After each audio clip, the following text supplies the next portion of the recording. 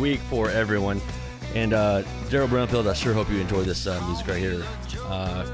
Oh I yeah. thought of you. Call me the Joker, call me the Fool. I thought of you as soon as I heard this. I was like, you know what? That has to be my intro anytime I do a podcast with Mr. Daryl Brownfield. How you doing, brother? I'm doing good, man. How are you? I'm doing great. I'm doing great. You know, I'm doing 2020. Ain't that some 2020 kind of stuff? Oh Right? yeah. Yeah, so you're doing like halfway all right. Yeah, I'm doing counting my blessings. That's one way to put it. Yeah. All right, so this is going to be an honest conversation. None of this has been pre-thought out. Daryl was bored and missed me, and he wanted to, talk. So I was like, you know what, Daryl, let's talk. Let's do this as a live podcast though, because I feel like our conversations are, they're pretty good. I feel like anyway. We'll let the audience be the judge. Yeah, you're gonna lose a lot of friends after this. I didn't know I had a lot of friends to lose. I appreciate that. I'll take that as a compliment. All right, so I'm looking at Facebook right now. It looks like we're live. It actually popped up as the Blue Falcon podcast is live now with, well, ain't that some 2020 with Daryl Brownfield. Let's go ahead and click on that. Yeah, and here we are. Perfect. All right, Daryl. So, why'd you want to call me today? What do you want to talk about? And I just wanted to get your thoughts on the election, whether or not you thought it was a fair process, whether or not you had any information that I probably don't have, because we usually hash these things out at least maybe once a week or once every couple of weeks, Right. just about controversial subjects and seeing what you thought about it, because I have my own thoughts about it. It's like we talked about a little bit earlier. Luckily, we didn't get too deep into the conversation,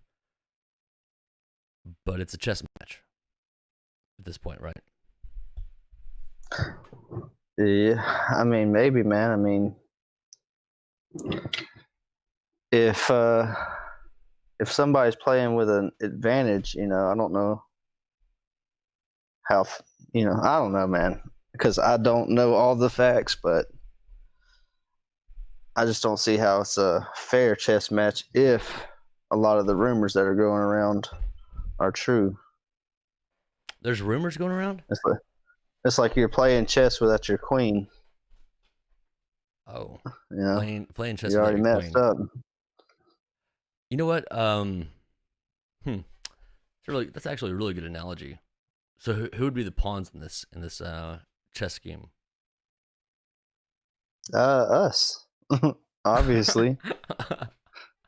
And you know what? I'm sorry to say this, but the irony of having the chess pieces is black and white, and then of course this division of black and white in society today even plays into it more. So that's another reason why I pinged on that. Because in reality, we're all in this together. But no matter what happens, I feel like if Trump wins, if Biden wins. I froze up. Hold on a second. You did freeze up. Is that a good look for me? What do you think? No, I'm not sure. Whether Trump wins or Biden wins. Oh, it's going to be half the country upset, right? Well, we gotta figure out how many millions or hundreds of thousands of ballots aren't really representing anybody. So yeah, we can't say half. All right, so let's break down exactly what all we wanted to. I said not exactly half. Let's break down the rumors. Okay, right? We have from my viewpoint, my perception, I have a lot of people saying that there's voter fraud in Philadelphia, Detroit, obviously Georgia, and they're showing.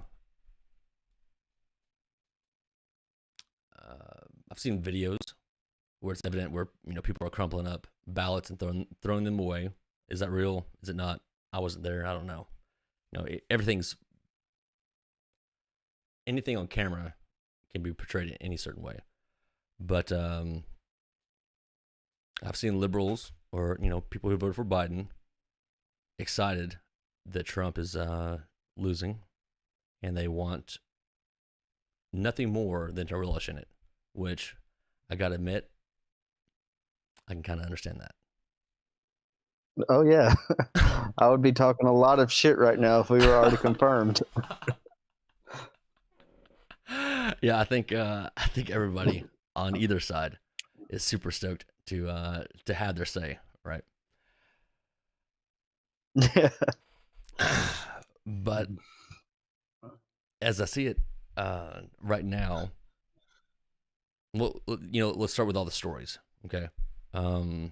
My viewpoint on Fox News since this past year, as soon as COVID-19 was a story and Fox News had this, well, if you watch Fox News and then watch CNN, you're like, wow, I wonder which story is right. Because both channels were saying two completely different things about COVID-19 late February, early March.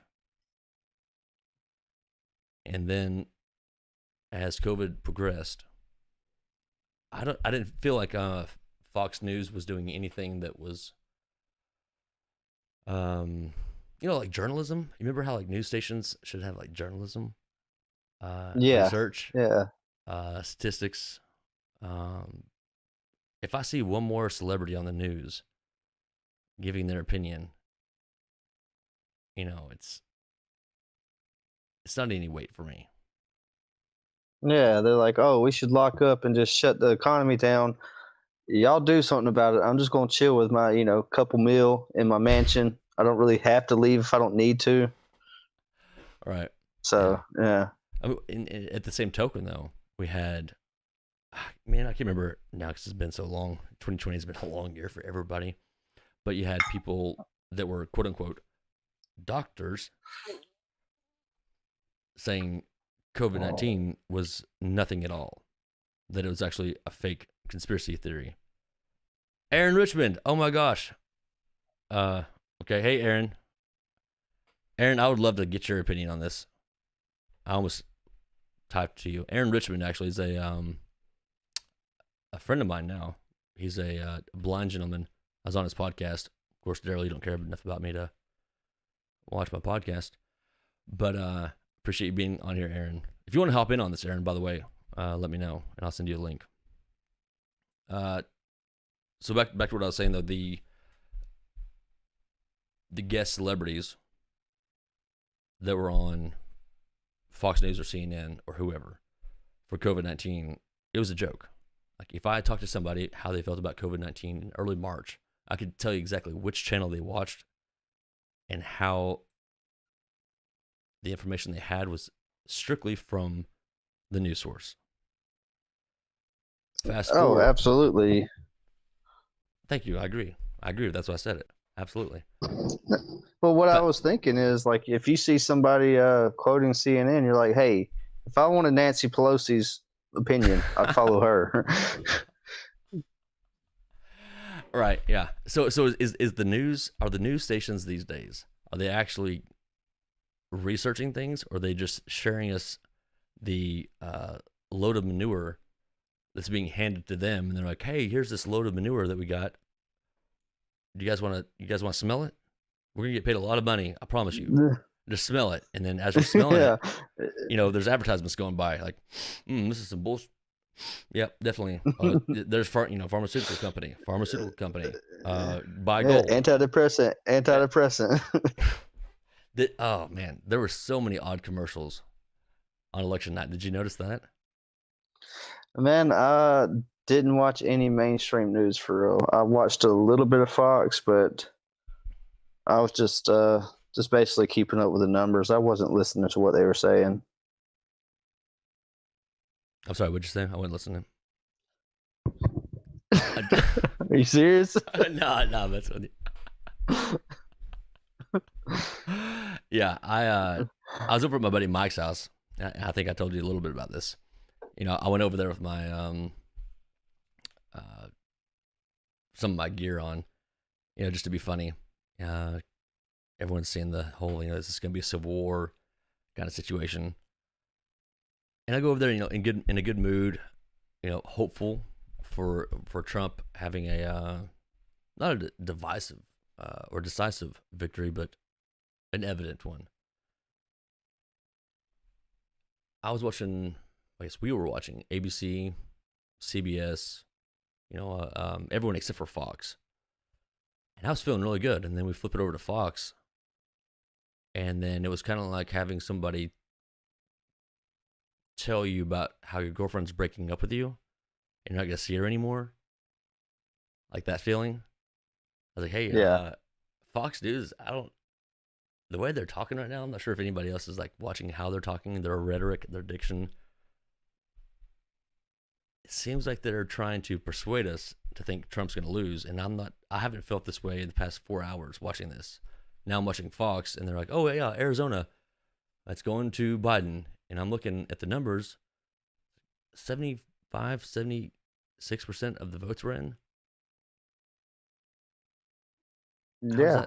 How is that possible? And they were the first news channel, of course, to call that out. And for anyone who doesn't know this, there's actually 8 major news, or I guess media outlets that are allowed to call the election. Fox News is one of them, and then all the other, CBS, ABC, NBC, CNN, probably InfoWars is probably on there. Yeah. Okay. Well, I'm looking at it right now, and it's only 90% reporting. This is from the AP. It's only 90% reporting, and Donald Trump is roughly a little under 37,000 votes behind him. So there's no possible way in another 10% of the ballots that we're gonna have 35. Okay, so 10% of the or ballots, 36,000. If I'm not mistaken, there's it's like 1.5 and 1.5 ish, right? So 3 million Yes, total. 1.572 and 1.535. 1.572. So about a little under 37,000 ballots. Let's do some math on that real fast. And hold on. Well, if that's like 3.1 million, so 10% of that is 350, or another we're looking at 310,000, right? Isn't? Yeah, another 300,000 votes, I believe. Yeah, so how are you going to 3.1 million. Yeah. We don't need a calculator for this. That's insane. So how are you going to call a state? Like, okay, those ballots in my mind, let's give them the benefit of the doubt. Okay, so when Fox News, for whatever reason, decided to call that on Tuesday, which, by the way, I'm not sure how they were 75% counted on Tuesday and they only added 15% since then. It's terrible efficiency. Yeah, it's like, hey, let's go find some more ballots. Yeah, hey, you guys remember Count Dracula? What was his name? Count the Count off of Sesame Street. Yeah, get him in there, right? One ballot, 2 ballot. Like, how is that? How are they not adding this together? Anyway, so you have that many ballots. Maybe they're thinking, okay, the rest of these ballots that are going to come in that haven't been counted yet are mail-in ballots. There has to be some kind of transparency, like, hey, we called this state because they counted the in-person votes first, and for whatever reason, I'm not sure how this is going down, but we're being told that Biden has more mail-in ballots than Trump. I feel like that's a huge assumption. it's a huge assumption, but I mean, like, What's if that you're based on? manufacturing if you're manufacturing the ballots, I mean, you kind of okay, touche. But let's say legitimately, why have we been programmed to believe? And I will say programmed, because I'm included in that, to believe that you have Biden people voting by ballot more than Republicans by substantial, like some crazy freaking number. And it's not only crazy number, but it's uniform across the country. So I feel like if I was a rural Arizonian, is that how you say that? Arizonan? Desert people. San Diego. Santiago means Wells. Okay. You have no way that that's going to be uniform across all the states, and let alone if you're in a rural place. To me, I would say, you know what? I'm going to mail in my ballot this time. Not worry about it. They're sending them out to everybody. And get it done with. And rural ballots, as we know, that is going to be more of a Trump ballot. So when you have you can tell that by the you can tell that by the electoral map. You see all the major counties really just stay in blue, and then the rest of the country, which is flyover land to a lot of people, is all red. Don't even spread that. We're not flyover anything. Well, I'm not saying that I believe that. I'm saying that now Bill Burr celebrities, yeah, all that shit. Hey, easy on the cussing, okay? We're in 2020 right now. We don't need any more bad karma than we already got. Yeah. Shit, dude, come on. What do you think is going to happen with the? He said, "What do you think is going to happen with the GOP?" So the question you had for me earlier tonight, the GOP, you felt like, isn't doing anything about it. So, why did you think the GOP is not doing anything about it, or any GOP members, as in the Republican Party? Yeah, I'm just saying, like, I haven't really heard too many speak up about any. They're not they're not backing the president up enough, saying that, hey, there is potential fraud here, and we should at least investigate it. You want to investigate us about everything. Let's at least investigate this, so the American people feel like they have a free and fair election. Oh, okay. So time out. I have 2 streams going on Facebook, and just so everyone watching this, I'm a super professional person at this, as you can tell.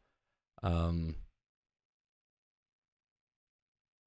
was waiting for the laughs. Daryl, thank you for filling in the laughs. Anyway, okay, so on this other podcast stream, we have 7 people watching, and Holly says, I only listen to people who show their boots on TV. Qualified. Oh, she said boobs, not boobs. Okay. Oh, I was about to pick up the boots right here. Yeah, no, I was like, okay. Yeah. Hey, Holly, I appreciate all your support. I was the best man in her wedding with my best friend, Mike Roth. There's some boots right there. I think you mistyped that. I think she meant to say boots on TV. Qualified check mark. Back to the politics, though. The crazy conspiracy theory right now that's out there is the fact, Holly says nice boots, dude, is what's going around in the underground, I'll say underground conservative realm, is that Trump actually set all these ballots up and that they're watermarked by, I think it was the Department of Homeland Security. Thank you. So he knows where they're supposedly at, and he knows which one's real. The implications of that would be extraordinary. Dude, now, if he did that, he is the ultimate chess player.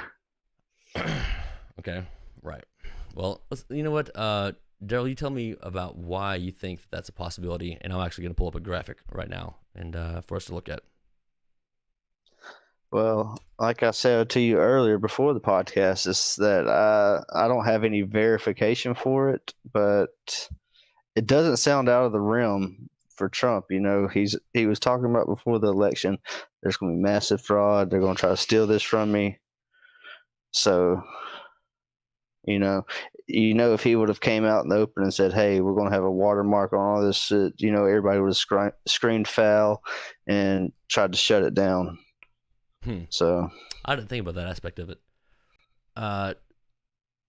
Hey, Brandy, who's Brandy Lay Short? Do you know him? Her?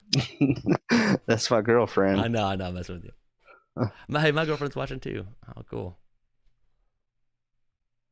Do you think the person who was saying that? Of course, there's a YouTube video of this guy talking about it. Do you think he's real? Could you repeat that? Do you think the guy who's saying all this happened? Do you think he's telling the truth? Do you think he's legitimate? I mean, it's not out of the realm of possibility. I don't know if he himself is legitimate, but I know that a lot of people have shared it. You know, I mean, so we're desperate right now, though, right? Yeah, that is true. I mean, either way, if Biden does win, I'm going to continue to live my life the way I do. But I wasn't voting for personality here. I was voting for policies, and I just disagree with Biden's policies. And it's not really just him. He seemed like more of a centrist, but the rest of his party has went way to the left. Just pushing this weird agenda on everybody and just expecting us to conform to it. Did you see where one of the moderates was saying today during the Democratic caucus, after they did the review of how this week went, she was saying we need to stop using the word socialism and socialist, how it's killing them. Yeah. Well, whenever you got Senator Harris on there, she's one of the most liberal out there. See, I don't know that much about her, to be honest with you. Yeah, well, she's just she's from California, man. I mean, there's this is no disrespect to anybody from California, but I really think I think the policies of your state are fucked. Okay, I mean, there's a lot of people moving away from California. So what's that tell you? Oh yeah, plenty of people. All right, so here we go. Let's pull up a live view here. Jeremy Scott Leatherwood. Oh, Jeremy Leatherwood, how's it going, man? Yeah, by the way, anybody who wants to come on this podcast live, we can actually bring more people in. So feel free if anybody wants to join in on this. But I'm going to switch to graphic number 2.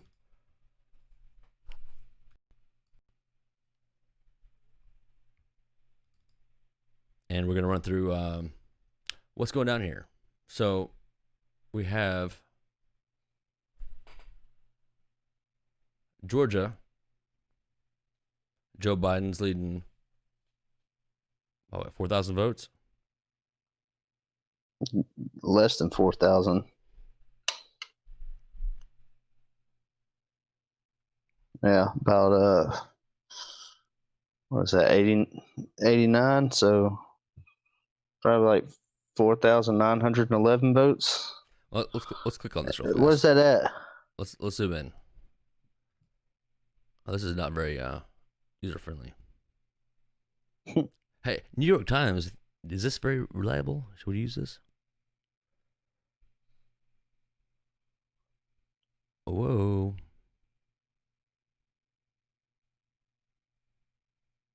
Here's what's odd to me is if zoom in on this. Let's see. All the red, right?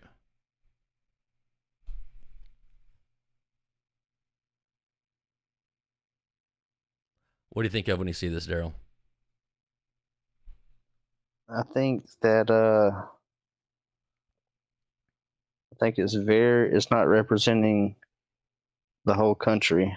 I think it's representing people that live in bigger populations that need, I guess, feel the need for more government in their lives since the population's so dense, instead of people that,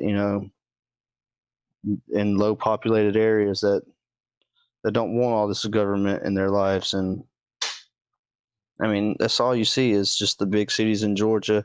You don't just have to look at Georgia. You can look at the rest of the map. Yeah, let's go to the rest of the map. Sure. It's crazy. Like, even click on any of the blue states, except maybe even California, Oregon, and Washington. Like, just go look at Nevada right now. Can we look at Arizona? Oh, wow. Okay, hold on. Time out. Time out. Now Arizona is all of a sudden a gray state. What did I tell you earlier about how all of a sudden Fox News called Arizona for Trump? For Biden on Tuesday. But now it's getting closer. Yeah. So well, it's still hold on. You're telling me the New York Times is calling this a gray area and Fox News isn't? I mean, I'm not a big fan of Fox News. Neither Everyone is knows that. The AP's calling it, a Joe Biden win. So, but the New York Times is not a big fan of Trump. So why would they give Arizona a gray and Fox News give them a blue? Whenever apparently there's still 310,000 votes to count. Okay, first off, can we talk about this too? What kind of shape are these counties in? I don't know, man.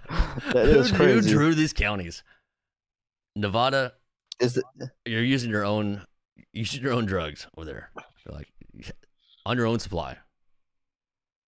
So is that a total of 3 counties or 4 counties? I don't know if that one down there in Tucson is a separate county, that little bitty square. Okay, so Santa Cruz County, that's actually where Fort Huachuca is. I was down there. And let me tell you about Fort Huachuca and the outlying perimeters. That area is going to be liberal as can be. I mean, if you have a military haircut, you might as well expect, your food's not going to be hot. Probably not. Yeah. And you have Mojave County. That's great. Have you looked at the Nevada one lately? Just go look how much the Democrats are, how much kind of area coverage they have.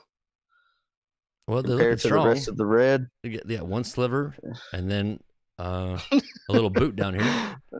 Yeah, a sliver and a boot. Yeah, but that's their state. All right, Sierra Leatherwood has something to say here. The guy who worked the decision desk and called it for Fox is a Democrat supporter, has worked for and donated to the Clintons, Obamas, Biden. Hey, Sierra Leatherwood, would you like to come on this podcast with us and talk about that? If so, shoot me a message on Facebook, and I'll send you a link to get you in here. Because I did not know that. Did you know that, Daryl? I didn't. Like I said before, I wasn't even really listening to the Fox guys. I was just watching the numbers they were doing. But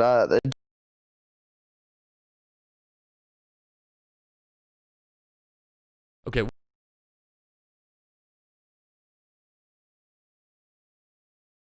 Heard could credit me.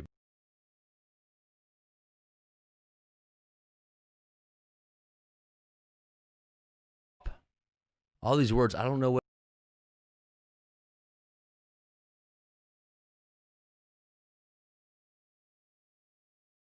Republican, man, they're all about the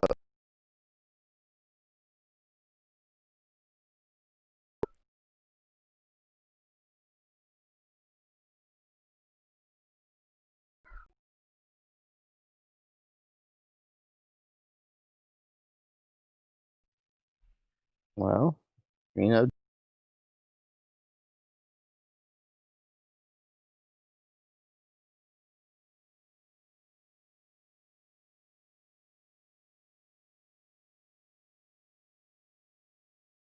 corrupt somebody.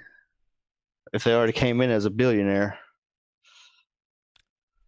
Well, here's my grand theory of things. You ready for this, Daryl? And everyone else, all 6 people who are watching, appreciate it very much, by the way. This podcast is brought to you by me and me. Thank you. I'm gonna open this other test. Okay, so here's what I think is going on. Thank you. Oh, Brandy, awesome, good job. All right, so socialism. Let's break that down real fast. If you have bad idea, bad idea, yeah. All right. You said to break it down, man. I give a brief summary. Brief summary. Terrible idea.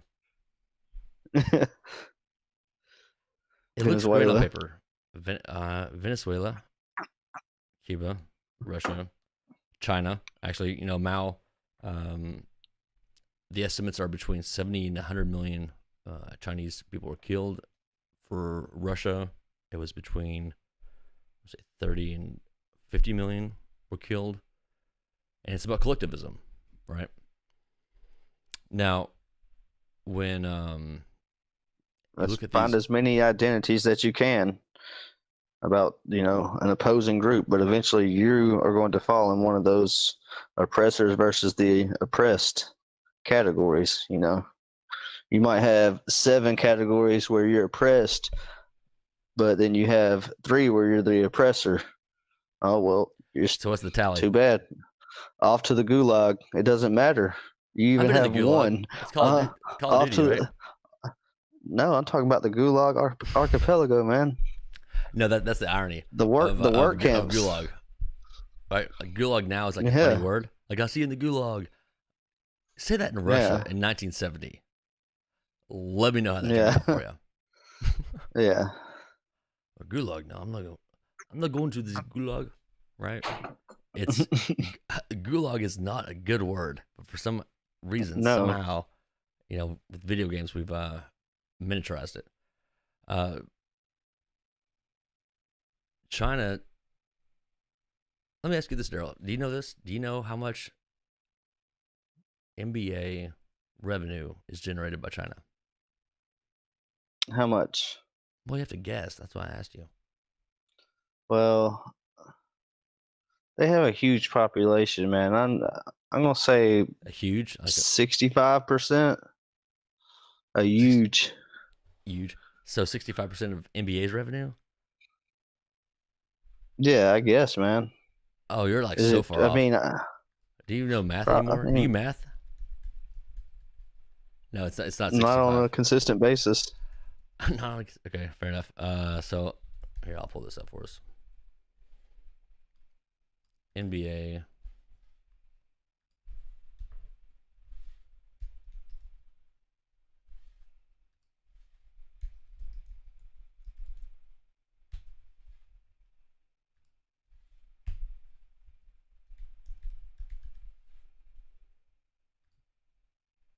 I mean, I'm not too familiar with their pricing or like where all their revenue is coming from. If it's not streaming, then I guess it's, you know, people actually coming to the games. And I want to know how the hell China has anything to do with that. Okay, so here it is. So how much money does the NBA make in China? $4 billion with a B. Annually. So what percent?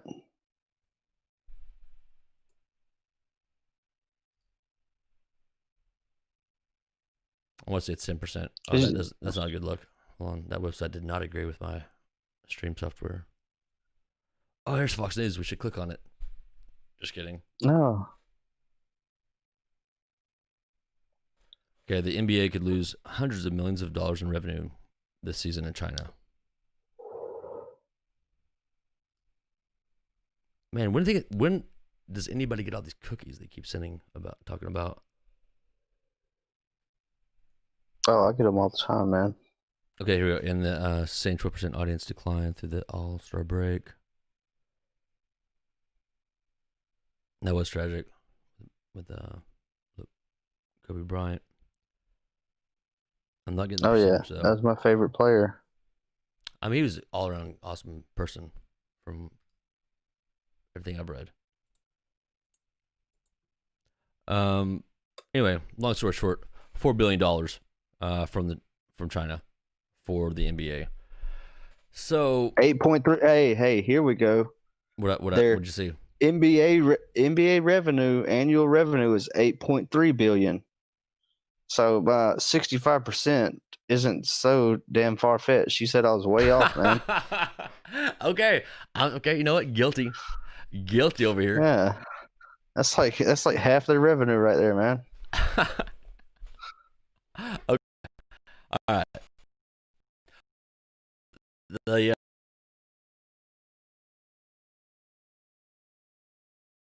thing is trying to make some.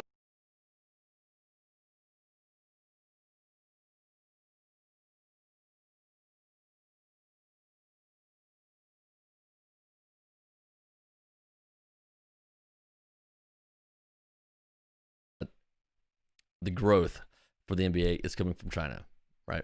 And so they played into the socialism aspect of the Black Lives Matter, and that's a whole nother topic in and of itself.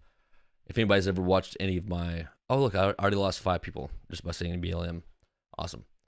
So anybody who's seen any of my podcasts, I've had several people, POCs, which is, by the way, calling people that are not white something else. People of color. Have you seen that? The acronym POC. Yeah, that's terrible to me. Anyway, so I've had several African Americans come on my podcast and talk about how they see a transition of collectivism and socialism within their community, and that's why they're against Black Lives Matter. But if you play that into the China role of China owning and having a big part of the NBA revenue, of China having a big part of the Disney, Mandalorian revenue, right? We're more involved with China than we think we are. So my greatest concern is the fact that people don't understand how in Houston, the Chinese embassy was shut down by Trump for basically covert operations trying to turn the state blue. Because if Texas goes blue,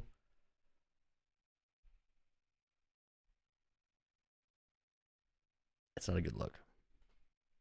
Yeah. You had a long pause there for a minute. Well, I didn't want to say what I was really thinking, but it rhymes with tucked. Yeah, no, I was thinking that too, man. You lose that, screwed for real. Right. What is it? Don't they have the second most electoral votes? Yes, I believe so. Shelly asks, "What's your prediction on when we'll find out who won?" Great question. Thank you. So today's the 6th. I want to say the 2022. Oh no, today's. I think we'll have somebody declared a winner within the next week, but we'll see how these mail-in ballots go. And whether or not they're going to count the ones that were sent, just this morning, or whether or not there's going to be a November 3rd cutoff. But, I just see all these votes just keep rolling in. 99%, 99%, 98% reporting. Nevada's 87%. Alaska's only 50% in. Now, if they flip that somehow, because it's 118. Yeah, I might start rioting. What are you gonna do, Daryl? And that's the thing. I'm gonna go to work. Yeah, I know, right? That's the craziest part about this whole thing to me is on TikTok, on a lot of social media. It's gonna be a civil war. Let's be honest. We all got bills to pay. We're all in this machine. Right? Yeah. So if we decide to riot and go burn things down, I don't know what. Honestly, I don't even know what I would go to burn down right now. Like, what would I go burn down? Somewhere I'd probably shop. What would it accomplish? And nothing. What would it accomplish? All right. Yeah. Next thing you know, I'm on the nightly news and I'm fired from my job for going around burning shit down. Well, now I'm not only pissed off, but now I'm pissed off and jobless. And I cannot get unemployment because I'm in jail. So that's never really, doesn't really add up. Yeah, well, I mean, do you think there's much retribution to these people that are rioting and tearing stuff up? Think there's any punishment at all? I mean, I know there is for certain people, but like whenever you got a mob of people out there, like anybody could have done it. I'm actually genuinely interested in why there hasn't been more uprisings from the election results. Lance Adams, oh my gosh, I haven't seen you in forever, dude. What's up, Lance? With all the rioting all summer, I think Seattle had a record of 78 or 80 something days. Oh, dude, I thought it was in the triple digits, man, honestly. You know what? It may be. I didn't really keep track of that. Lost count. But I'm surprised that there's not more uprisings right now, that the elections aren't going towards Biden. New York City alone has a 20% commercial real estate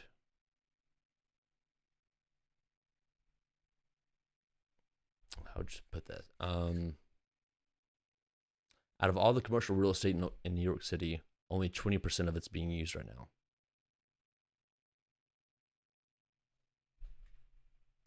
In New York City, only 20% of the commercial real estate. Why? Is it virus related or 80? It was 60 to 80%, depending on the season, all that stuff. Yeah, so it's virus related, and then all of a sudden, hey Lance, do you want to hop in on this? What's up, Bob? It's weird. So many people call me different things. Bob, Bobby, Butthead. No, that is why though. So the virus, and then on top of that, you had the riots. So you have New York City.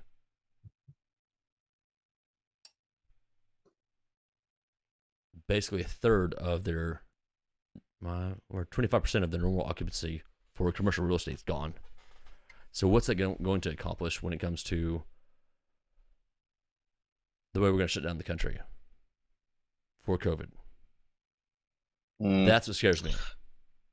Do you think that there will be another shutdown if Biden is elected? Will there be another? Are you kidding me? Anybody who's watching this, all three people, come on now. Well, I mean, like, even whenever it shut down the first time, there was essential workers, First time was different. We didn't know what we were dealing with. Now we do. Yeah, but I don't know, man. I think if you can shut it down and put people back on unemployment, make them just dependent on the government, then you can just make any rules up as you go. Because if you noticed, I think after July, the first extra $600 on your unemployment that ended after July, and then all these jobs were created. all this employment went back up because okay, well, I'm not getting that extra $600 plus the unemployment. I'm just getting the unemployment, and that's not really paying for much. So well, time to go back to work. And that's the right thing to do, obviously. But my worry is that Joe Biden cannot finish a sentence. He's been in politics for 40 years. He's very, very well educated and very articulate in past times with what he wants to say and how he wants to say it, the way he wants to say it. I would hope I was on his level of articulation in 40 years if I kept doing this podcast every single week. But to see his decline, for him to say, we all have the right to it's like, oh no, this isn't good. And the thing. The thing we're all talking about, right? You were there. Purple. Dang, dude. Okay, so what possibly could happen? Possibly. My concern, not concern necessarily, but an optional forecast, because at the end of the day, man, I pulled a Biden. At the end of the day, you have the ability to pay your bills or not pay your bills. You have the ability to carry on with life or not carry on, and we all have to decide to make the most of today. But you have a worst case scenario, in my opinion, of Biden being 25th Amendment style gone, Kamala Harris coming in, and then Nancy Pelosi as vice president, and then all of a sudden you have the tiebreaker for Senate under Pelosi. So as much as everyone, especially on Fox News, is trying to say, hey guys, we still kind of won this, we won some seats in the House, the House is good, it's great that we won the House seats more than the Democrats. We still have the Senate-ish. But if Pelosi's vice president, she's the tiebreaker. Yeah. So, what was the Senate results? Didn't we lose one? Or I think the last time I checked, it wasn't fully counted yet, but I think we lost one last time I checked. Honestly, I think the American Idol had better results than this. Quicker. I don't remember. Yeah, we're at Democrats gained one. Okay, so it hasn't changed since I've seen it. Yeah. And Republicans are up 3, right? Or 4? We're up two right now. I don't know if one is still going. North Carolina, Tom Till leads in 98% reporting. He's up by about 96,000 votes against Cal Cunningham. Other than that, I think the rest of them, yeah, so if it's at 98% reporting for the Senate race in North Carolina, so I don't even think I don't know why they haven't called that. You don't know why? Let's see. There might be a possibility. I think there's like a little over 5 million votes. Hey, I'm going to time you out right there. For all 3 people who are watching here, let's go back to the QR codes and the ballot security. I pulled up something that's pretty interesting here.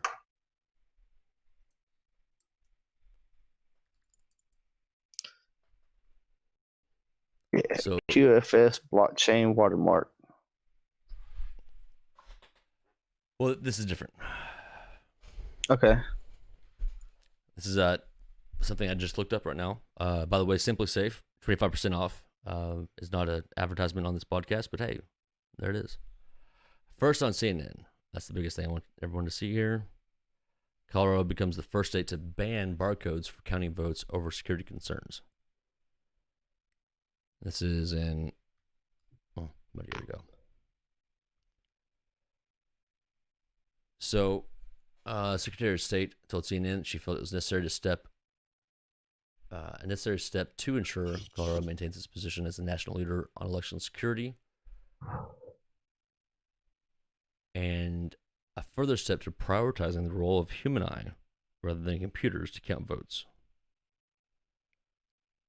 In recent years, after researchers have repeatedly demonstrated it's possible to hack many voting machines in particular circumstances, and the U.S. intelligence community detailed Russians' interference in the 2016 election, both government and industry leaders have reached a general consensus as in like, hey, we all agree. The U.S. needs to use paper ballots so that elections can be properly audited. What do you think about that, Daryl? I think it's reasonable, you know, if things can be, you know, I just feel like there's probably enough cyber experts in our government that we could make it a secure way as well, though, you know. I'm cool with paper ballots, man. I mean, there's nothing wrong with it to me. Well, I mean, your girlfriend probably uses a paper bag for your face, so I understand that. Yeah. Well, why do you think that this isn't open to manipulation?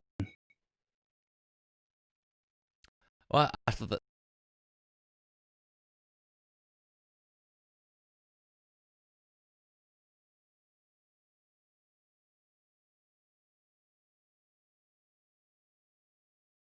However,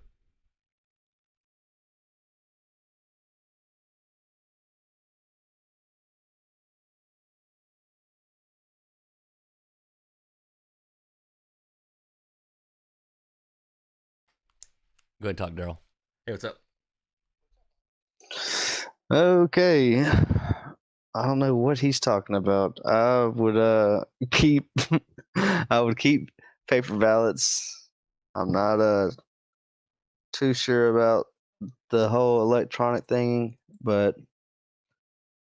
I feel like we should have somebody in there qualified to make sure, like, you know, it can't be hacked but I'm no expert on technology, so, you know, that's why in my simple mind I think, why not paper ballots?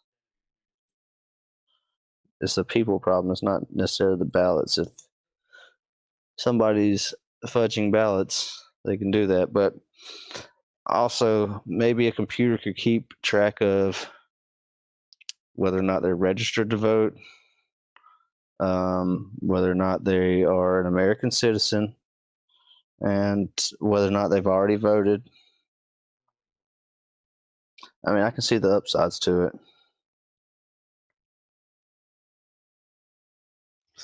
But yeah, so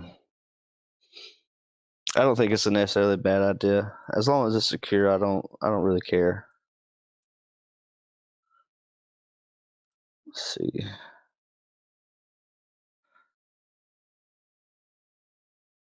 Okay.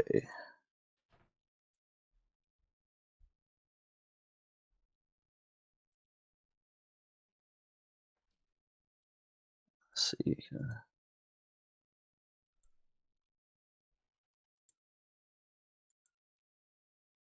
All right. So here in Nevada, we got So how'd you two counties. Two counties. And the rest is all red. That just doesn't make sense to me. We have another person coming on here with us in a minute. Okay, sounds good. Okay, so let's go into the crazy what if scenario of things that I've noticed and that you've noticed. I want to try to tell that story of the of the guy who was pulled over by Border Patrol in Canada with 600 pieces of mail.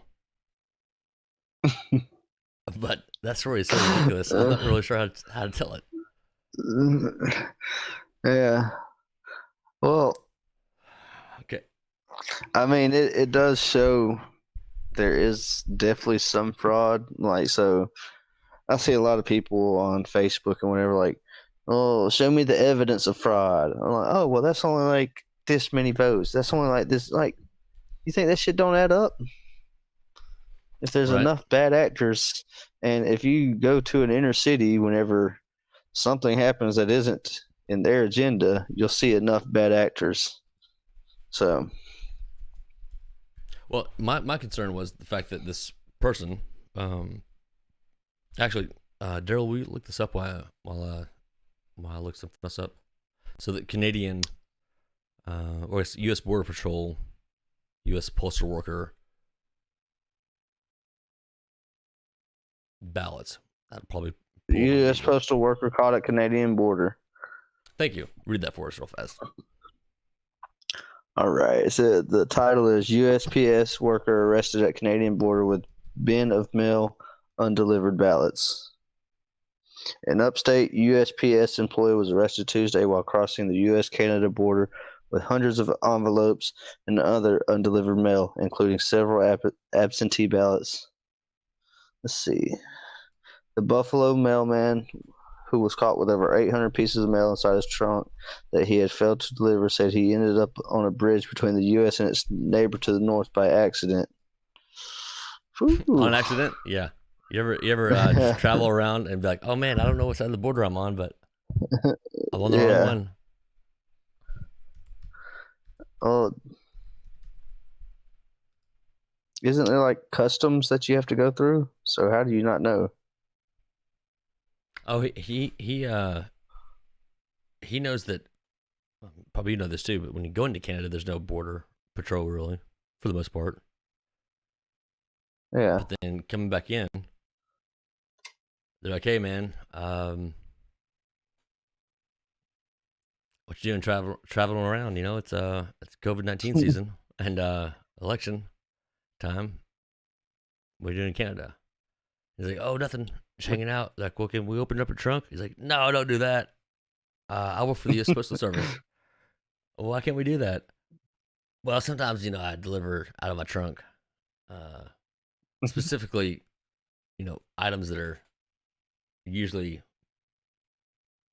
letters of money or birthday cards or checks. I usually keep those for myself, like 600 pieces at a time, and I go through them. And not that big a deal. So he went to jail. 4 pieces of those 600 items were ballots, of course, because, when you're grabbing chunks of mail that are possibly have money in them, probably not paid attention to any ballots that you grasp. But my biggest concern is that this dude grabbed 600 items of mail with money in them, and the Border Patrol caught him. Not like the USPS. Like, hey, anybody seen those 600 pieces of mail we've been missing? Yeah, no, this mail-in ballots are legitimate. Don't question it. Oh, sorry. Don't question it. The mail system is perfect. I mailed my brother a check. You know what? This guy probably has my brother's check. I mailed my brother a check for some ammo I bought from his company, Cloverleaf Precision and Yukon. And I kid you not, 2 weeks later, I'm like, hey man, did you get that? He's like, get what? I'm like, the money for the bullets. He's like, no, I haven't. I was like, oh, 2 weeks later? All right, FedEx next time, for sure. Yeah, well, that's another concern with this election, man. We don't know when all these ballots are actually going to stop coming in. But what's really surprising to me is that they're only really saying that these ballots, they're still coming in about a total of 1, 2, 3, 4, like 5 states. All the rest of, oh, he got the majority, go ahead and call it. He got the majority, go ahead and call it. Yeah, so it's like, it seemed that, Nevada was a close race. Well, let's sprinkle in some more over here in Pennsylvania and Georgia. I mean, I hope that all those votes were legitimate. I really do. If all those votes were legitimate, seriously doubt awesome. It would be awesome though, especially in Wisconsin. Whenever they had an 88% turnout rate, like I would be stoked to know that Wisconsin is leading the nation by 20% in voter turnout. Like you cannot go into Wisconsin without running into 9 out of 10 people who voted. Basically, that's awesome. Yeah. Now, if you go to Wisconsin and say, "Hey, did you vote?" and one person says no, and the next person says no, and you're 0 for 2, odds are that stat probably isn't true. Yeah, well, it just blows my mind, man. Well, you also have to take into account the people registered, the percentage of the population registered. You can't just go like, "Oh, did you vote? Y'all two didn't vote. Fraud." They might not be registered. Dude, I'm not vote. bringing you on here anymore. You're making me look stupid. Well, you tried to make me look stupid earlier. Yeah, fair enough. Do we have any questions for the two people watching? That's what I have to ask. I'm trying to get my boy Domenick in here on this.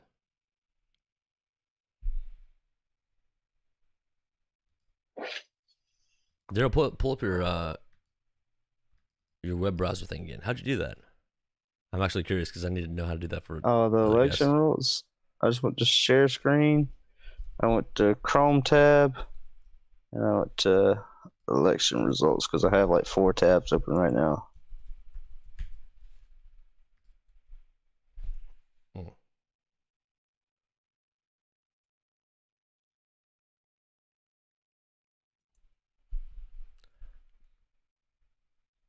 I'm trying to think of I'll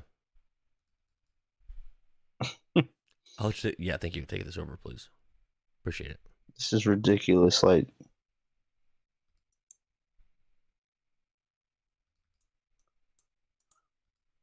all these places where Biden, like the places where Biden has won, look exactly like the states that he lost in. Red everywhere, couple blue dots.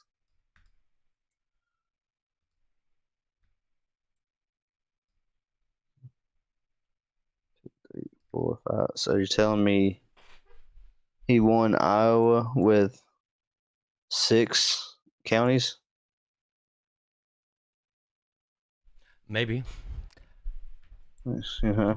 Joe Carruthers. What's going on, Joe? How's it going?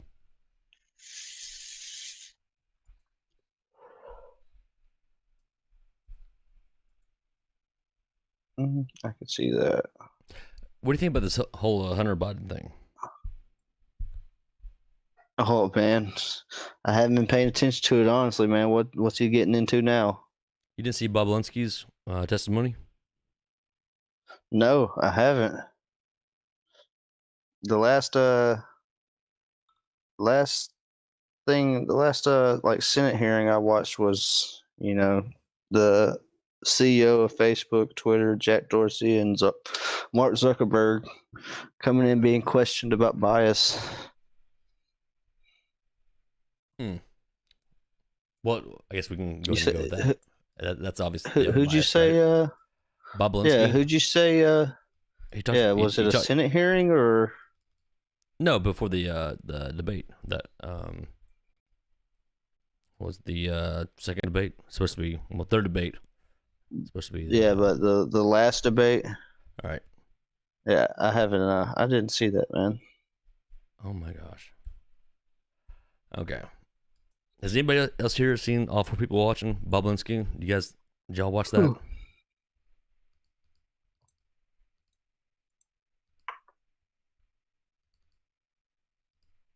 Bob Alinsky. I think that's how you say his name. He didn't return my phone calls, so I don't know exactly how to say it, but it's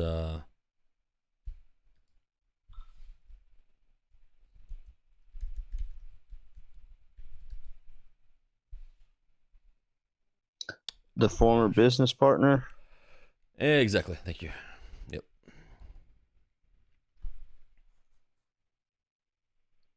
Yeah, I'm gonna have to. I think I've heard stuff just off of like morning radio, of them talking about it.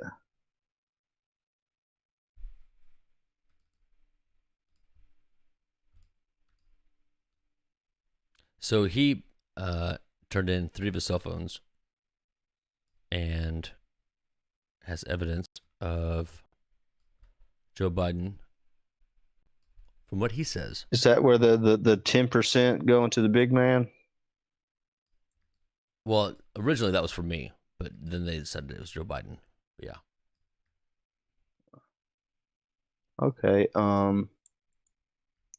Let's see. Yeah, I've heard a little bit about it. I did not actually, hear his testimony or anything, but I've heard others' takes on it. Is your video down? Nope. Just change it over right now. Trying to invite our buddy Domenick in over here. So fun thing about this is, show says there's a $10 million missing. Probably, right? Yeah.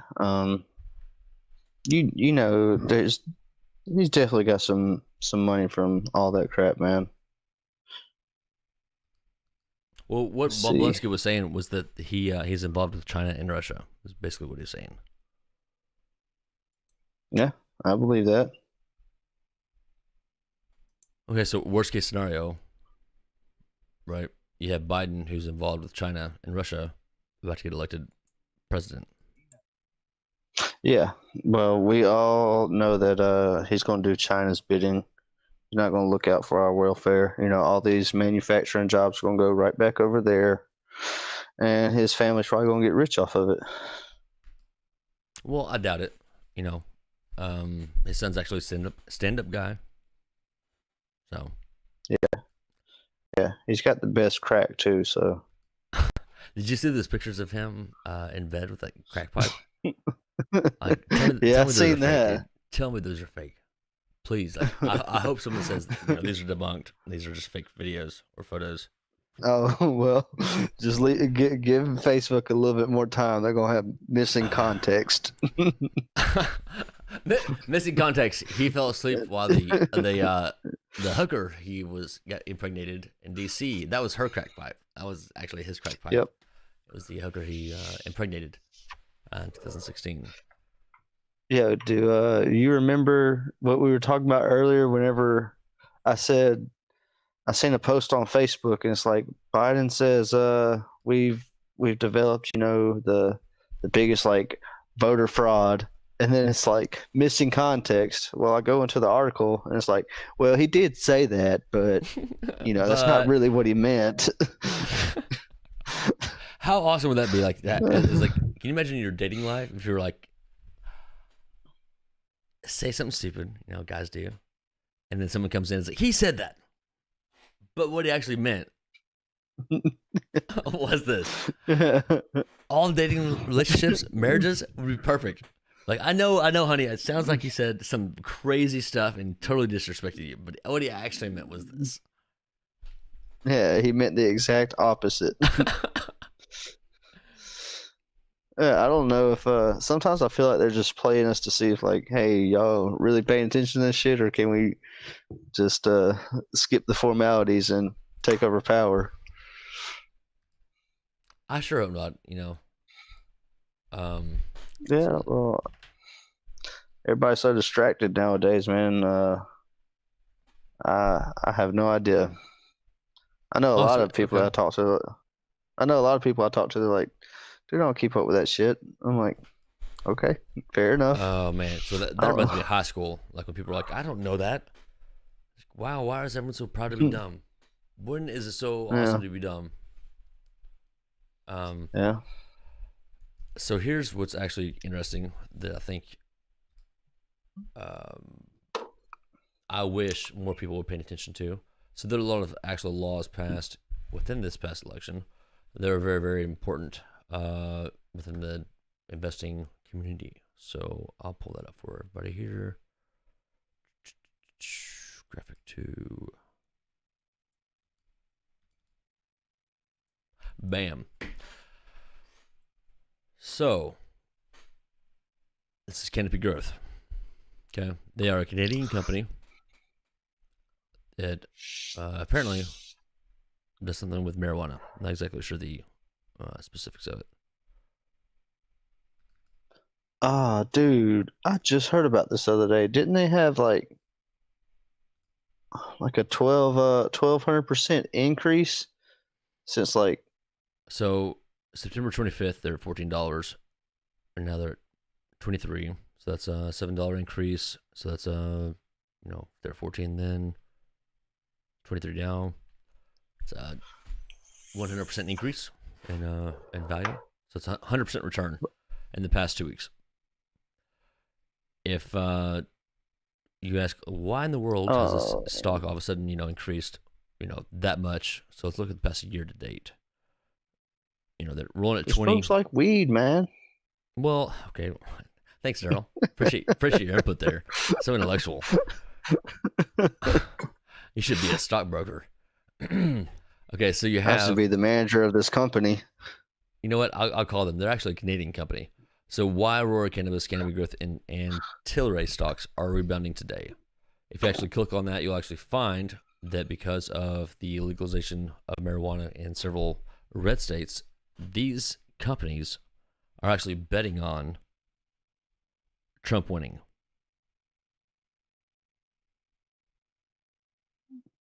You think so, man? Well, don't take my word for it. Does correlation equal causation in this case?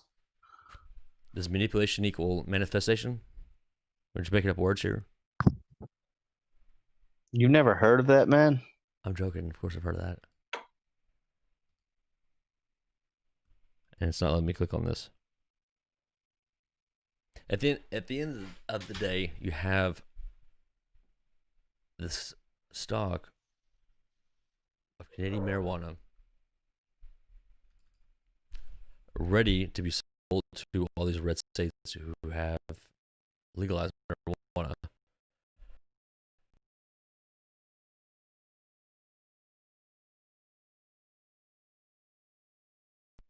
The question is going to be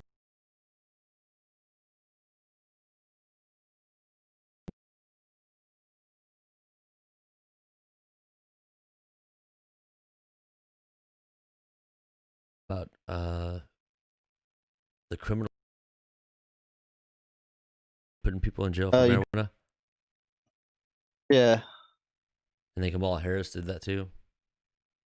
Yes. She sent people to jail for marijuana.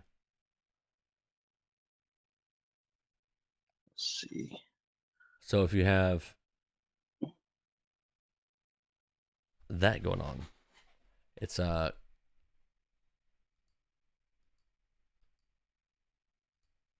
Yep. Oh, dude, you got something here, man. I know I sound like I make a lot of stuff up, but I'm not wrong. I had to go look because I know at one point we couldn't get cannabis from Canada, and I was looking up companies that do Tilray canopy growth. So, yep. Okay. Now, am I surprised that marijuana stocks grew?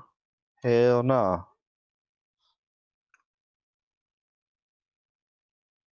And those specifically because they ship to the U.S. Like, hey, yeah, let me invest some money in that.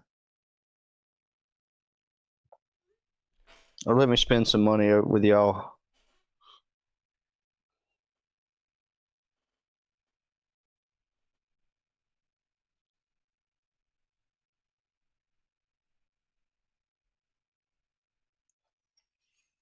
We need to have like a questionnaire thing here. We have 4 people watching and have no idea who the 4 people are.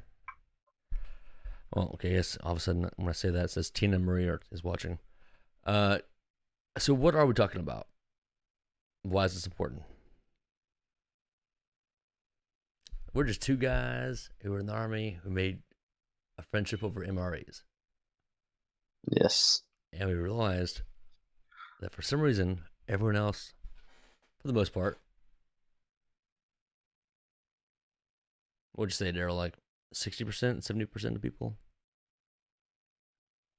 watch one of the major news networks. And now we're kind of in this situation. Yeah. Yeah. Yeah. Like, I think that's pretty fair to say. No. I mean, if you just go through your news feed on Facebook, you'll see somebody regurgitating Fox or CNN and, not really coming up with any ideas of their own or opinions. Well, Nancy Pelosi said this, so it must be true. Right. She also said go dance in Chinatown and show your ass. She said we got to shut down. She can go get her hair done with her mask off. Tell me that wasn't some of the funniest hypocrisy you've ever seen. Yeah, man. I cannot stand that woman. Well, I'm trying to get Domenick in here on this. Can't wait till you move up here, dude. You froze up again. You froze up. You froze up, not me, man. How about now? Yeah, you're good.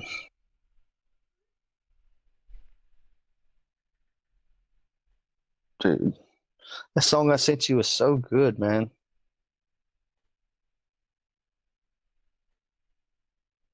It was good. Found that in. All right, Mike Street sent us something here.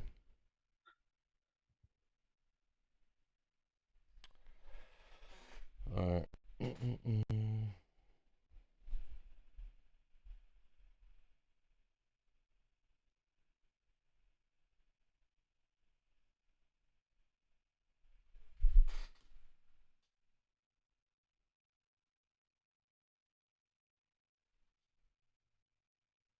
I guess we should have some background music.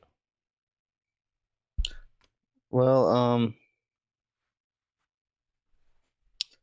you know, whoever's watching this, what do you guys want to hear about?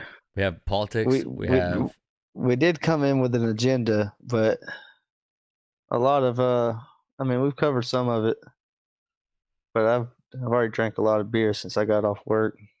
Did you know? Well, that doesn't help at all. Oh, dude, did we ever cover the QFS watermark thing that we were talking about earlier? Yeah, we can go into that. I'll check it out. QFS. All right. Oh wow, it actually pops up right up immediately. I think we did. I think we did cover that. Yeah, man, it's that Michelob talking to me. Because I was like, dude, that's the ultimate chess move. Let's see if I can get this. Okay, go ahead. Audio playing here.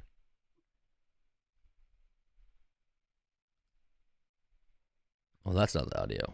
Okay.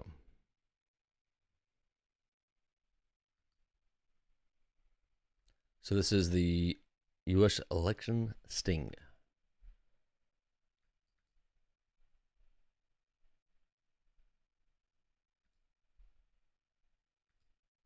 Oh, really? My computer's going to freeze up now? Perfect. Wow. Perfect. Wow, like, seriously? At all? Yeah, I don't know if sharing my screen will also let the audio go out because, you know, I mean, I got my headphones in. I don't know if that's going to also play it. Let's go over. Well, it's on InfoWars, so you know it's true. Wow. Verified. It's verified. Wow. There we go. I don't know how you get the audio from this. Where's the captions at? I thought I just heard. Could have been an paid by them. Let's just say what I said in 2016. There are honorable members of our intelligence, military, and civilian community in the government who understood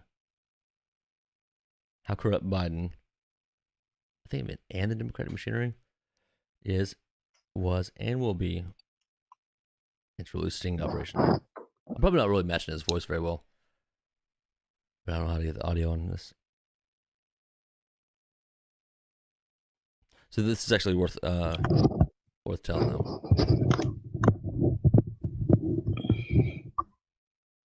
So basically, they watermark these ballots, and with what's called QFS, blockchains, encryption codes. Theoretically, right, where every ballot is, where it's at, where it's been, based on being able to scan those QFS codes, and he did the old move of Art of War. It's brilliant. Of course, it's brilliant. Everyone's saying it. So you pull back, allow your enemy to make the mistakes, and then all of a sudden, as they are making them, you manipulate the situation, expose them, and then come in for the final. I'm not gonna say killing. It's not the example. It's politics over here. But if Trump did do this, if that is true, if there is a sting operation within the election,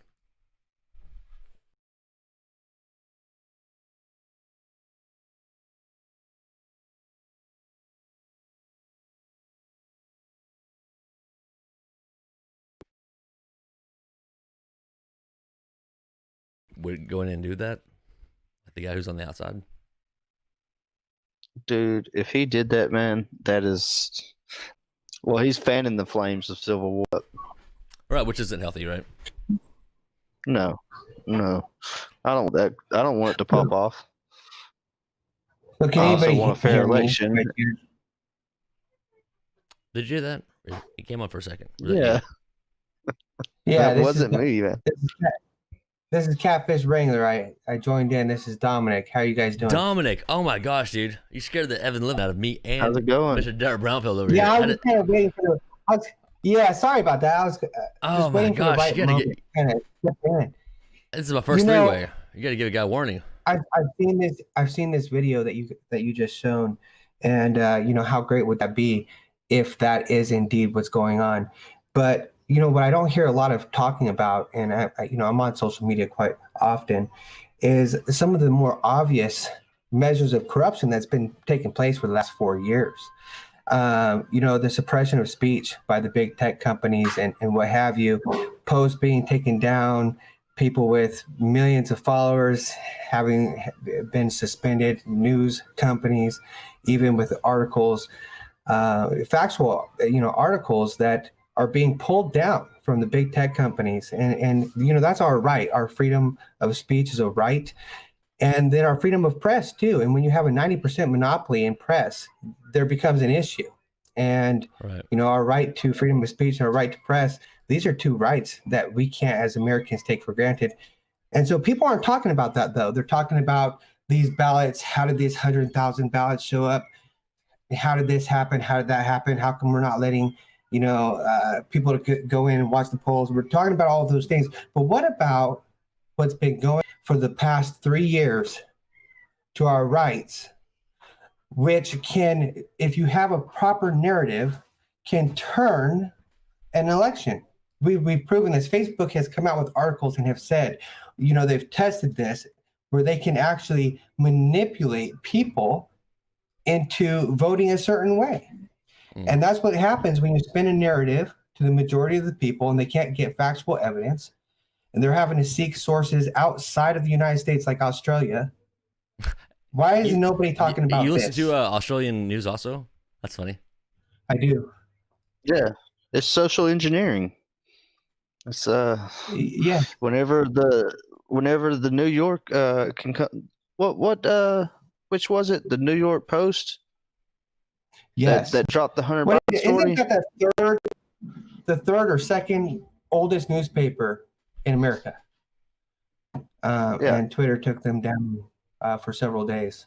So it's very unfortunate. It's very sad. Hey, Domenick, do you want me to put you on here as Craig's boyfriend, or how do I add you in here? I'm trying to put a title on your name right now. Well, you can add me in there as this Domenick, Catfish Wrangler, or what have you. I'm not familiar with this particular platform, but I've used many like it. So Neither am I. I'm kind of making this up as I go along, so you're good. Yeah. So if you can pull me in, great. Otherwise, folks can hear me and they can hear another voice. But the reality is not much conversation is going on about how this election has been rigged much earlier on, right?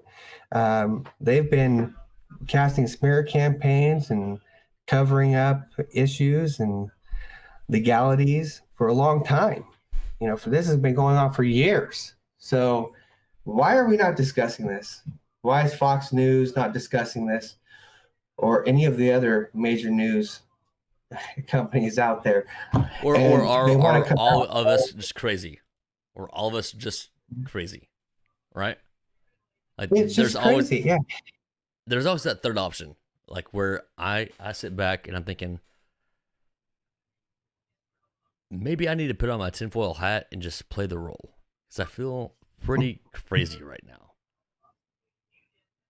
But yeah, also, well, if no one else has noticed, you know, like things aren't adding up. Like, okay, like Craig. So Domenick and I met through Craig. Craig Long is he's a TikTok famous, is, you know, kind of a term. I reached out to Craig. He came on my podcast. He's writing a book, I believe, titled "From Convict to Conservative." And he came on my podcast talking about how, you know, he was raised in that environment of, well, I don't want to tell a story, but it was a rough environment, and he ended up in jail for a while, and came out. And now he's a very successful business owner for a gym, and I see more racial slurs thrown at him for voting conservative than I've ever heard in my life. So, oddly enough, Craig connected Domenick and I. He's like, "Hey, you guys are white. You guys probably make friends." I'm kidding. That's not probably why he connected us. But Craig is very, very, very intelligent when it comes to people networking, and that's how Domenick and I met through a great man, Craig Long. He's on TikTok, so be sure to follow him. You know, Craig is a good man, and man, he wasn't kidding when he said, "Hey, reach out to me. I'm willing to talk to you." And I reached out and I said, "Hey, I want to talk. I want to get another perspective. Let's get another spin on things. Let's look at this from another angle." And he was always more than willing to do that. He's a great man, and much props to the things that he's doing and the things that he's accomplishing. And I'll tell you, I have a similar background, and I'm not afraid to admit it either. You know, I grew up in a rough childhood back in California, and, you know, we want to go around the block. Okay, because the SWAT wouldn't go around the block without a darn good purpose of being there, right? You know, I was selling methamphetamines to my mother by the time I was 14 years old. You know, all of us boys had it hard. We were very poor. You know, we certainly had no white privilege card, you know. And I'll tell you, though, I came out of that opposition, okay, just like Craig did. And that's the beauty of our nation, is we have that ability to do that. And I don't want to see that stripped from us. We have the ability to go and get a job. We're in a capitalist nation. We're in a nation where hard work pays off. And that's important. That's important to a lot of Americans. And I feel, in my opinion, this is just my opinion, I feel like those are being stripped from us slowly and over time in a way that's very subtle, so that it's hard to pay attention to. I'm sorry, I wasn't paying attention. What'd you say? Yeah, no, I definitely agree. I think they're trying to move to a more equitable outcome instead of equality of opportunity. That they want everybody to be on a level playing field, when not everyone's going to make the decision to get up or change their lives, or, you know, go pursue that high paying job and try to make a success for yourself. It really kills a lot of people's ambition if you're telling me that, oh, I make more, I'm going to be taxed out crazy. I'm not going to be able to start a small business anymore. I'm not going to be able to pursue my dreams. Right. Well, let's look at the main problem in the United States. I mean, capitalism, in a way, has made the nation great. But in some ways, it has its pitfalls too, right? Because greed comes into play. You know, if I can start making money and I can manipulate things in a way to gain favor, or, you know, China, who's going to devaluate their currency, so I'm going to take my business there instead of America because I'm paying 50 cents an hour instead of, you know, whatever.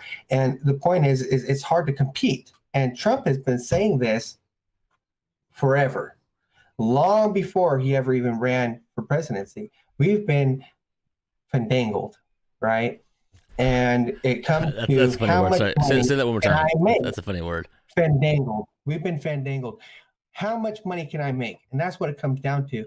And Right. Trump recognizes this as an issue, and he's bringing the manufacturing back. He's making us, power independent. We're getting all of these things accomplished, and you have to have somebody, whether you like his personality or not, who has a backbone to be able to get that kind of thing done.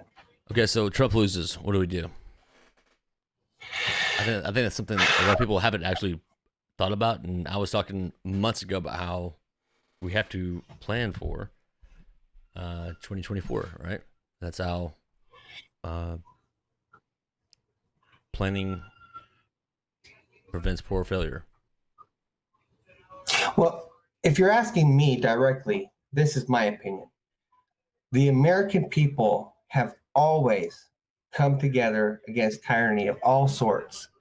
And we have always overcome. That's what makes part of what makes our nation so great. Our democracy, slash republic, and the way we live and the way we've chose to operate things really gives the power to the people. And the people have always stood up. And I think that will happen again. Now, I don't know when, but you can't keep filling a balloon with air and expect that it's not going to pop at some point. You can vote yourself into communism, but time and time again, history has shown us that the only way you get out of communism is with guns. I mean, you have to shoot your way out. Once you're there, there's really never any other opportunity or solution to getting out other than shooting your way out. We've seen that through all different countries, through history itself. Hey, shut the kid up. I heard the kid. Shut the kid up. Yeah, I know. So my opinion is this, okay? Something's going to happen, but the American people at some point, they will wake up and they will realize what position that they're in, and they will fight. That could be 10 years from now, but well, you say fight, but luckily we have a system where we can fight by vote. Mm-hmm. And so I think that's where we have to really draw a line of, I mean, I love guns. I love America. I love patriotism. And I feel like a lot of us are worried that it's going to go too far, right? So if you have a level playing field of what your local mayor, what your expectations of your local mayor are, then it's only going to get higher for the next person. So your representative, your state representative, your state senator, that level of expectations and morals, etc., are going to be higher, and so on and so forth. We have to really break down what's important to us on a local level to make the national level doable. Everyone wants a perfect president, but no one knows who their local mayor is. What sense does that make? That's actually a very big problem and it was actually reported on too. I can't remember who said this, but I agree with him. And basically what he said was nobody knows what's going on the state level.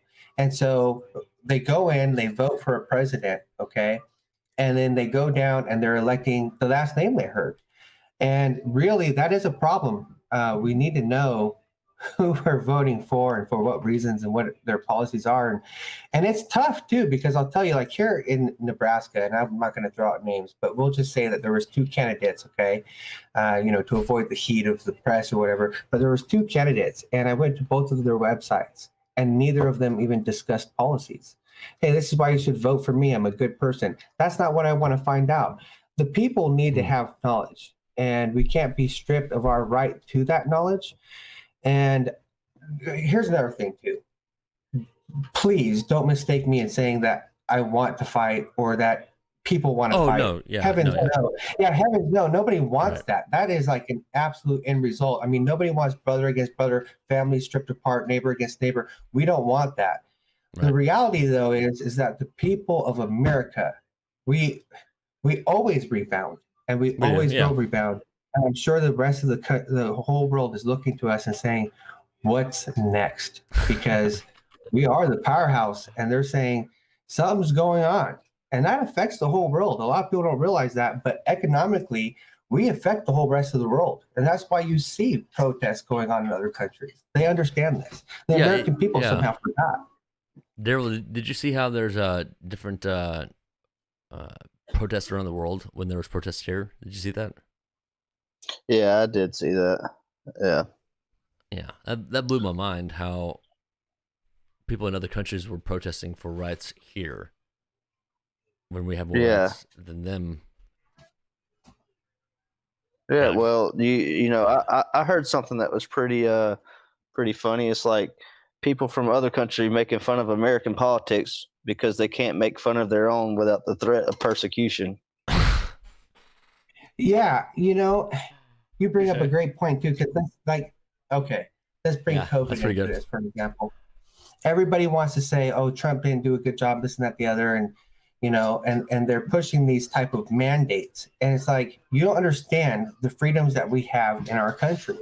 Okay, every state has their own way of dealing with things. Trump did not infringe on the rights of each state having their independent way of doing things. Okay, that's something that you can respect the man for. And people are thinking you should just close down the whole country. Well, it's a lot more complicated than that. It doesn't work that way here in America. Okay. Now, if you were to go somewhere else, it's mandatory shutdown. You know, you can't go outside. There's curfews and so on.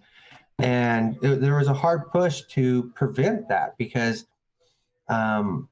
it's not part of our American freedoms. You know, per state has their way of dealing with those things. And Trump recognized that and he didn't overstep his bounds. I appreciate that from the man. Well, do you appreciate me, Domenick? I do. I appreciate you. Absolutely. And Daryl too. Well, you and Daryl actually remind me of a lot of each other, because if Daryl had his basic training sunglasses on, yeah, right. I still don't have those. I don't have those anymore. You don't? I wish, man. Man, those are you were the one with the high speed ones, man. You had the whole small. Mine were huge.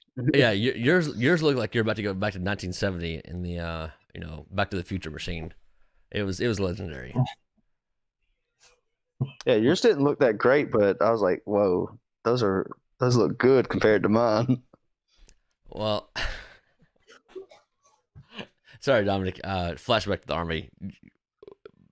In those days, like, we were just proud to have different kinds of glasses. Like having the smaller, big ass glasses, or it's just cooler than having the big ass glasses.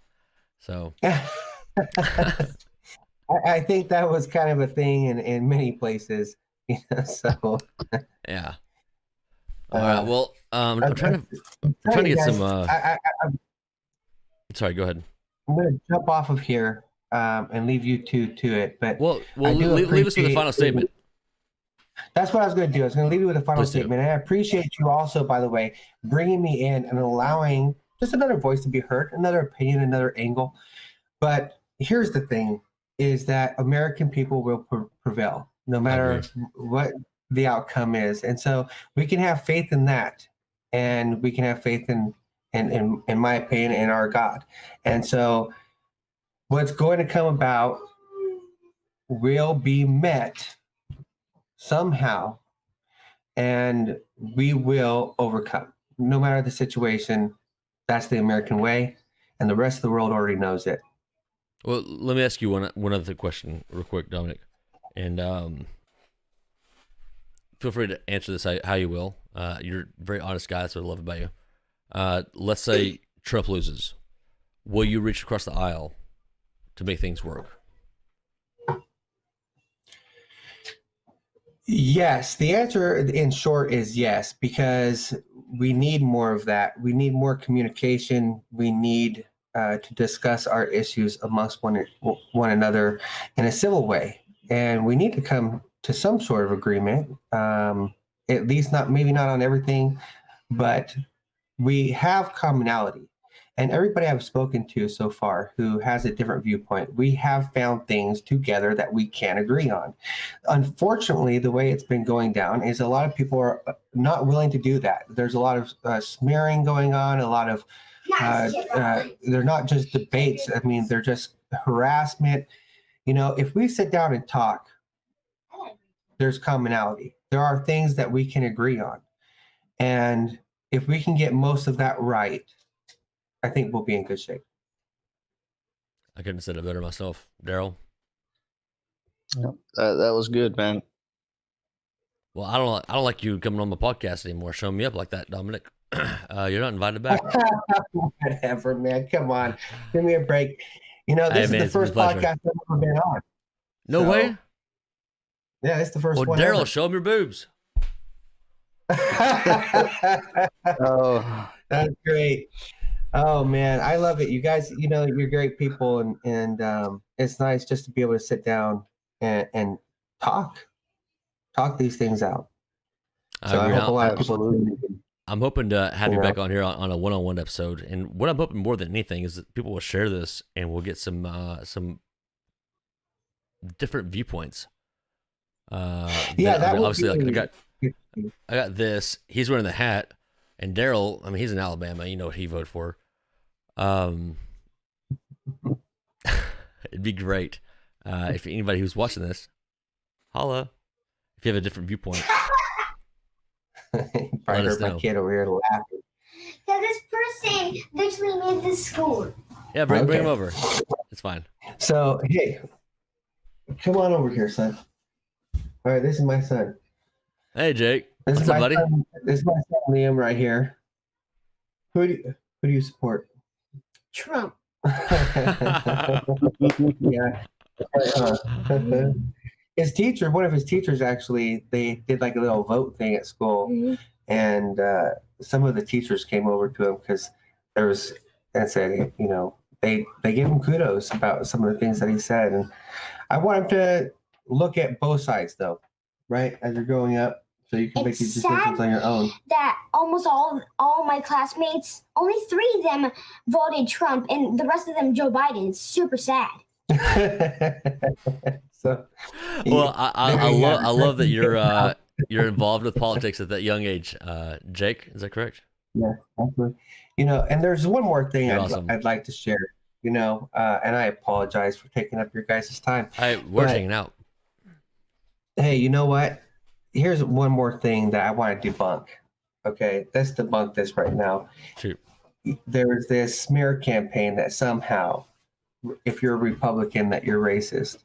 And if you come back and you combat this and you say, listen, I'm not a racist, they say, well, that's the first thing a racist is going to say is that they're not a racist.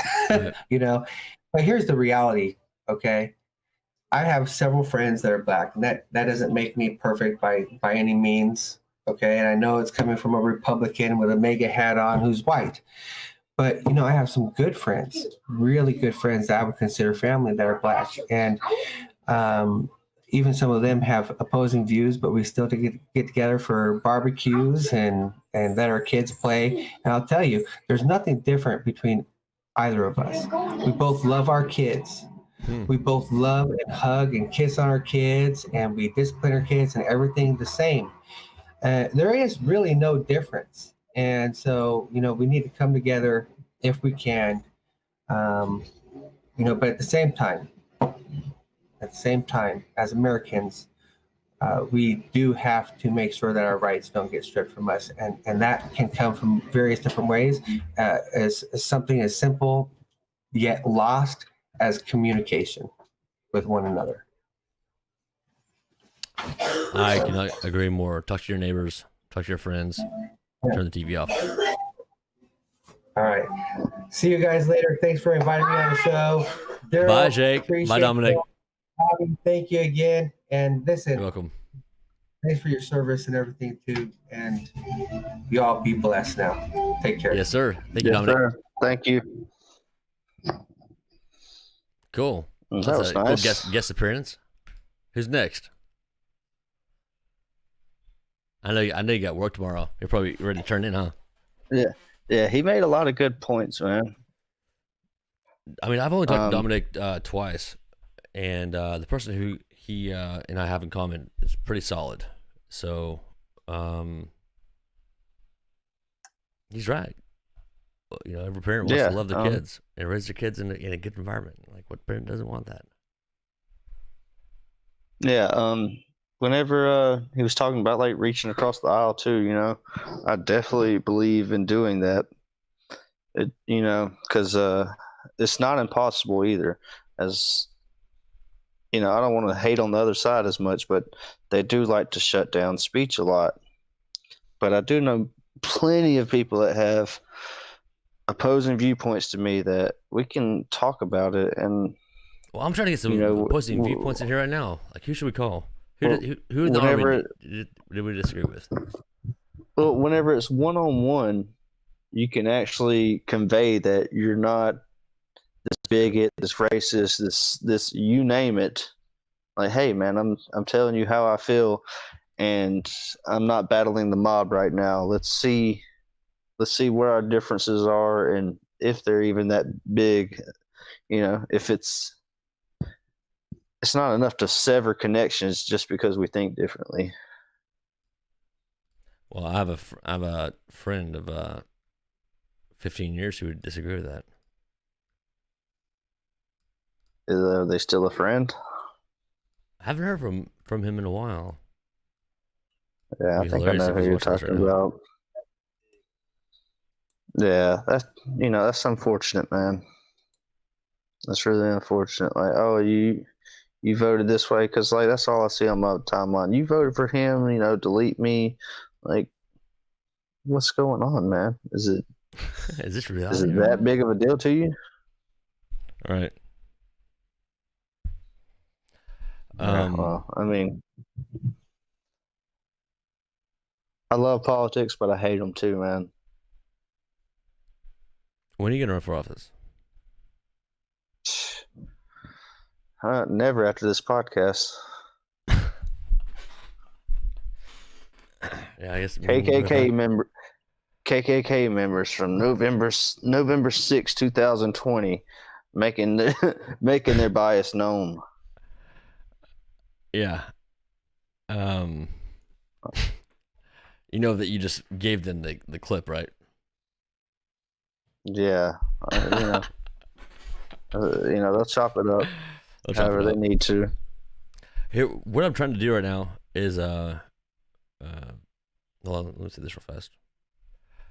Hey, we're talking about the past week and politics and whatever. We actually just had Domenick on here, so I'm trying to get other people to come on the podcast along with me and my army buddy Daryl. He's chicken noodle soup on maple sausage. That's another story. But you guys let us know if you want to come in on the podcast. That's the link I just dropped.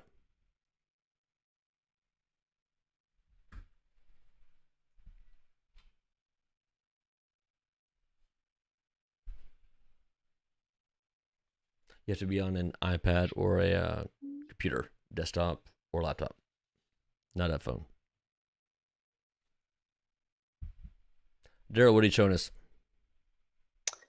So this is really what you were saying earlier. You know, they're honorable members of intelligence, military, and civilian communities. It says what happened was we watermarked every ballot with what's called QFS, Quantum Financial System Blockchain Encryption Code. In other words, we know pretty well where every ballot is, where it went, and who has it. So this is not a stolen election. That's pretty wild. Yeah, I mean, and then, you know, I'm going to put it out there. I don't know that this is verified, but it's interesting nonetheless. I wish I could pull up the old TikToks on here. And let me see what I can do here.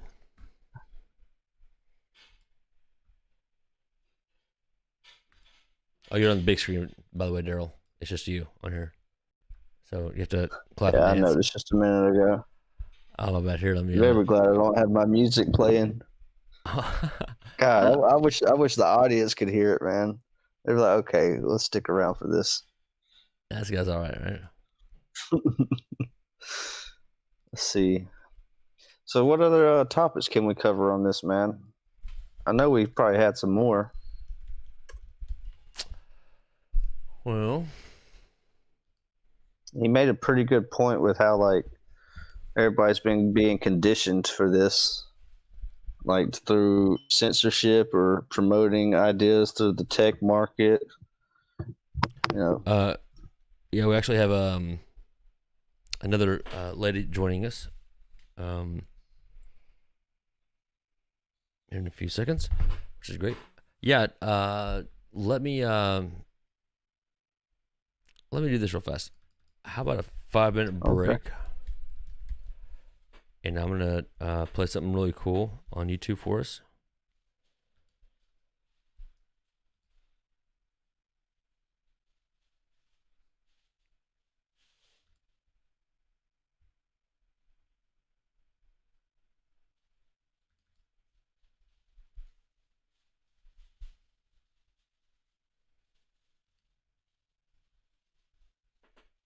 All right, 5-minute break.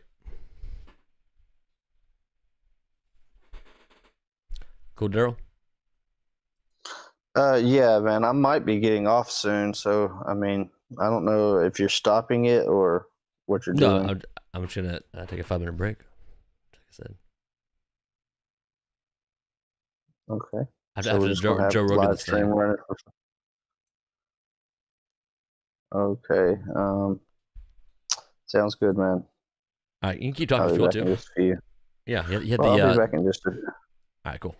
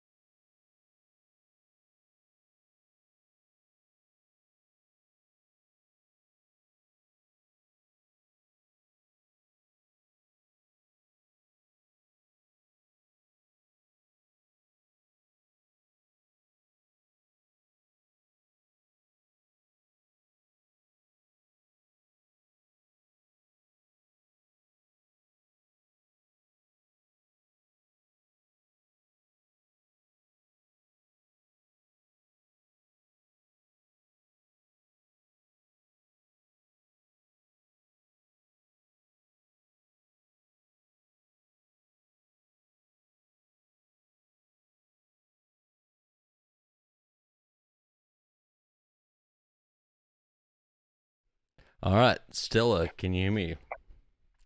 Yes, I can. Hi there. All right, so we're going to go ahead and switch. Everybody.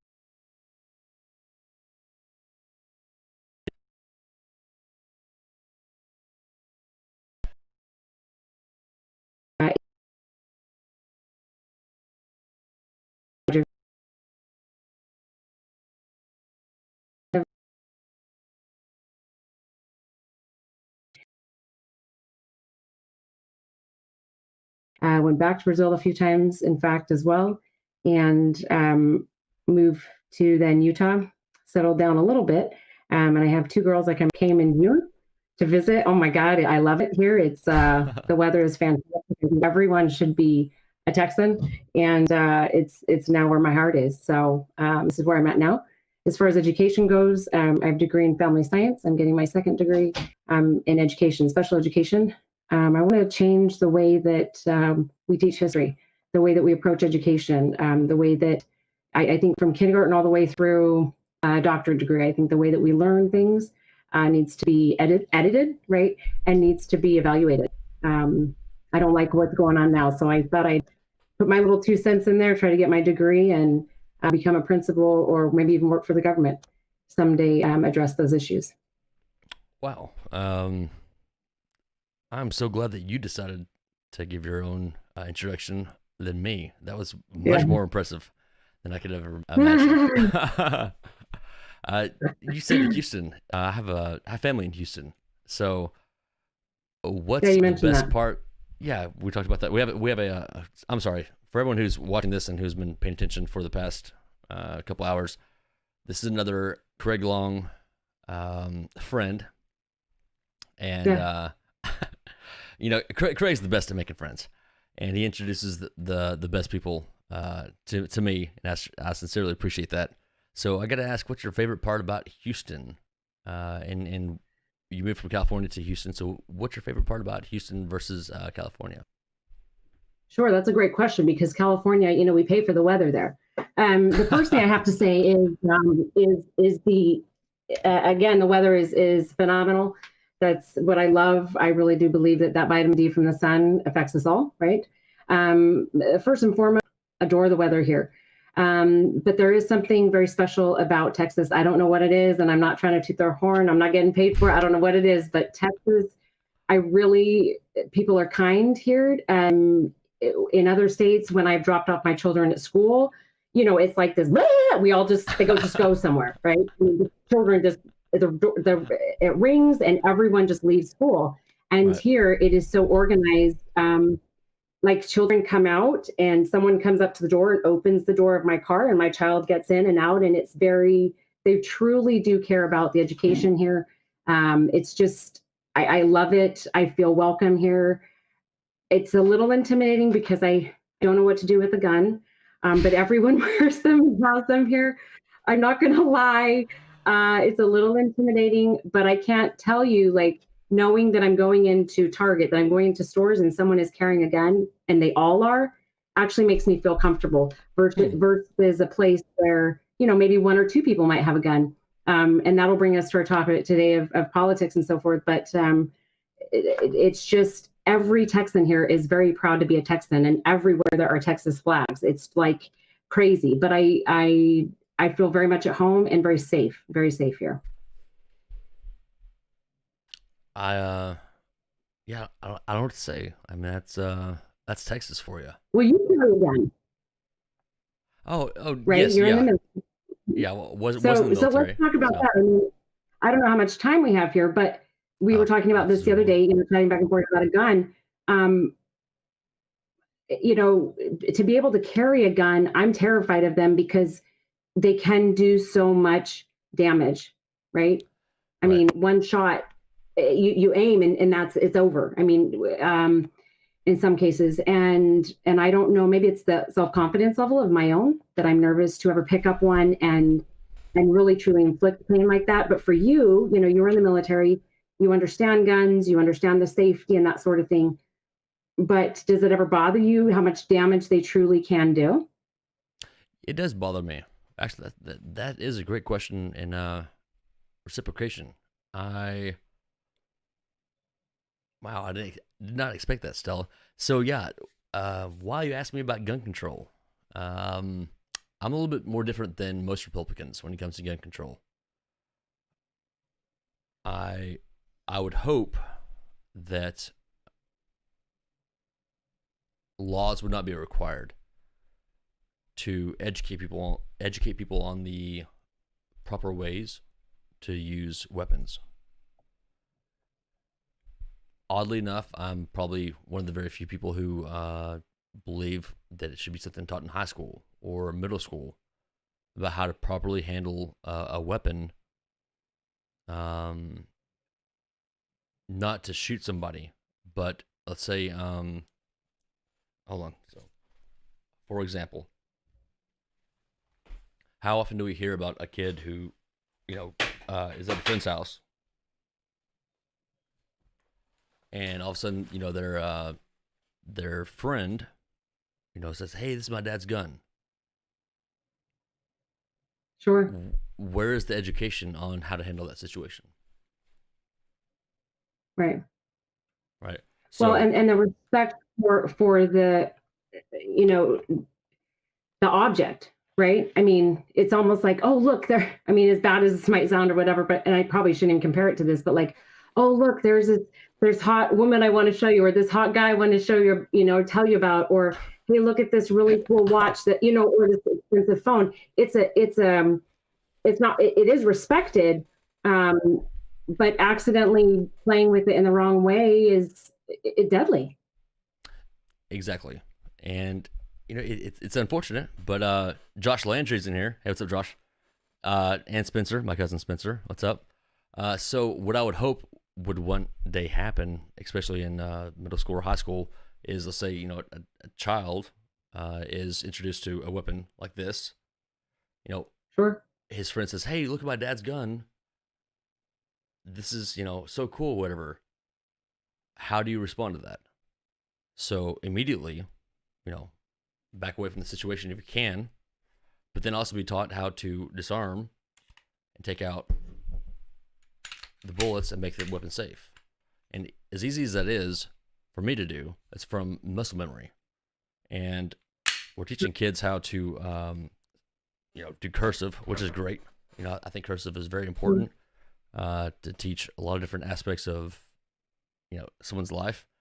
But the reality is, in today's society, running into a friend with a gun and kids being kids is more of a predicament than, "Hey, man, right, show me your cursive." It doesn't really happen. Sure. Well, but also look at it. I mean, if we back up a little bit, and we talk about education. That child who just said, "Hey, do you want to see my dad's gun?" Right, might not have said that because there isn't the whole unknown, right? No one's gonna be surprised. Hey, yeah, it's a gun. That's stupid. Like, why? What are you doing? Right. Like, that's a loaded gun. Right. I mean, it's, we see that, or we know about those, or that's, show me something new, right? But I think there's something to be said about that. But then, like I said, my biggest fear is the responsibility after you shot that gun. I've seen in movies, maybe I've watched too many, maybe I've seen the Black Souls too much, right? We just talked about that. We see shows and people have said, I've always heard this, don't point the gun unless you're going to use it, right? Unless you intend on shooting it. And with the damage that it can do, that's my biggest thing is I don't know that I could be emotionally okay with the aftermath or the result of using that gun. Right. Does that make sense? No, that's what scares me. Right. So, well, it goes back to kind of our conversation earlier. The education system of maybe a different mindset or a more modern approach to things. Sure. That are more applicable. And I would love for you to explain how you feel about teaching education on politics at a young age. I think politics is just kind of, if you will, managing a lot of people, right? So when you're with your little friends, taking 5 friends or 6 friends, right, at a birthday party, and they all want to do something, that's politics. I don't care who you are. If there is, hey, we should go do this, we should have pizza, or we should have hot dogs. That is politics, is it not? Politics is basically a lot of people that are disagreeing or have to agree or come to an agreement on something. And my daughter, in fact, my 14-year-old, she says, Mom, I like everything about being conservative. I've read up.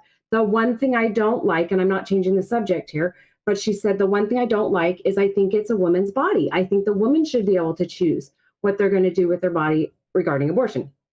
And I said, oh my God, I love that. I love, absolutely. It is the woman's body, that sort of thing, but it's also somebody else's body. And I went into all that, right?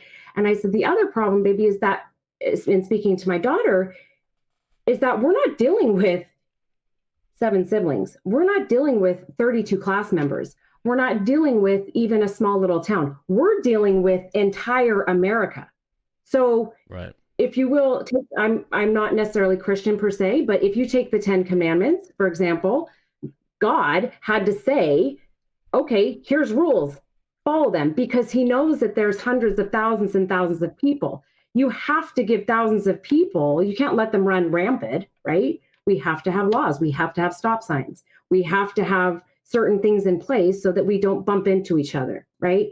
And even explaining this to children on a kindergarten level, remember when we used to play, I'm not sure your age. You don't have to tell me. Don't ask me mine either. I'm like 20, right? But we used to take those parachutes, right? And we lift them up really high.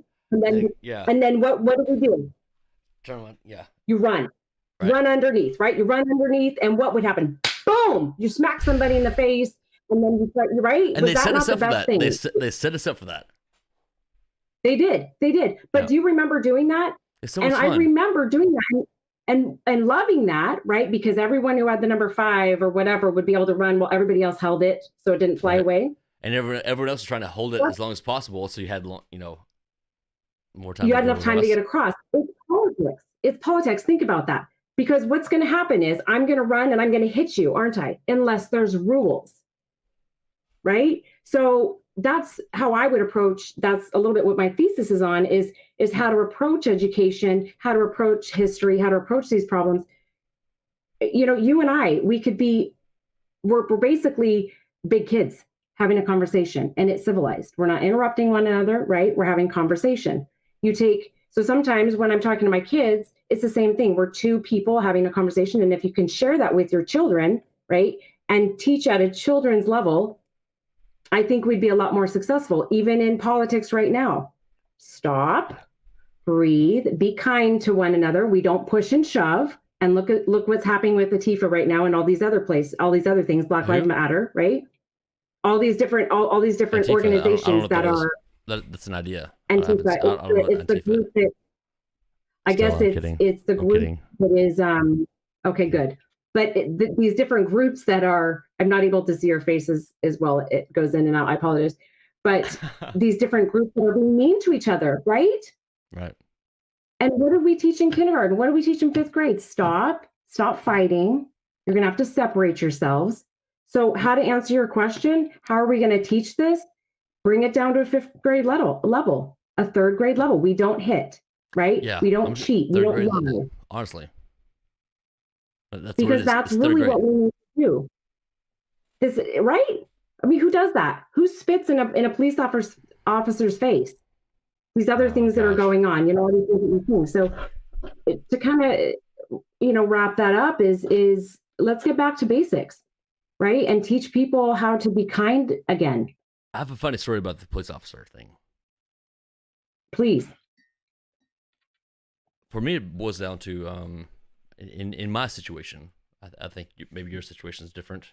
I think a lot of people who are watching right now, all like 4 or 5 people who are watching, may be different. Yeah.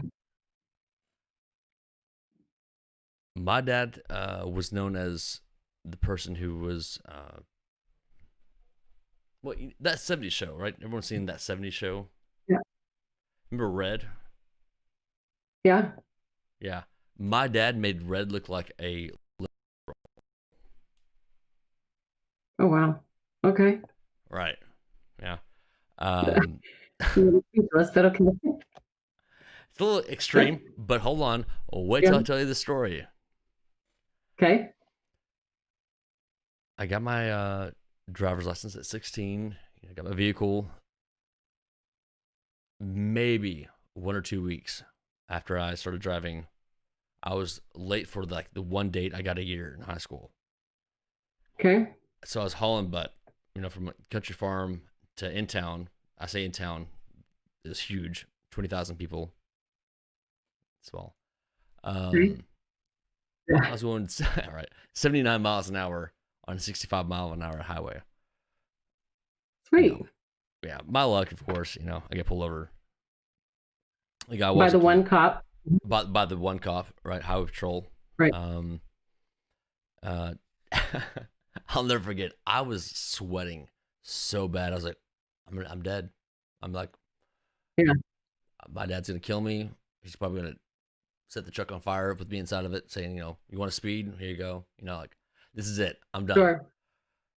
Police officer, walks up to the driver's side and asks me who I am, driver's license, insurance. So I'm thinking like, wow, this is really paying off that I paid attention to this test I took 2 weeks ago for the, my driver's license, because I know where all this is at. Yeah. So I give it to him, and he looks at me and says,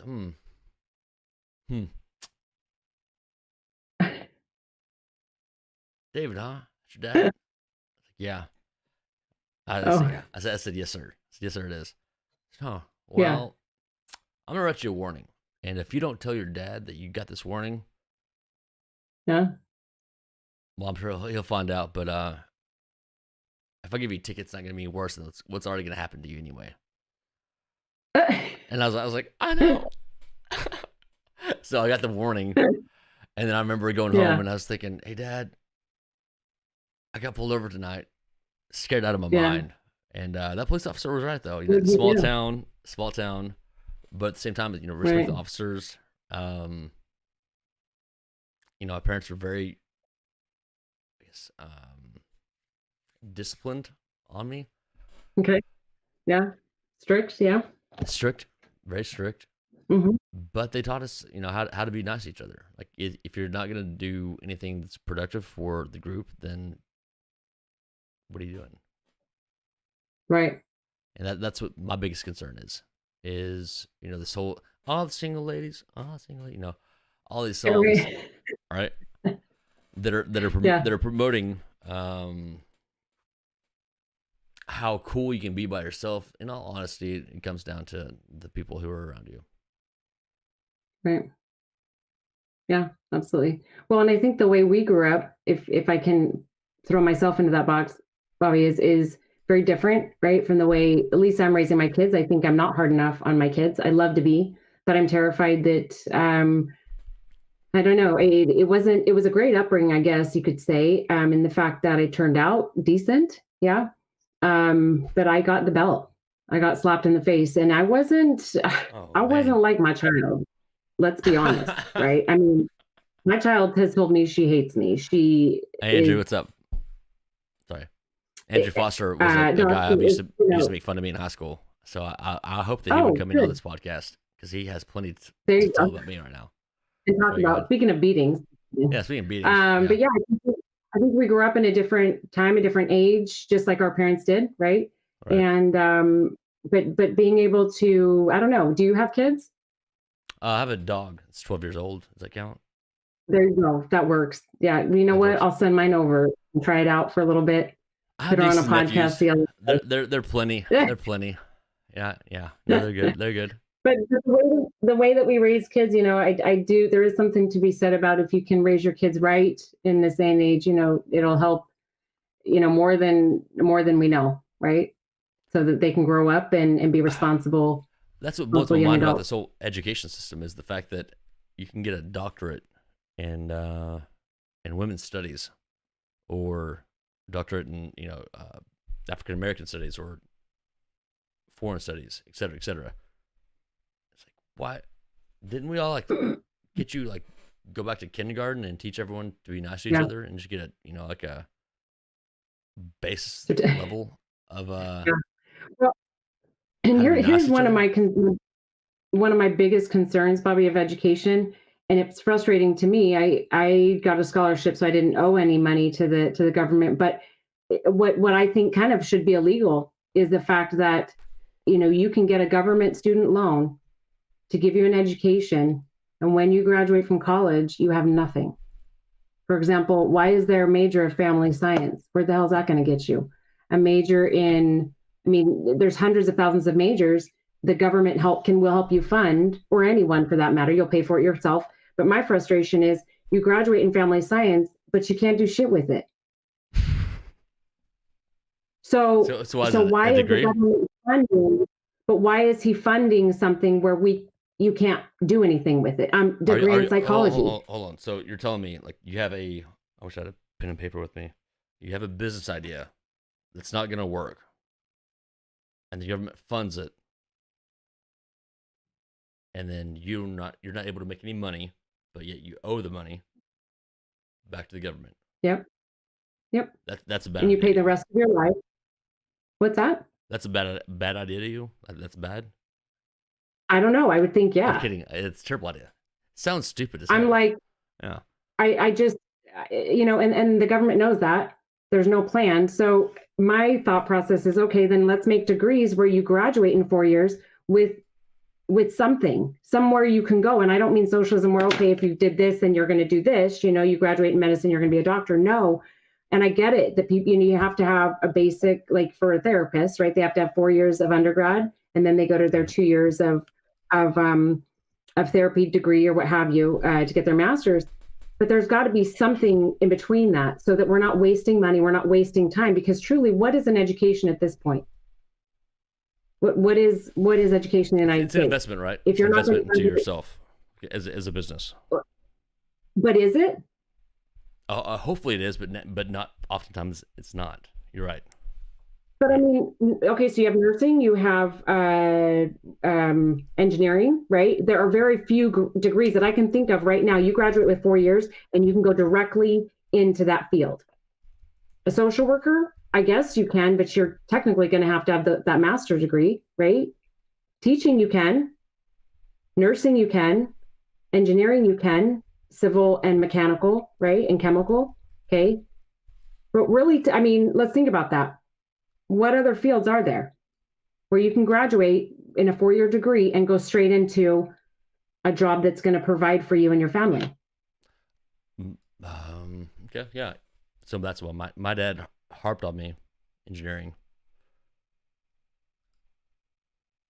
So I don't know. Medical engineering, biomechanical, chemical engineers. Yeah, all of it goes back to engineering. Like any hard science, any STEM lessons. Right. Even computer science, you could probably go into computers with that. But that's STEM. Quite frankly, it's right. It boggles my mind that so many people are hustling through school, and for what? And I think that's why a lot of people do podcasts and do YouTube. And my girlfriend was like, oh my God, this girl is making so much money on YouTube, and she's playing with squishies. These little squishy things, the little things. And she's making, there's so many people that take YouTube seriously, and they're like painting every single day and posting stuff, but they're making money off of it, right? No. But then there's me back at the ranch. I'm trying to like hustle and get an education because someone said, oh, if you have an education, you're going to be so much better. And what am I doing still? Does that make sense? It's a squishy. It's a squishy. What in the hell are we talking about? It's a little, shut up. Now you're making me look silly. I promise my kids watch it, so I know what I'm talking about. It's this little squishy thing, and you squish it, and you squish it into a ball, and then you would love it. Okay. Your spare time. I'm gonna have to look that up. I'm trying to get this thing up right here. I'm gonna send you one. I'll send you one. So this girl that is making money off of squishies. Yeah. Well, and so many other people are. I mean, you have kids YouTubes, you have all these different types of YouTubers, you know, that do all sorts of stuff, post videos, and they're making money off it. And I think that's wonderful. I guess again, what's frustrating to me is the educational system, right? That's what we're referring to is, you know, the military. Even in the military, you can't just go into the military and do nothing. You have to specialize in something. Yeah.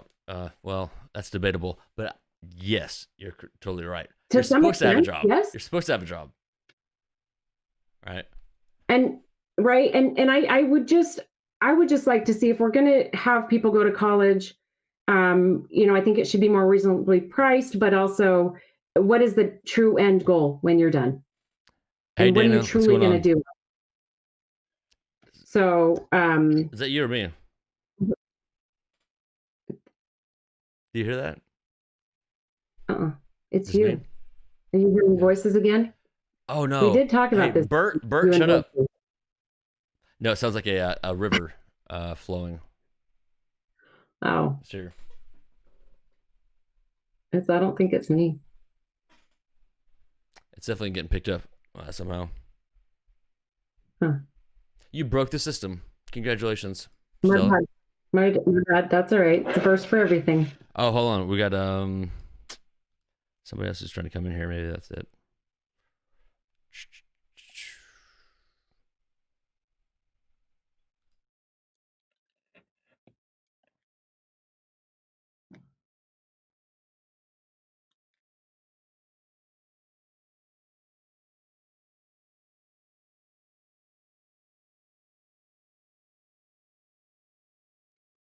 Oh, I can't hear you now.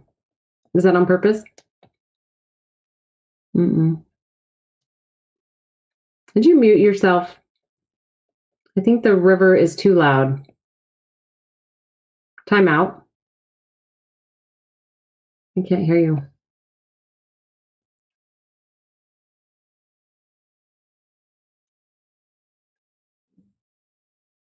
I can't hear you. Can you hear me? Okay.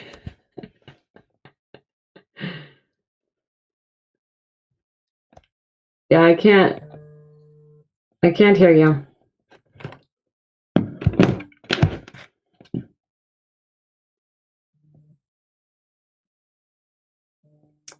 Oh, I think Pam might want to join anyway, but yeah. I still can't hear you.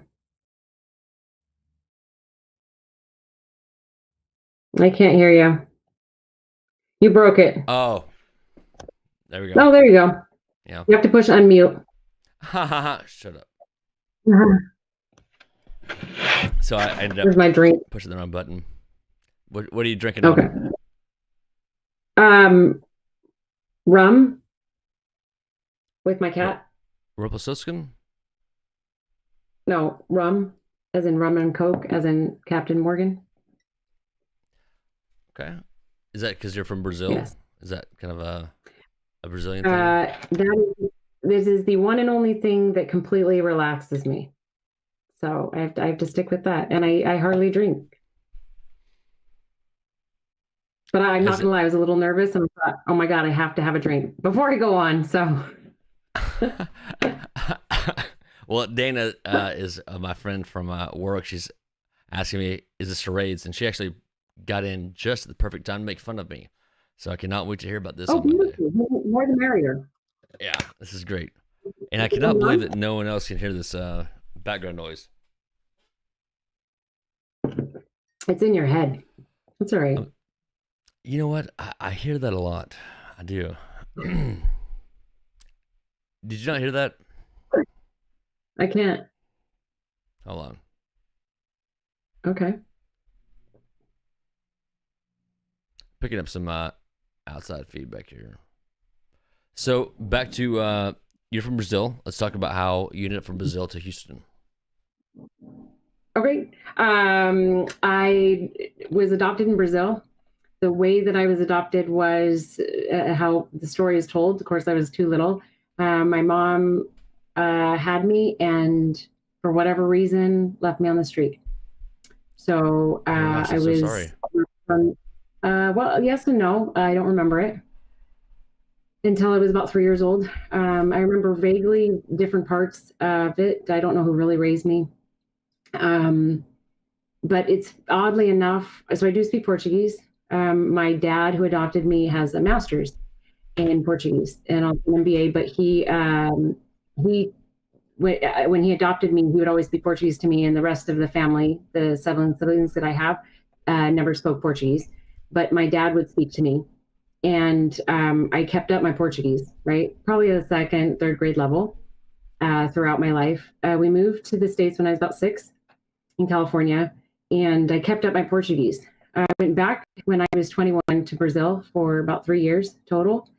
And how funny is this? So when I actually speak Portuguese, just like if you're from Texas, you have an accent. If you're from England, you have an English accent, right? California, you have a California accent. Well, Brazilians have the same accent as well. If you're from the South, you speak one way. If you're from the North, you speak another way.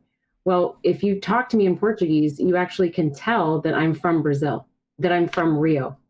So there's lots of different states in Brazil. Someone says, oh, what's the weather like in Brazil? It's kind of like, what's the weather in the United States, right? It's very diverse, right? So are the people. You have Japanese, Chinese, Germans, all kinds of people that look different in Brazil.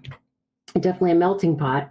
And so when I speak Portuguese, I actually speak with a Rio, right? Carioca, they call it Carioca accent. So I push my S's, which is funny because what that means basically, and I'm a true believer in this, is that my mom, when I was in my mom's tummy, right, my biological mom's tummy, I heard her speaking all the time, right? And the way that she spoke, she always had like a lisp or pushed her S's. For example, normally you would say cachorro, right? That means dog, cachorro. But if you're from Brazil, you say cachorro. Okay, if you say 23, right, you say 23, 23. But if you're from Brazil, oh, I can't hear you. I thought that's 23, but I wasn't sure. Yeah, 23 is 23. But if I say it as a carioca, right, from Rio, I say 23. So you push your S's. Well, when I speak naturally, it's funny because people are like, oh, like right off the bat, they're like, oh, you're from Rio? Yeah, I guess so. But does that make sense? So I lived there, but I shouldn't have lived there long enough to pick up that accent. So it's been interesting being adopted. That was the most impactful event, I guess you could say, that has happened in my life, that has affected me all the way until adulthood. And I think that's why I'm still single, right? This isn't a therapy for Stella, but it definitely has, oh, I can't hear you. This is an honest conversation. Sorry. I tried to mute myself so I could give you the floor, but yes. Oh, no worries. So yeah, I just, being adopted has impacted my life. That's why I want to leave people better than I find them, because I've been through a lot, and it makes me unique, right? But sometimes I think some of us have trauma in our lives, and we actually let that identify us. In the therapy that I've studied, if we take the negativity away from our life, right? If you said, okay, Stella, you were never abused, you were never adopted, you had a great life growing up and all these things, I would literally stand here almost naked, because I don't know who I am without all those scars on me. Does that make sense? Like, it does, yeah. That actually defines me. And so in a way, sometimes I think I do myself a disfavor, or I think all of us. At times, I think if we can be conscious that we are doing ourselves a disfavor by connecting with those negative pieces of our background, if we can disconnect from that, or have an aha moment, this is a conscious moment that says, okay, this is negative, or this is something that happened to me, but I'm still okay, that can make us a better person. But I think at times, even myself, oh my God, if I weren't a single mom, well, who am I? If I didn't get abused as a kid, well, who am I? If I was in foster care, well, who am I? Does that make sense? Because it makes me a stronger person, because I chose to be strong. Because there's several people out there who've been through what I've been through and have made other decisions. Do you feel like sometimes you have to, you know what, let me backtrack that real fast. So as a veteran getting out of the military, for some reason, I felt like it would be a crutch for me. Like, I'm a veteran, like, help me out. And then the more I thought about it, I was like, you know what? I hate that feeling. I hate it. So what's the alternative? Capitalizing on accomplishments. Okay. Well, let's look at it this way. What I meant is you have, and the word veteran to me, when I think of veteran, I don't know, because my grandpa was a general in the Army, right? So when I think of veteran, I automatically go old, right? It just old is what I think of, right? Wait, go back to what you just said. Say that one more time. You're what? Oh, that my grandfather, he was a general in the Army. A huge deal. Okay. Right. So whenever I think of veteran, I always think of old. It's just part of veteran. I mean, just growing up, he was always grandpa, So Right. As soon as you say veteran, I don't think of 50 and younger. I think of 50 and older, right? In my mind. So I guess when I'm saying what's the alternative, you're either, I guess, active duty or you're a veteran. Is that what I'm understanding? Right. So you're, man, that's kind of funny. I never really thought about it like that. So there's the theory that you are a veteran the moment you are active duty or National Guard or Reserve. Okay. And then there's the approach of you're a veteran after your service. Yeah. Where you no longer carry the rifle. You're just out in the military. On behalf of, right. Right. So that's why, like, veteran affairs. That's where that goes into. Okay. Okay. And our generation, we had Iraq and Afghanistan. Right. There's a lot of veterans, more than usual, since probably Vietnam. I'd compare that to. I mean, we're in a 20-year war right now. So, yeah, that's the veteran status to me, is two different subsets. All of it's the same to me, but in general, most veterans to me can be somebody from 23 years old to 103 years old. So when you say you're a veteran and you could use that or interpret that as a crutch or that sort of thing, were you, if you don't mind me asking, were you, I guess, I'm sure everyone was emotionally, but at least physically disabled at any, Have you seen this face? Let me ask. Obviously physically disabled. I guess what I'm asking is, people are in the military for 4 years and get out. They're in for 20 years, get out, 60, whatever, they're in for a certain amount of time and retire.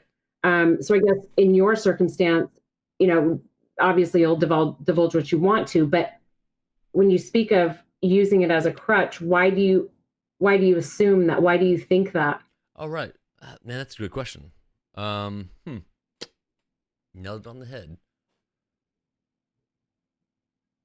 As a civilian with no experience or knowledge of this, why would I think that?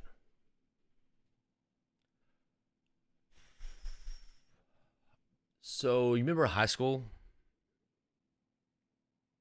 Okay. How junior or senior year, there's those people who got out and were like, oh man, as soon as you get out, life sucks. It's awful. High school's a great thing about these high school girls, as I get older, they stay the same age. Right? Sure. So that is the, for whatever reason, for the most part, the mentality of the people that I was surrounded by on my way out of the Army. They were on the other side of the bridge. Like, hey man, civilian life, it sucks. You gotta do this, do that, blah, blah, blah. But then I'm also surrounded by people who are in the Army who love it and people who hate it. But the people who were on the outside had so much success the people who I needed to connect with had so much success and so much going on in their life, catching up with a new career. You know, as you can imagine, serving or using 4, 6, 10, 20 years of your life towards one thing, and all of a sudden you're on the brand new level of another career, but you're expected to be up here. They don't have time to be like, hey, Bobby, remember the one time we did some push-ups together? I just want to tell you, it's awesome out here. But the guys who had a lot to complain about I'd always see that. Right. And there's a, what's called, well, they've named it probably 20 different things in the past 50 years. But right now it's called SIFL TAP, Soldier for Life Transition Assistance Program. Yeah. Yep. 3 letters wasn't enough. Okay, you've heard of it. Yeah, 3 letters wasn't enough. They're like, double it. Let's do 6 letters. Right. What you got? Yeah. It's like, oh my gosh. Okay. Yeah. And honestly, like whenever I went to those programs on my way out of the military, if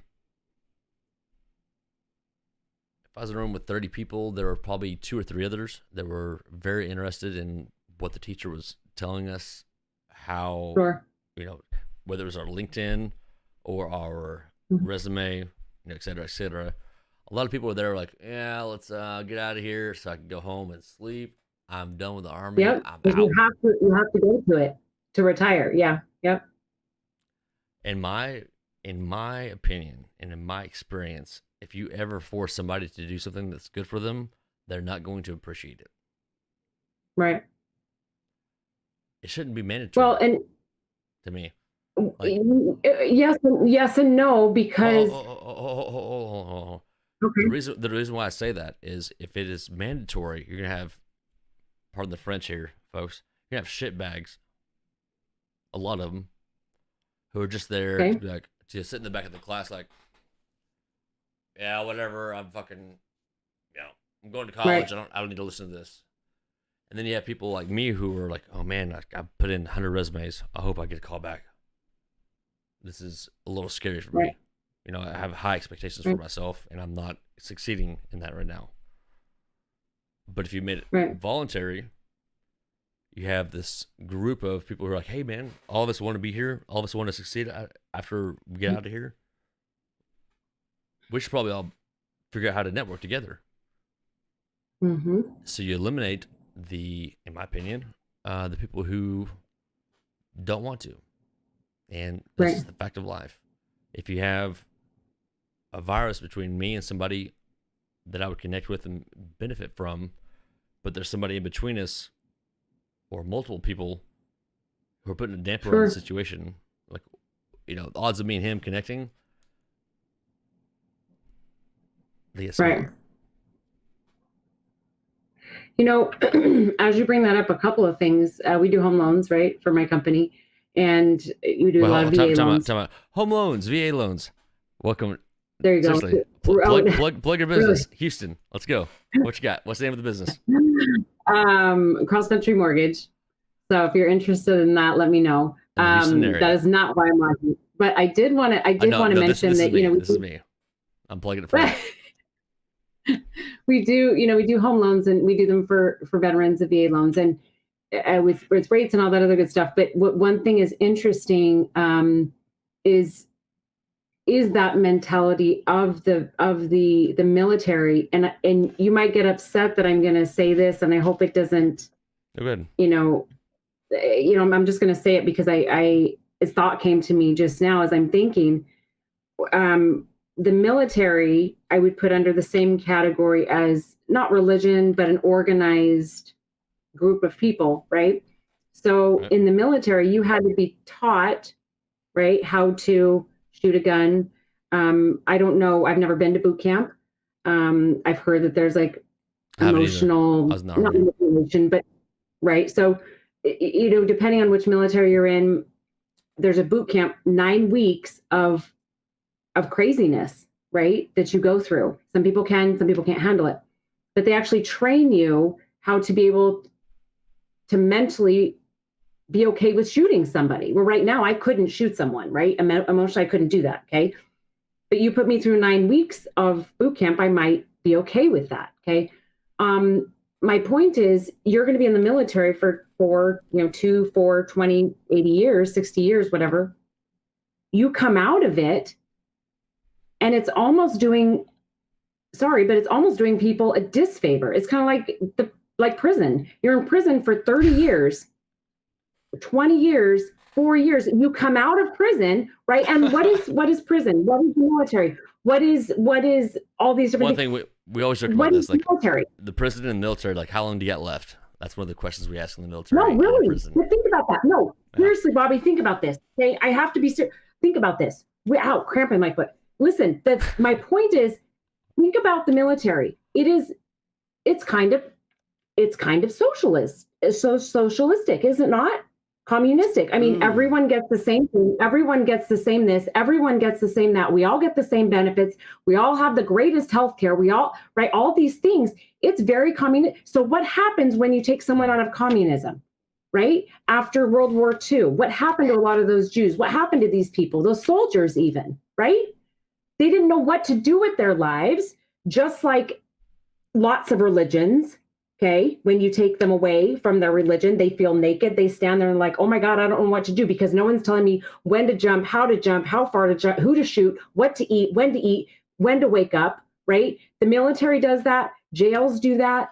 Some religions do that. And I'll go as far to say that. Yeah. Right. Think about the organization behind that.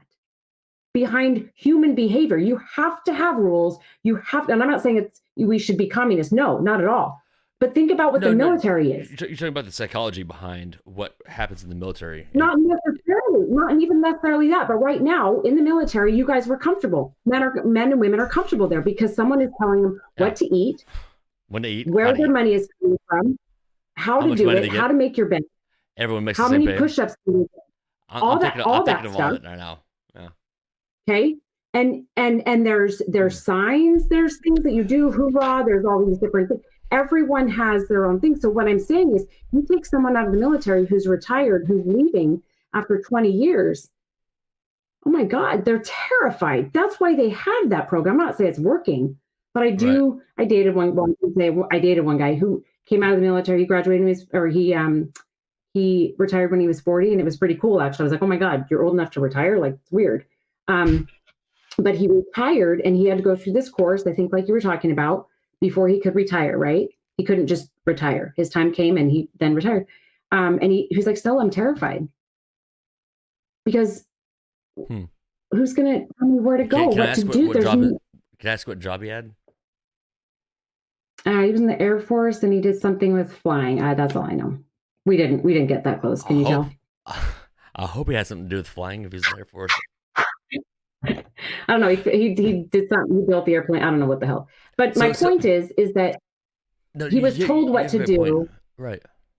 You do. You have a He was point. told what to do all the time.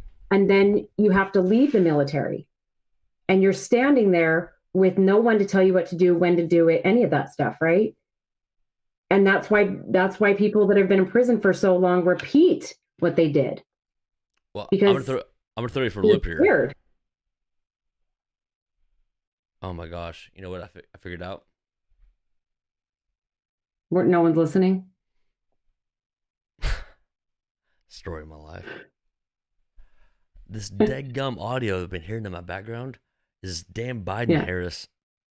It's supposed to be, announcement. Right. In Carolina, I didn't realize this on my third monitor over here. I was like, where are these voices and these trucks and coming from? Oh, good. Yeah. Okay, we figured it out. I was getting worried. I was gonna hang up soon because I'm on live stream on my personal Facebook. I'm getting worried. That's hilarious. All right, but no, you had a lot of great points there, and to offset that of what you just said, the military also values leadership. Military also values bettering yourself. So if for me, like I started as infantry. Infantry is like, hey, do you have the basic qualifications to be able to carry a rifle, XYZ medically? Okay. Off to basic you go. And at that point, I had 101 hours in engineering, mechanical engineering. Dropped out of college. My dad was super excited about that. My mom and dad nearly killed me. I'm pretty sure. I think they thought about murdering me in my sleep. Sure. Yeah, absolutely. Yeah, I wasn't really worried about going to boot camp. I was just worried about getting away from my parents at that point. Yeah, I would have too. Yeah, I hear. No, they were super supportive. Afterwards, it was great. So when I was in the infantry, I realized as I looked around, I had leaders, first sergeant rank. I say first sergeant. So that was, he may have had between 13 and 15 years in service at that point. And he came from, I'll put it this way, he had 150 guys.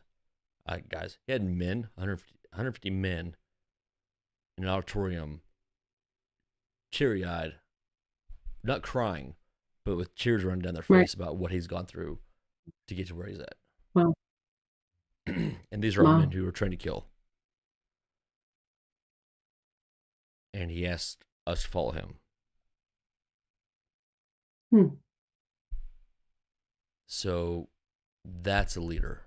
That is somebody who, this whole, this communism, what you're saying, analogy doesn't exactly fit right, but you are correct in a lot of ways, because if you want to flip the system in the military, you can totally ride the what would you call that? Ride the roller coaster of the military and get the benefits and get out. But then you also have men like my first leader, first sergeant rank, who changed my life, and the military generally promotes people who do that. The military is about people who better themselves. So it's a sticky situation when people say, well, Bobby, you had, socialistic medical care in the Army. I was like, yeah, I did. And so did people who drop out of helicopters and open the parachutes 400 feet above the air. Right. Could you try again? No, Siri, I won't try again.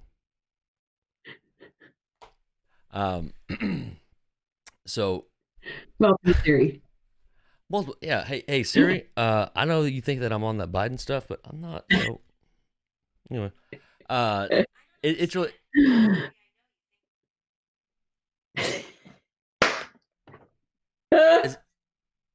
Tell me somebody else has seen this. Okay. You said it, so she listened.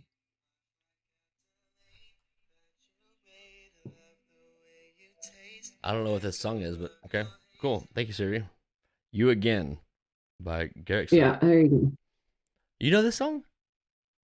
I don't. Okay, cool. Good. Anyway, back to the moral of the story is the military has a terrible avenue of riding the wave.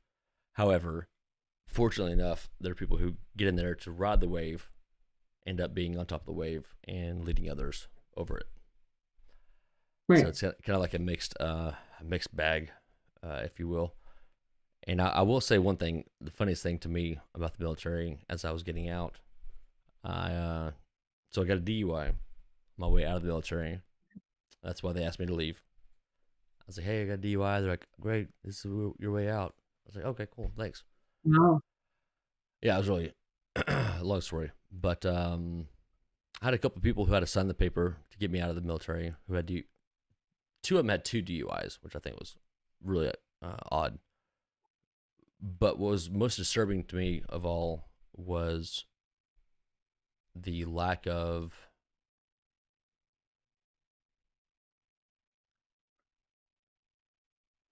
the military is more politically inclined to the current environment in America right now than I ever wished it was. Okay.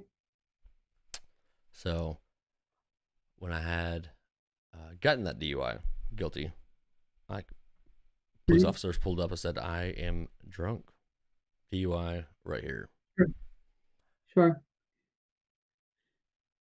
A year and a half later, on my way out, my first sergeant, the first leader I had, stuck up for me because he knew who I was and was willing to say, hey, give him over here to my battalion. I'll take care of him. But because of the climate of the, I'm not blaming this on this person I'm about to mention, but the Obama administration, because of the climate that he had set up of making the military smaller, became competitive, right? Oh, okay. So you had people who were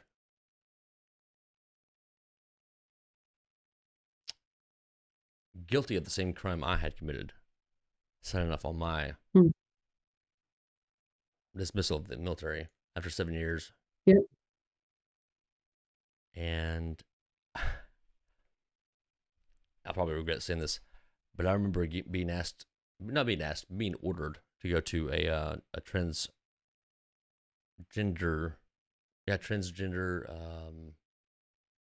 what do they call that?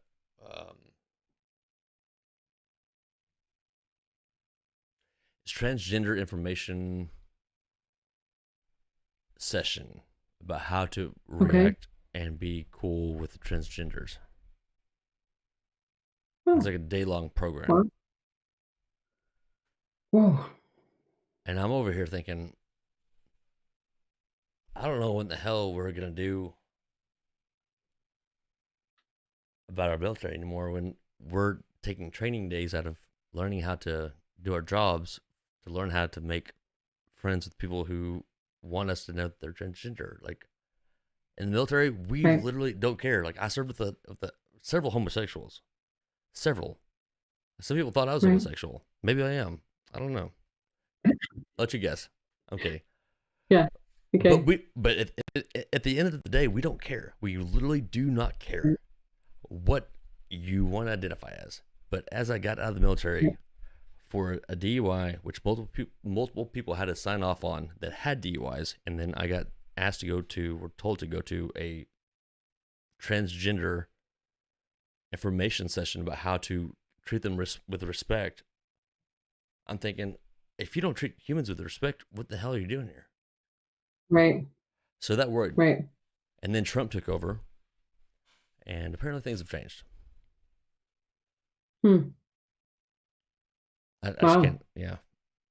I don't know if that bothers or boggles anybody else's mind, but being told to go sit for a day to learn about how to react to other people's sexual preferences. I don't understand what that has to do with a DUI. Oh, nothing to do with the DUI. Every single member in the military had to do it. Oh. I'm sorry. Yeah. I was on my way out. Wow. I was thankful. I was like, I'm on my way out. I don't have to deal with this every year. Like they have like a yearly don't beat up women seminar, which by the way doesn't really work for guys who beat up women. Like, there's no guy who's been like, oh, you know what? I've been beating women my whole life. I'm so glad I came to this 1 day long seminar about how not to beat up women. You guys changed my life. I'll stop hitting my wife. Tonight. Right. That's never happened. So what worries me is the ideologue of what you're saying, the communistic, socialistic rhetoric of everyone get along. This is all the different, sectors, collectivism that everyone belongs in. And if you are not different, you have to learn how to deal with everyone else. And when you have the minority ruling the majority, right, it doesn't really ever work. Well, but look at it again. I mean, from a socialistic point of view, the military doesn't care if you're black, white, indifferent, big, fat, whatever. I mean, I don't care. I mean, I don't care who you are. We need to go do this right now. I don't care where you put your dick, right? Type thing. But that said, I think it's truly important that you know, and maybe I'm wrong, but I think it's important to be able to work when work is needed, right? But then play when you need to play, type of thing. Like, why is that even a conversation? I don't walk into a room with a shirt that says I'm heterosexual. I just don't. Right? I met a gal the other day. She's gay, whatever. We were talking and stuff, and I could tell something was a little off. I had had a few drinks as well, and I was like, I had asked her. I was like, "Are you gay?" She's like, "Yeah." And I was like, "Why didn't you tell me?" And she's like, "Well, what? I need to announce that?" The point is, I don't think that it's important to say, "Hey, I'm transgender. Hey, I'm this and that." But you asked me to introduce myself, didn't you? Right? And I did. I introduced myself as A, B, C, D, and E. Right? If I were transgender, I might actually throw that into the mix because you just asked me to identify myself. Now, again, that was an invitation, right? We're not, when you're in the military, that's not an invitation. It's just do the damn job and move forward. Right. I don't know. I have mixed feelings on that. Oh, it's never going to be a perfect system either, right? I mean, the U.S. military is by far the best military in U.S. history, obviously, and in world history. Mm-hmm. We're never going to be perfect. We've never been perfect. We're always growing. But I definitely saw that as a concern when I'm getting out and they're using training time. It's mandatory to go to these meetings about how to deal with whatever. Like, I don't want to have to go to work and worry about other people's sexual life. Right. Have you ever worked at a bank? They're like, "Hey, by the way, some of these bankers like dudes. Some of these bankers like chicks. Right. Some of these bankers act like dudes but are chicks." Right. No. Right? That's none of my business, right?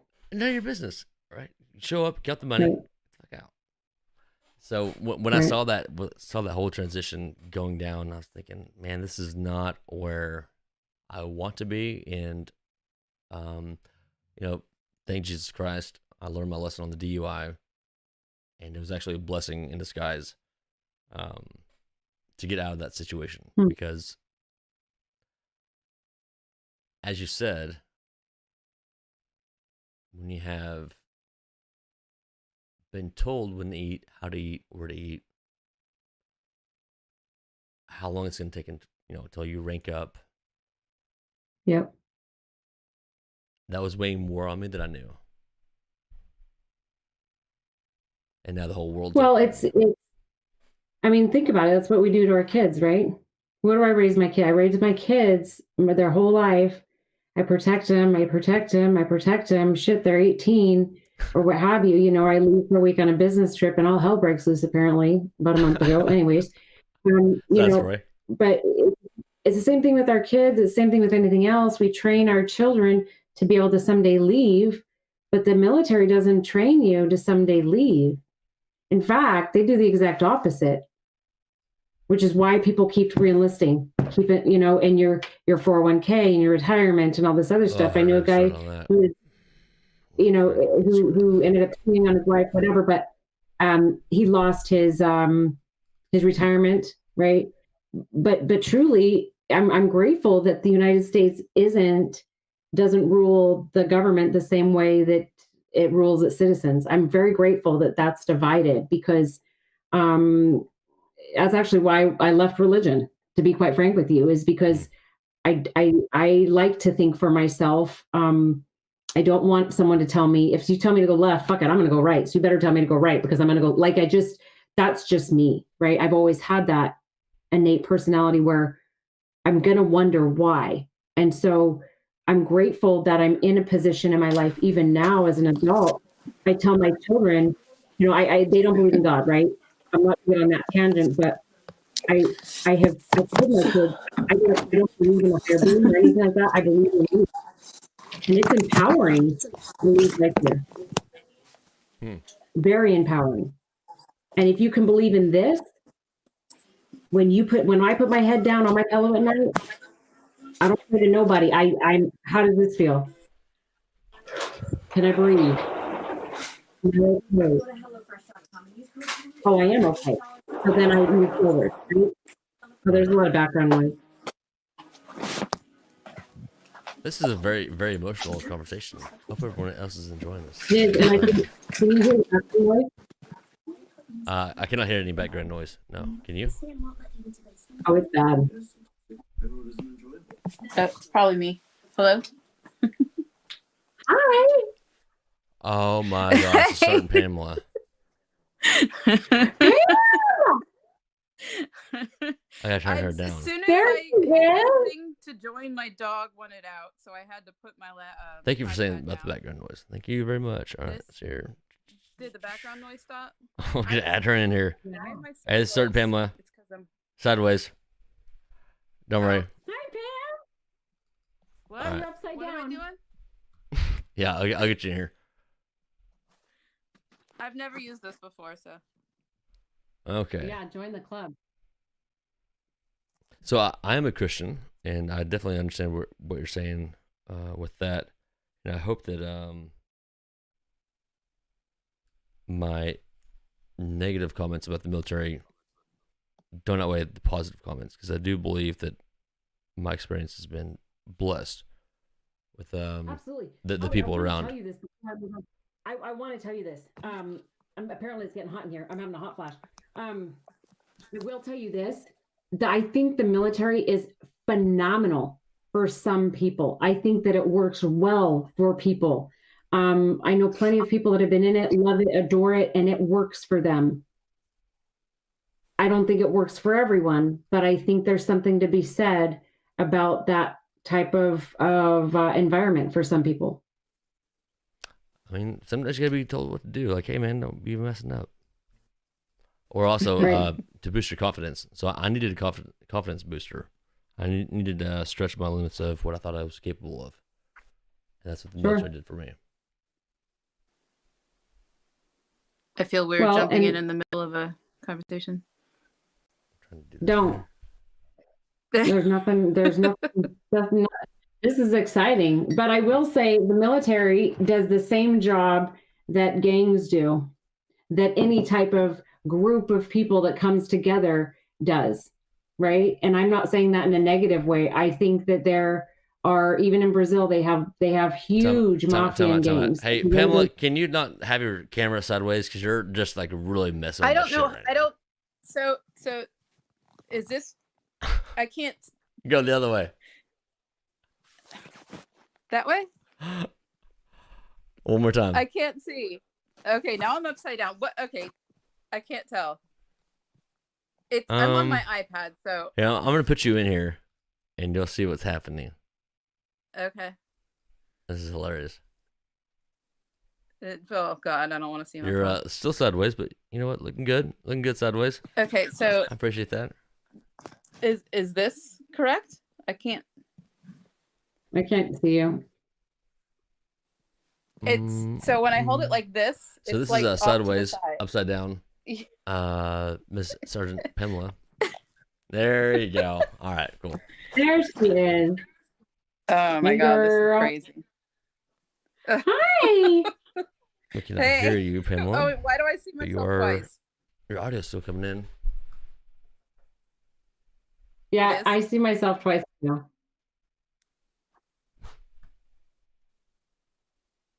Okay, Pamela, tell us a story. This is weird. What's that? What did you say? Can't really hear you. Sounds interesting. Probably because my hand's over. I don't even know where. Like, How about now? can you hear me now? I can. Can you hear? I'm just hear her? wrecking the whole show. No, No, it's you're good. it's 2020 at this point. You know what? I was trying to make a podcast You know what? perfect. I'm gonna set my iPad down. Let me grab my earbuds, Your AirPods, whatever the hell they're called. Okay. I'll be right back. Cool. Okay. Can you hear her, Stella? I can hear, yes. Okay, cool.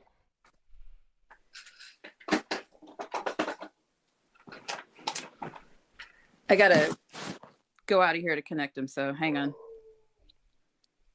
There's a dog in the background.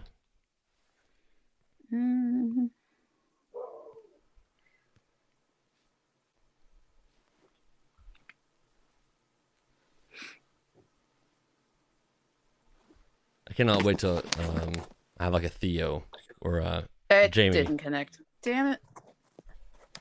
Hey, easy on the language on here. We're not cussing, damn it. Sorry. Yeah. Right. It didn't connect. Hold on. Yeah. Oh, I know why it connected to my phone. Oh, this is ridiculous.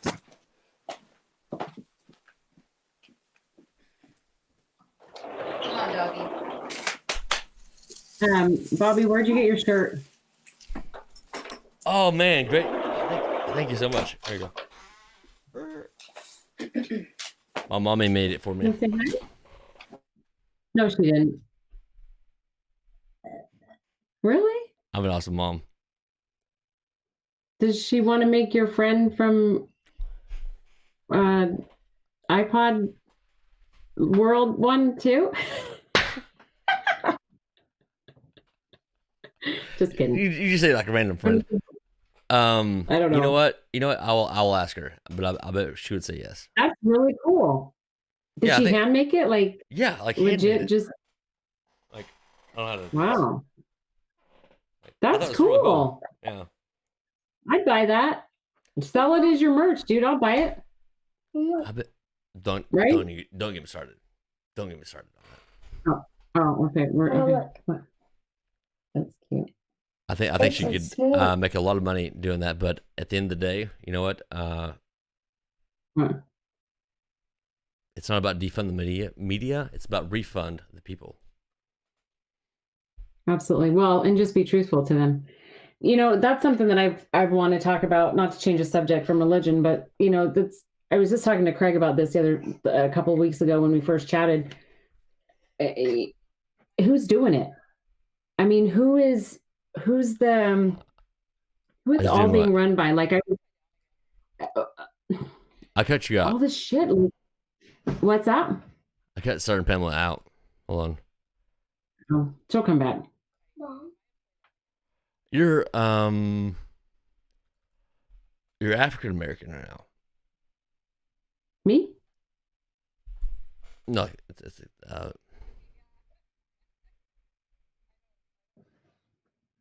What?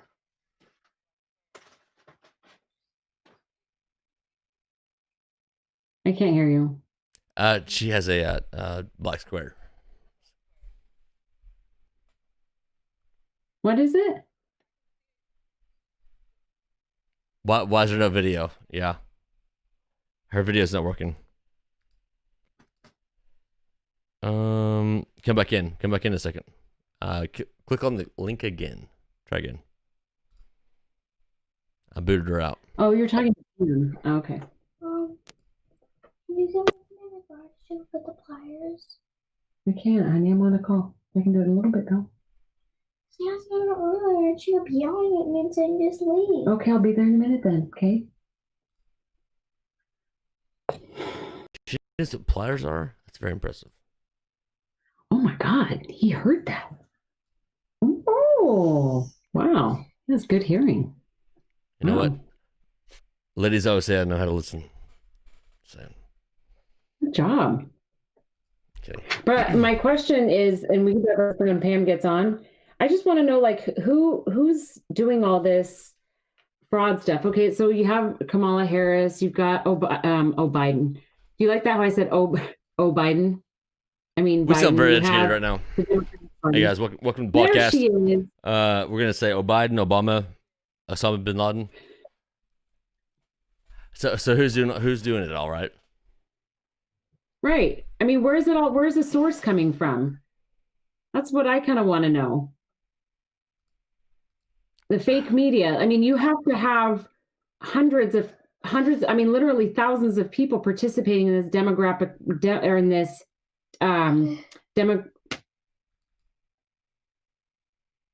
in this movement, right? I mean, you've got to have, when you have NBC, MSNBC, ABC, right? All these different news, CNN, right? You have all these companies that are the big eight, right? That are in favor, right? But why? What's in it for them? That's what I don't get. have you guys ever seen the show with Charlie Sheen? What is that show? Nope, not Charlie Sheen. Charlie from they are in Philadelphia. Oh, They're at a bar. Is it originally a book? It's a sitcom. I look like an idiot right now. My friends know what I'm talking about. Anyway, no. Always Sunny in Philadelphia. Nope, Always Sunny in Philadelphia. And I can't hear you. Yeah. Always Sunny in Philadelphia. So the idea, yeah, we can hear you. So the idea is, I can't. Charlie has like one night to get all this stuff done. Okay. And then basically, like, you know, have somebody who's a homicide detective. You walk into their, you know, room about, you know, connecting all the dots, like Robert Downey Jr. and Sherlock Holmes too. Things are everywhere. That's what's going on in my mind when someone asks me, what's the point of all this? I'm like, you know what? I would love to show you like this room I have in the back with all these like things connected, but I'm not really sure how that's going to work out because it is crazy, and I hope that's not true. Yeah. I just don't get how all these media companies and all these other people, even, I mean, the celebrities I kind of get. I understand why if I were a celebrity and let's say I were, I don't know, Halle Berry, right? She's one of my favorites. So let's say that I'm her. I wouldn't agree with, you know, I wouldn't necessarily take Trump's side nor Biden's side. Why? Because I know that I'm going to lose a follower or I'm going to lose fans, right? I get all that. I totally fucking get that. What I don't get is why CNN, why these companies are giving into this socialistic behavior or applauding this behavior. Why is that? What are they getting out of doing this? Are they getting a cut out of it? Do I get to answer this from question? The Democratic Party? Do I get to answer the question? Yeah. I'm so happy right now. I've never had somebody ask me that. You ready? Yeah. All right. We actually covered this earlier. So the NBA, let's start with there. Let's start with the NBA. How much money do you think the NBA makes from China? From China? Well, considering that we probably have them make the uniforms and the shoes and all of their... That's not what I'm talking about. I'm talking like, you know, okay. Yeah, like how much money do you think we make? I don't know. NBA makes from China revenue. Like, you know, if China was to go to, or NBA was to go to Mexico, right? NBA would profit from Mexican people buying NBA shit. Okay. One of the stories, my buddy, earlier, we were looking at it, and I think it was at $8 billion a year, $4 to $8 billion, $4 to $8 billion a year. The NBA gets from China, which is like 40% of their revenue.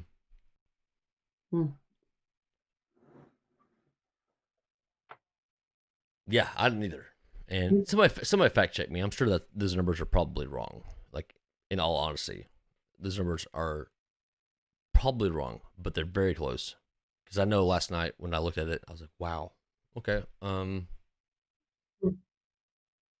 You're telling me that there's billions of dollars going into the revenue of the NBA from China. So the NBA somehow, some way, was like, you know what, Europe, I know you guys love our stuff, but China's liking it more. So we're going to listen to them. Would be too crazy to think that billionaires who are making billions from China would want China to be happy with what is going on in America. Maybe, yeah. And But then why do they give us the virus? Why'd they give us the virus? Oh man, I'm totally. You know what? I was planning on running for office one day. Here we go. You ready? This is what happened. This is the unlikely event of worst case scenario based on the evidence that I've seen, without going too far into conspiracies. Bob Linsky came out. Excuse me. Bob Linsky came out before the second debate, correct? You guys know who Bob Linsky is? Mm-hmm. No, Bob Linsky, but go ahead. You guys haven't seen that? Who hasn't seen it? Me.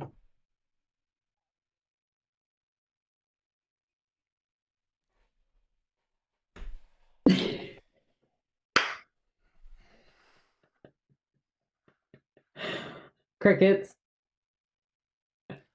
I don't know what it's like to be a stand-up comedian and there'd be like an empty floor and no one laughing. But I feel like it's this. I feel like it's very close to this. Shoot. I'm sorry. No, you guys are fine. It's a great question. It's a great question. So, Bob Linsky is a cohort of Hunter Biden. Okay. He came on the national news before the second debate, if you want to call it a debate. Right.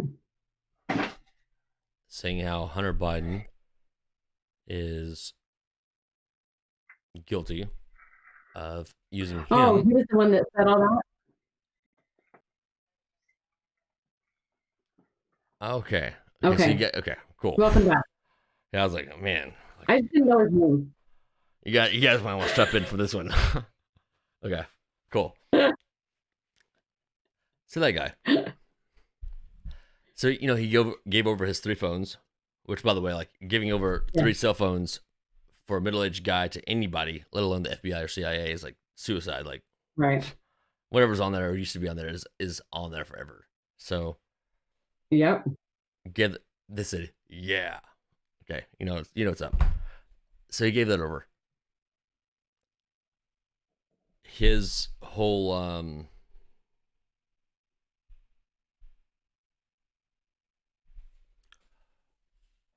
reason for coming out was because he did not want his family name, disgraced. Based on what? Why did he come out? I could have stayed silent, right? But for some reason, he is obviously a very well-to-do person if he's meeting with, foreign dignitaries and heads of state and connecting with freaking American politicians. I don't know what the dude does, honestly. Right. But his job is way better than this guy running a podcast in the back sunroom of a house in Knoxville. With 2 random women chilling.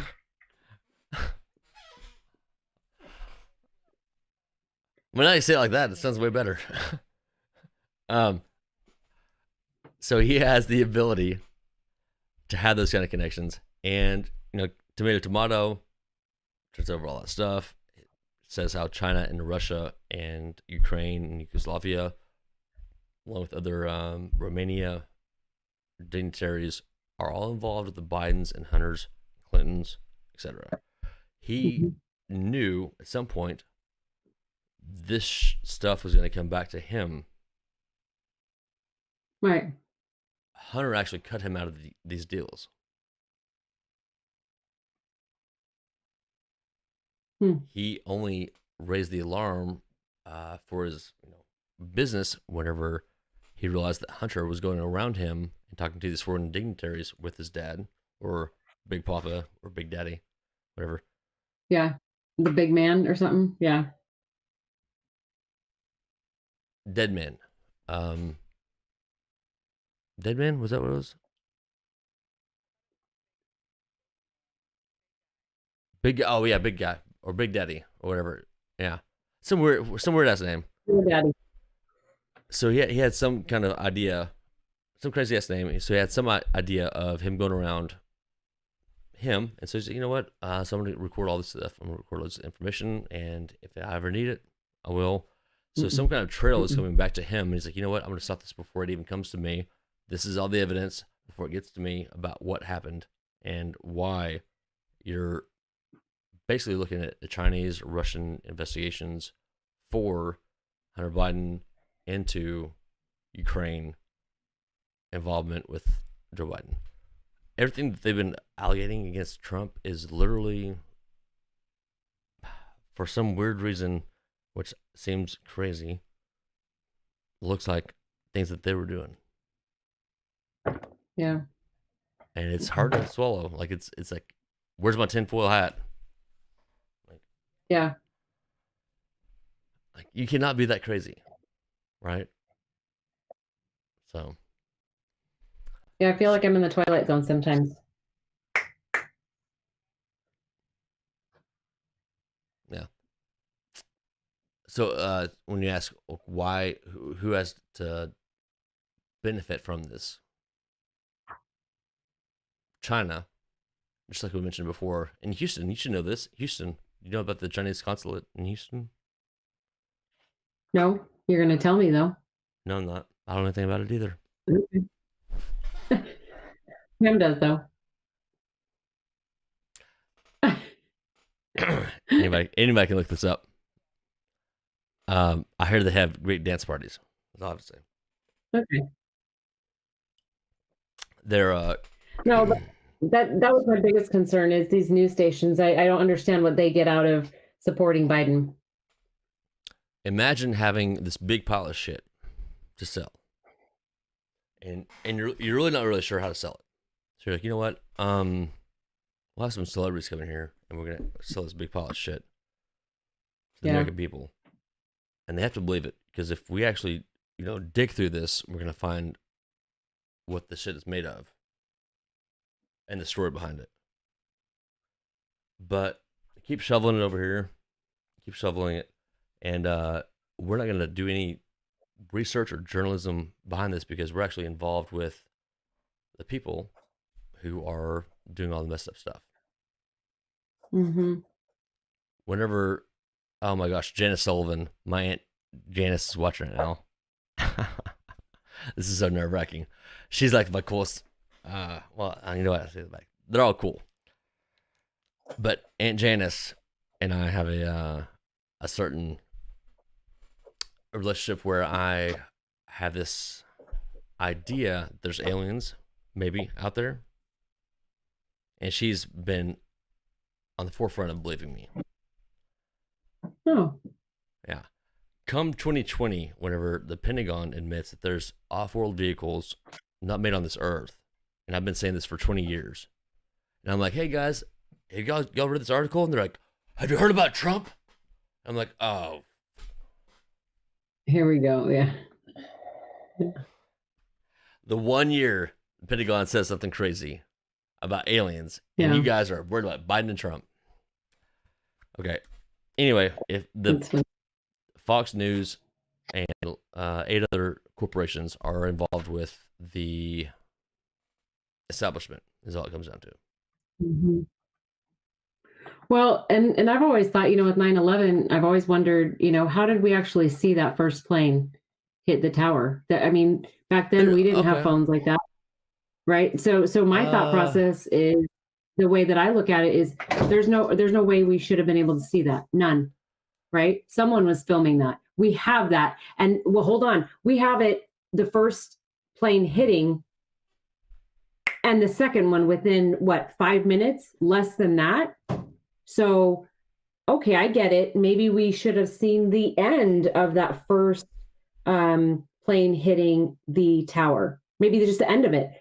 And then we could have seen the second one. If we saw the first one hit, here comes the plane. Hold on. So this is where the line between being taken seriously and not being taken seriously is very, very thin. We have to think about this. This is New York City. Do you know how many tourists in New York City? No, stop, Bobby. No, Stop. Think about this. I'll stop. Hold on. What's up? No, think about this. Okay, I get that. We saw it live. Not the first one. Okay, the first one okay, let me rephrase that. Okay. A lot of people are standing there, I guess, filming the Twin Towers for no damn reason at all. What I'm saying is within 5 minutes of the second one hitting, it is on national effing television. So I guess my thought process is... Are you questioning 9/11, Miss Stella? What's that? Are you questioning 9/11? What I'm saying is maybe some of these news stations go as far back as not 9/11, but way far back to hide certain things, which is why they have to continue hiding shit, because maybe, I don't know, somebody has something against them. That's what I'm trying to say. Maybe they have been hiding shit or fake news for so long that they can't just come right out and say what's really happening now, right? Can I play this I'm going to play something real fast for you. That makes sense. Did I just get shit? I'm playing something real fast for you. I'm scared.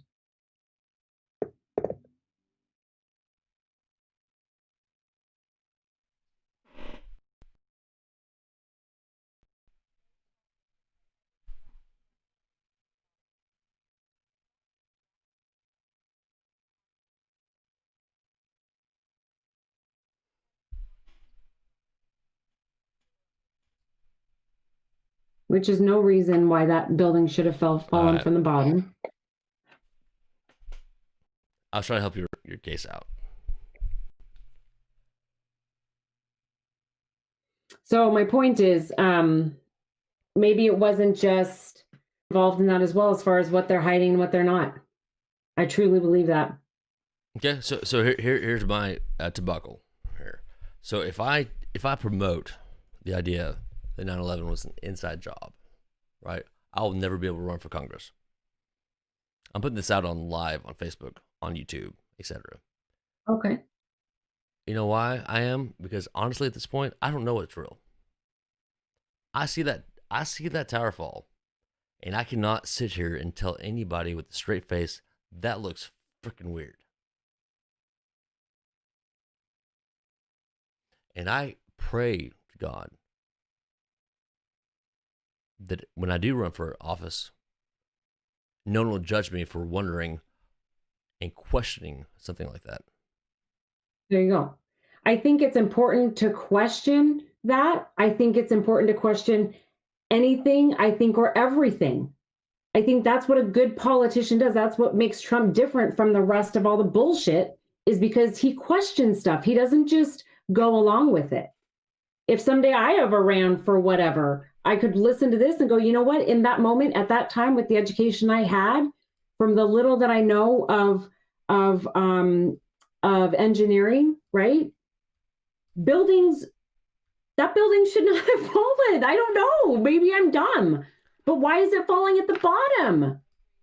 So hold on. So just from a civilian, from an average doinky American, that's watching whatever, okay, that's watched a little bit of Netflix and CNN and Fox News and ABC and all these other things. I just watch it and come up, just like every other American, I come up with my own little opinion and consider that what I believe in my heart, right? But I think it's important to question it. I think that's what makes us different than from communism, right? Is questioning shit. That's what makes us Americans. We question shit. We don't just believe it. We see stuff on TV, and I can't tell you how many things, even on Instagram, I'm like, now is that a real video or is that fake news? We can't even tell the difference of fake news right now. Yeah, I actually thought about starting that, like, on TikTok. Like, there's so many fake. For instance, last night there was a guy who said,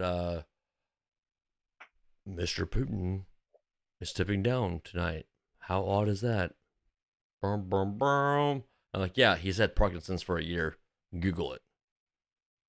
Shit wears down on you. Right? But on TikTok, those things are viral amongst young people. Like, oh my gosh, Putin stepping down. Oh, I've been guilty of it. That's why I know. That's why I know that like how addictive it is. Because I'm thinking, oh man, I would bite into this and share it and tell everyone like this is real. And the more you break it down, it's like, oh wait, maybe this isn't real. And so how do we separate ourselves between real news, fake news, and big media? Well, even if you study psychology, what is a memory? Both of you women are talking at the same time. Story of my life. Go ahead. Oh. Go ahead.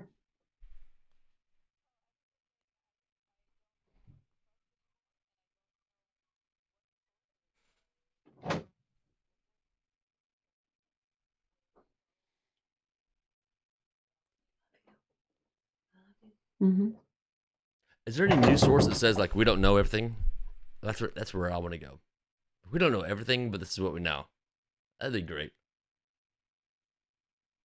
Well, I think there are people. I mean, I've listened to a couple, Charlie Kirk. There's a few people out there that will speak in podcasts and so forth who will say things like, this is what we've learned thus far, or this is what we understand thus far.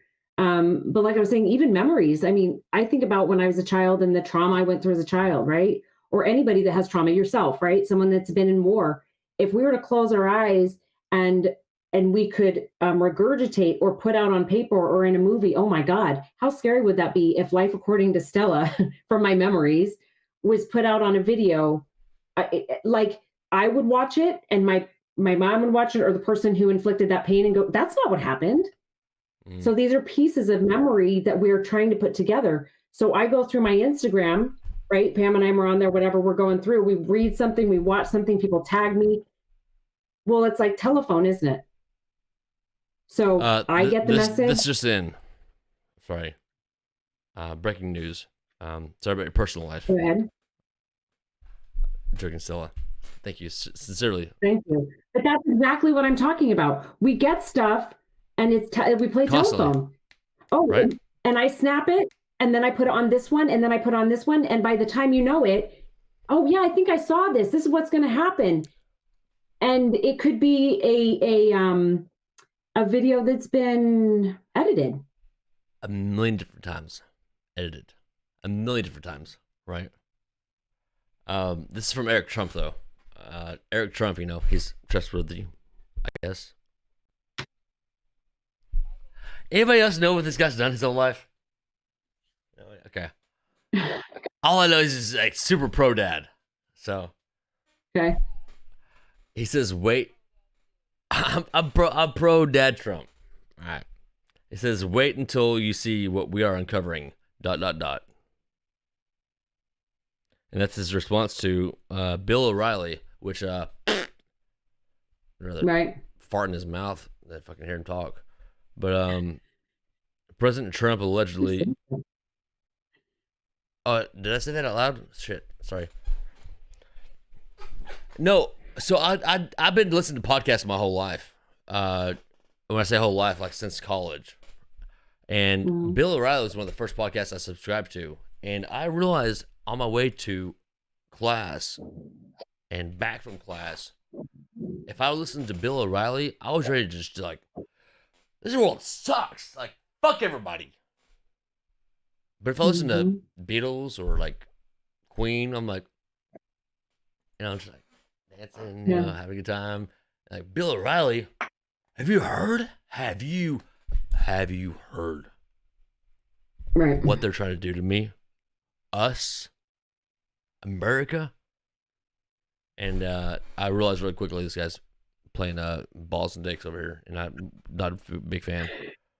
So, but Bill O'Reilly has that Twitter, unfortunately. It said President Trump allegedly massive election fraud. So here we go. The vote will be legally challenged all the way up to the Supreme Court. Georgia, Pennsylvania, and Nevada are flashpoints. He didn't write that. Can we all agree with that?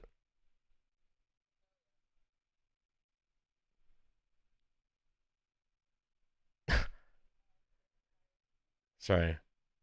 What? Can we talk about that for a minute? Like, why are like people who were in their 70s and 80s acting like they're tweeting stuff?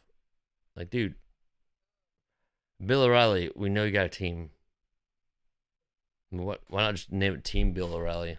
Like, Bill told me to say this. Anyway, not a big fan of Bill. As you can tell. That goes back to what I was saying. We have Twitter, which is right away with the comments, right? We have Instagram, we have Facebook, we have all these other sorts of things. Parler, right? We have that now. That's kind of like Instagram. But that said, it's we have all these different sources, all these different apps, and as soon as Biden says something, as soon as Trump says something, it's gospel. Now it's set in stone. So really, what is truth? You know what I mean? It's funny how they said that Trump wouldn't disavow certain groups of people, right? But yet he has constantly. over years and years and years. But no one will listen to him. I mean, so on and so on. So it's so frustrating because I can't even tell what is real and what's not anymore. I think that's scary. And that's what and so circling back all the way to what we were talking about, Bobby, in the very beginning was education. I don't even know where to begin with it sometimes. I mean, you take our history book from when we were in, I don't know how old you are, Pam, but I remember that 5th grade book.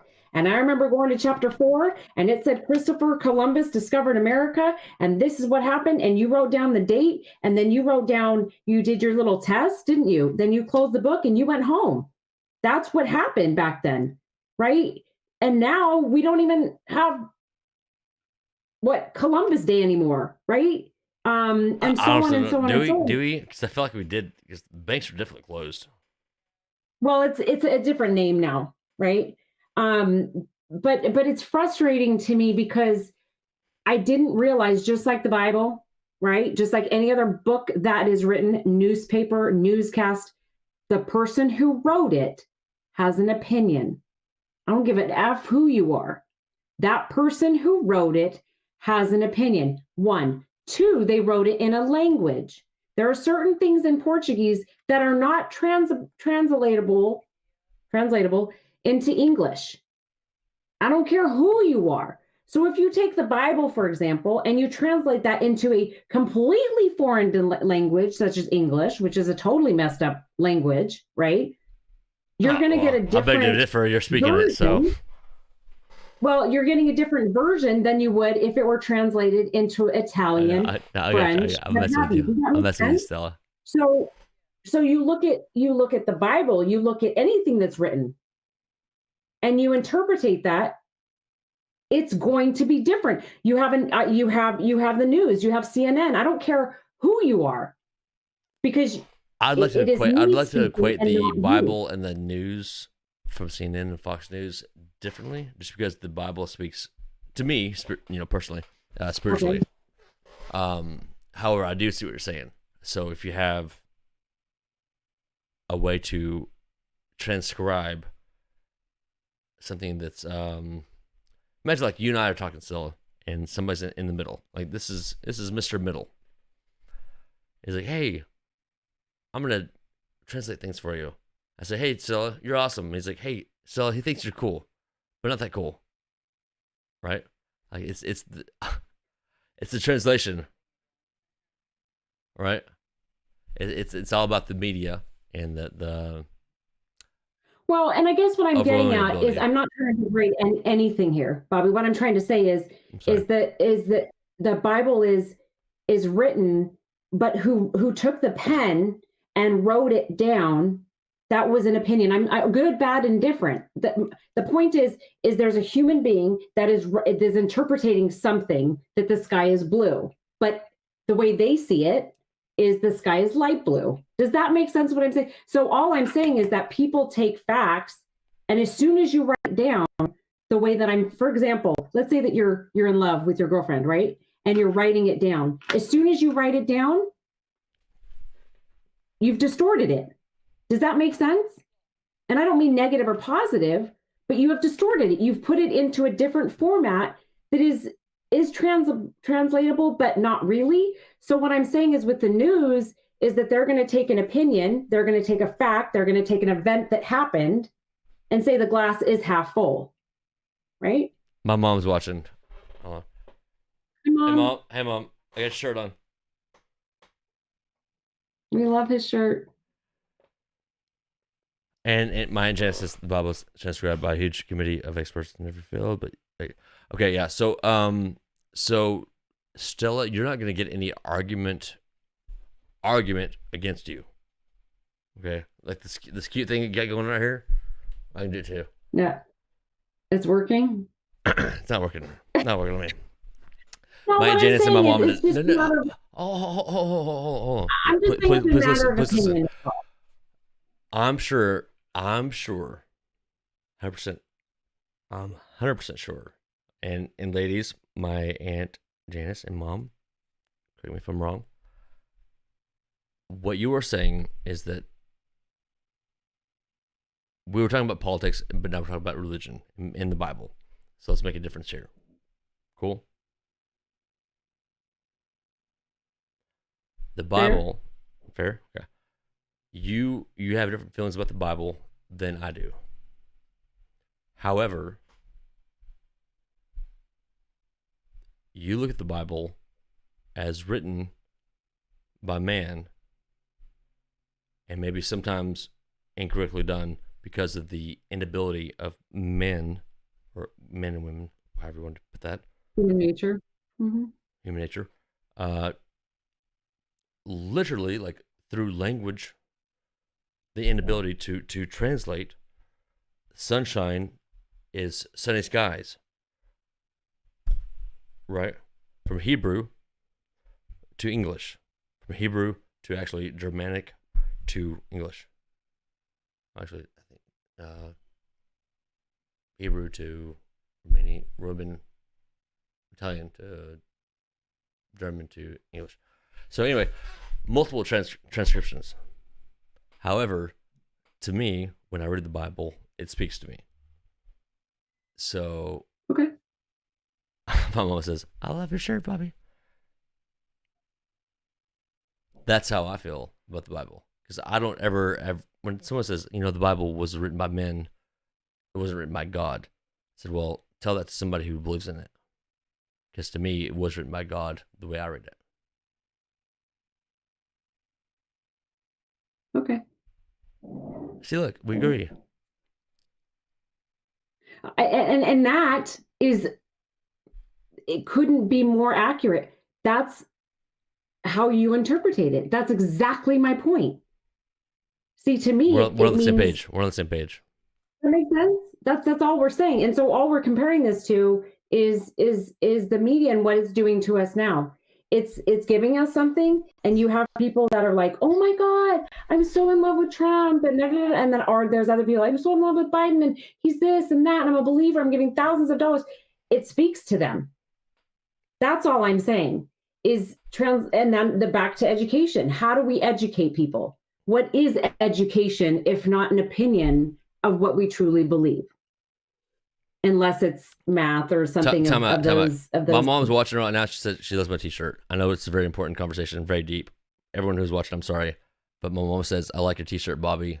And you ladies were saying how much you love the t-shirt earlier. Will you please tell my mom how much you love the t-shirt? I love the t-shirt. Yeah, they're saying that earlier. I think you should tell them. Okay, cool. I would buy one. See, I told you, Mom. Okay. All right. Back to the fact that we have to teach children, right?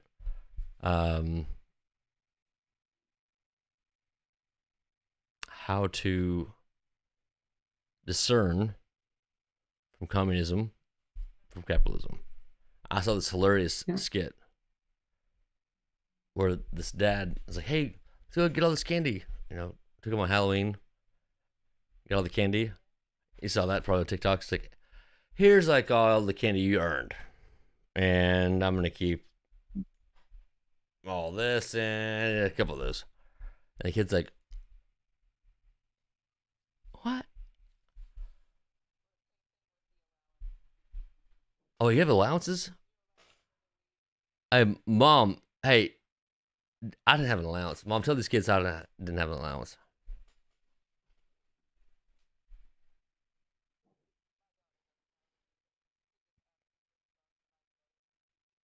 Oh, no. How about you, Stella? You have an allowance? No.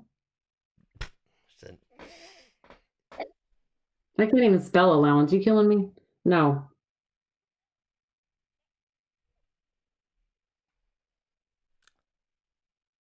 I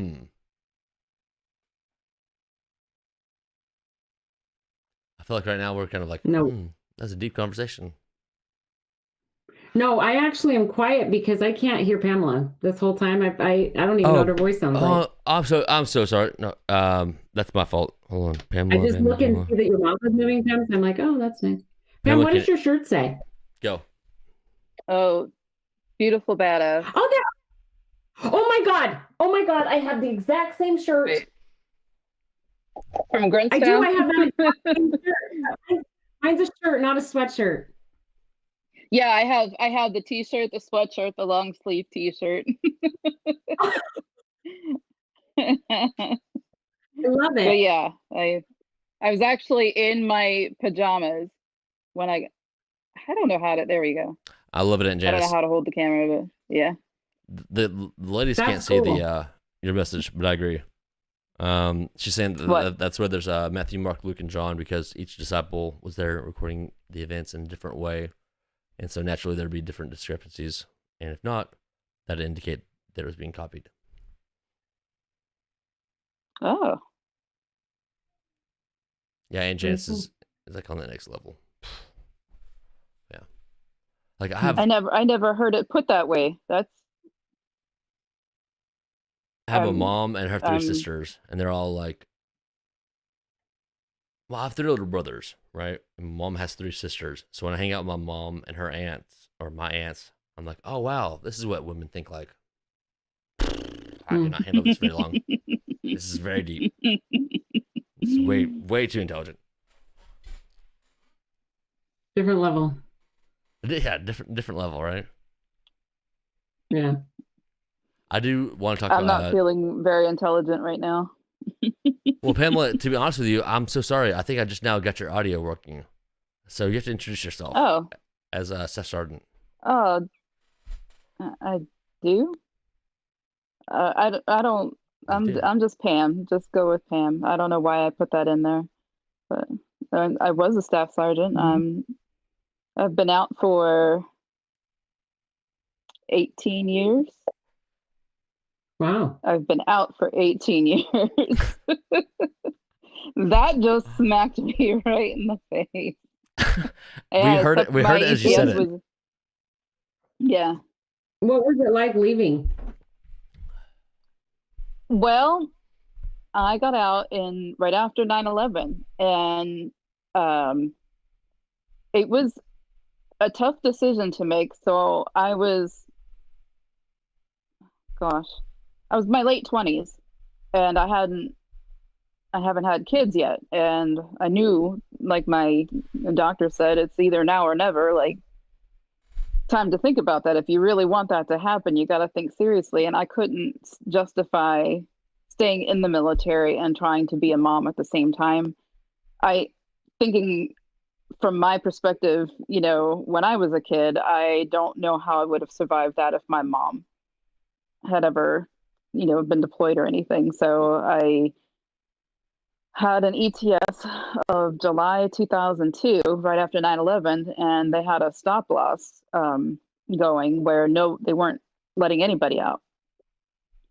And I thought, well, decision was made for me. I'm not getting out. And then they actually lifted the stop loss for 3 days, and my ETS fell on the middle day. So that was my sign from God.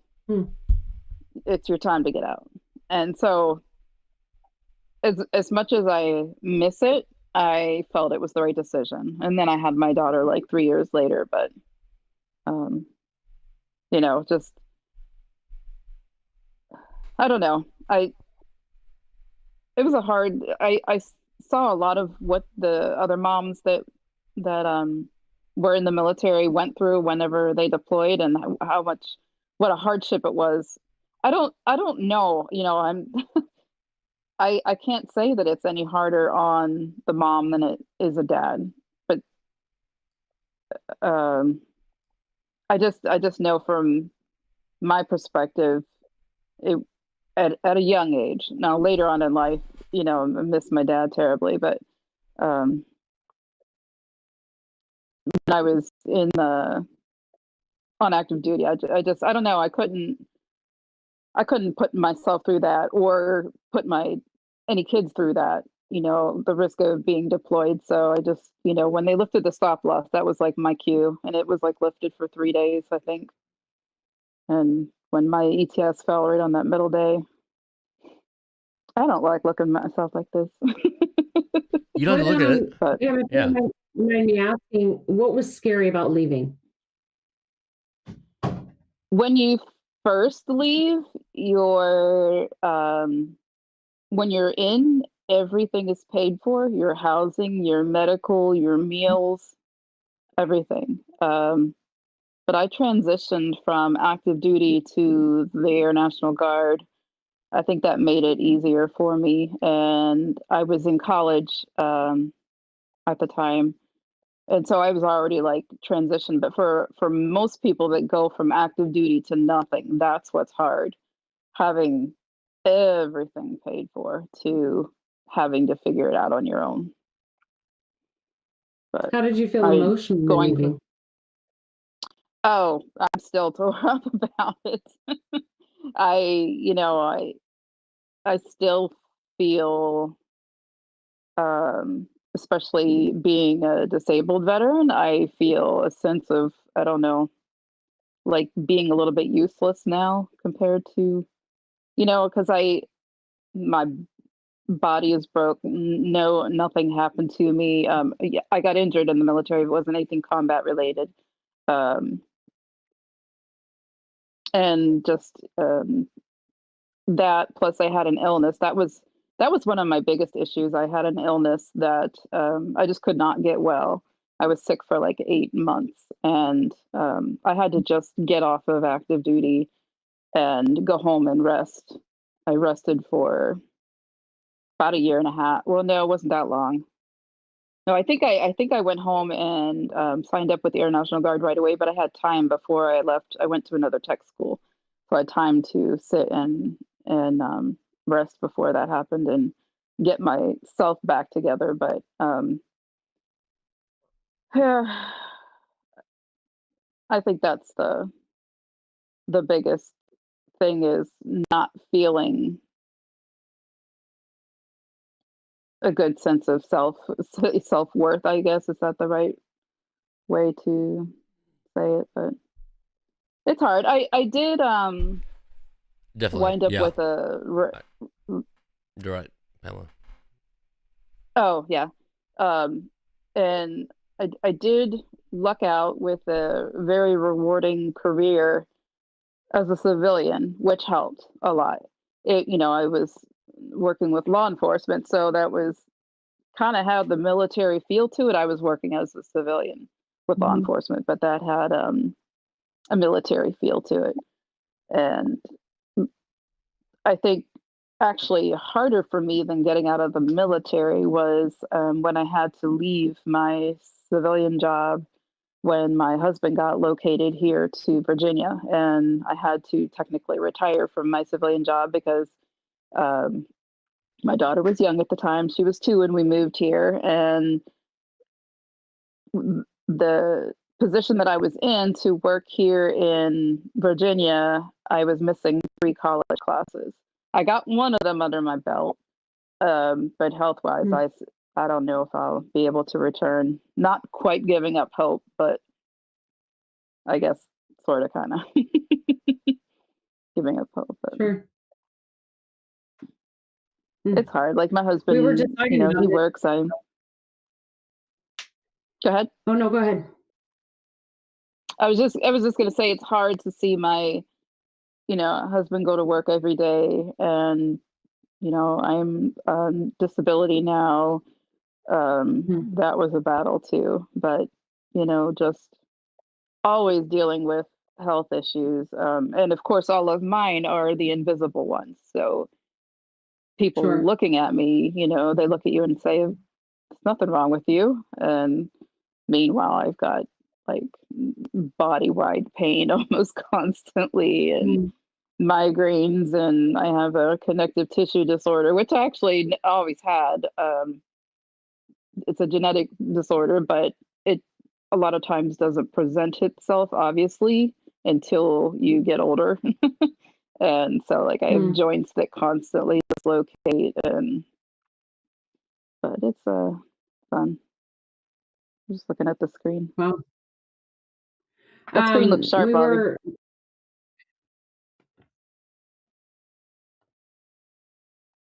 Go ahead, I'm sorry. We were talking, no, it's okay. We were talking about this before you had jumped on, and I'll go ahead and bring it up really quickly, just to address it. We were talking about communism, right? What's happening with the company or the country, where it might be going, what's the agenda, right, for Biden and the Democratic Party. And I was pointing out the similarities, not necessarily on purpose with an agenda, I just was pointing it out. I don't know a lot about the military. My grandfather was a general in the military. Wouldn't allow me to join. I tried.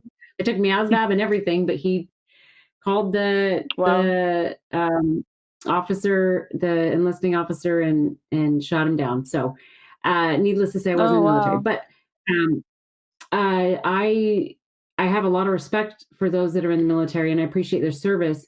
What I have noticed in the military, though, is the fact that the military kind of has that communist or socialist characters, in the sense that it tells you when to eat, where to eat, how to make your bed, how much money you're getting, your health care. It is all taken care of. And it's an enabler. Never thought of that before.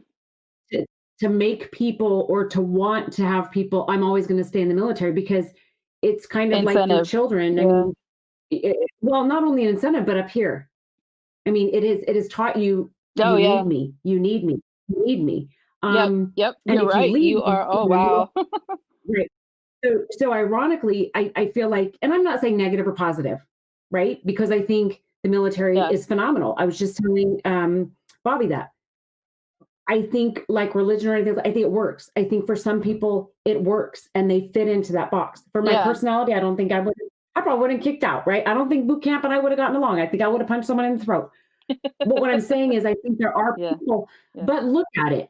You've got the military, you've got religion, you've got gangs, you've got family, right?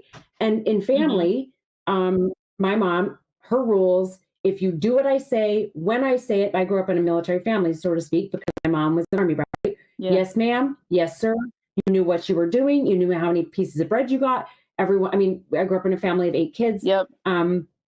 You look at gangs, there are rules and regulations, and that's what you do. And it's very difficult, I think, for our youngsters, back to education, what we were talking about, because I'm getting my degree in special education, right? It's very difficult for my 14-year-old, for my 9-year-old to look at communism or socialism and say, that's a bad thing. Yeah, you're right. Because you're right. Oh my God. You get sick in Brazil, you go to the doctor, you don't pay anything, you get the medicine, you go home. Yeah. Everybody is entitled to the same thing. That's how Sweden is. I mean, all these different countries. But that's why we left those countries. That's why we left Brazil. That's why we left Mexico. That's why we left Cuba and El Salvador and all these different countries to come here and have this freedom. But just like even, and I'll go as far to say prison, is very communistic socialism, where they tell you when to eat, how to eat, what to do, when to dress, what to say, what you can't say. And there's hierarchy. Yeah. Right? Yep. That's exactly what that's almost the definition of those. So of those two words, and I'm not saying that's negative or positive. In some societies, in some groups of people, it does work. in America, it works for some pieces, right? Yeah. Absolutely. Yeah. But for others, it doesn't. And I think when we educate our children, because Bobby asked me, said, how would you teach that to young children? Well, you have children, Pam, right? So when you're all working, when there's a party, right? A birthday party, should we have pizza or hot dogs? Oh my God, it's like World War III at my house. Like all the neighborhood comes over and, well, we should have this. Well, I want this. Well, what do? We take a vote. Yeah. So if I were teaching kindergarten and I'm trying to teach the difference between socialism and communism, socialism, and basically capitalism, yes, but also the difference of the ability to choose and the ability not to choose. Okay, because somewhere in the Bible, even, right, there was Satan's plan, which was everyone's gonna do what I say, and then there was Jesus's plan, right? So you have these two, you have a Jesus and you have a Satan, and Jesus now makes us all free, right? So we can all make different choices, and Satan makes us do everything his way, right? If you will. So I guess what I'm trying to say is to teach at a very young age, children, one, listen to your heart, because ultimately it doesn't matter what you're taught, that's what you need to listen to your heart. And then two is there are certain people that have to have rules every day, right? And so you have to figure out what kind of person you are. But I want to enable my children to think for themselves, to question 9/11, to question the military, but the military doesn't give you a lot of room for questioning, does it? Nope. No. There are politics. No. You open your mouth too much, you'll get kicked out.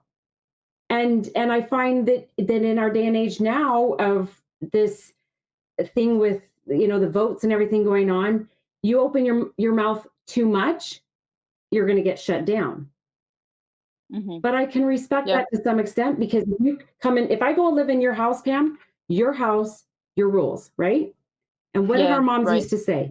You don't want to live in my house and follow my rules? Get the fuck out.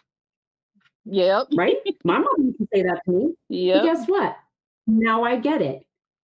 But we also have to teach our children too, is communism, is socialism, that mentality is a good thing, but we want to have a good value of it.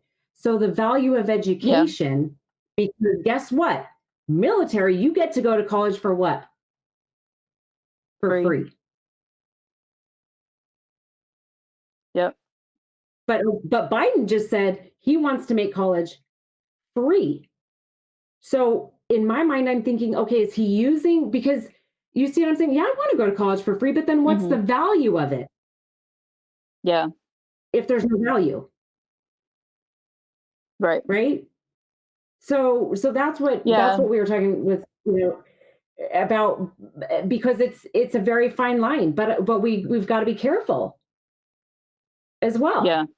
I've heard a lot of people say that, it should be mandatory for young people to have to serve our country like other countries do. And I said, speaking from somebody who was in, and for a lot of people who are in now, we wouldn't want anybody standing side by side if they didn't want to be there. Yeah. Yeah. And it takes a different person. That's why you guys go through 9 weeks of boot camp. You're trained how to have to, you're not manipulated, but you're trained to understand how to kill. I mean, there's some sort of psychological, change in your brain, and you have to. Yeah, there is. Yeah. That's what military is. Yeah. Yeah. But that's what Bobby, you can chime in anytime, but that's what he and I were talking about prior to the phone call. Where'd he go? When you popped in. I don't know. Yeah, I think I popped. That's right when I popped in. That's right. Yeah. But I think it's important to. I'm here, ladies. I was letting y'all take control of the situation. I know as a man when to butt out and let a good conversation go. No, go right ahead. I feel like I want my image to be in the background of all of it. Okay, you know what?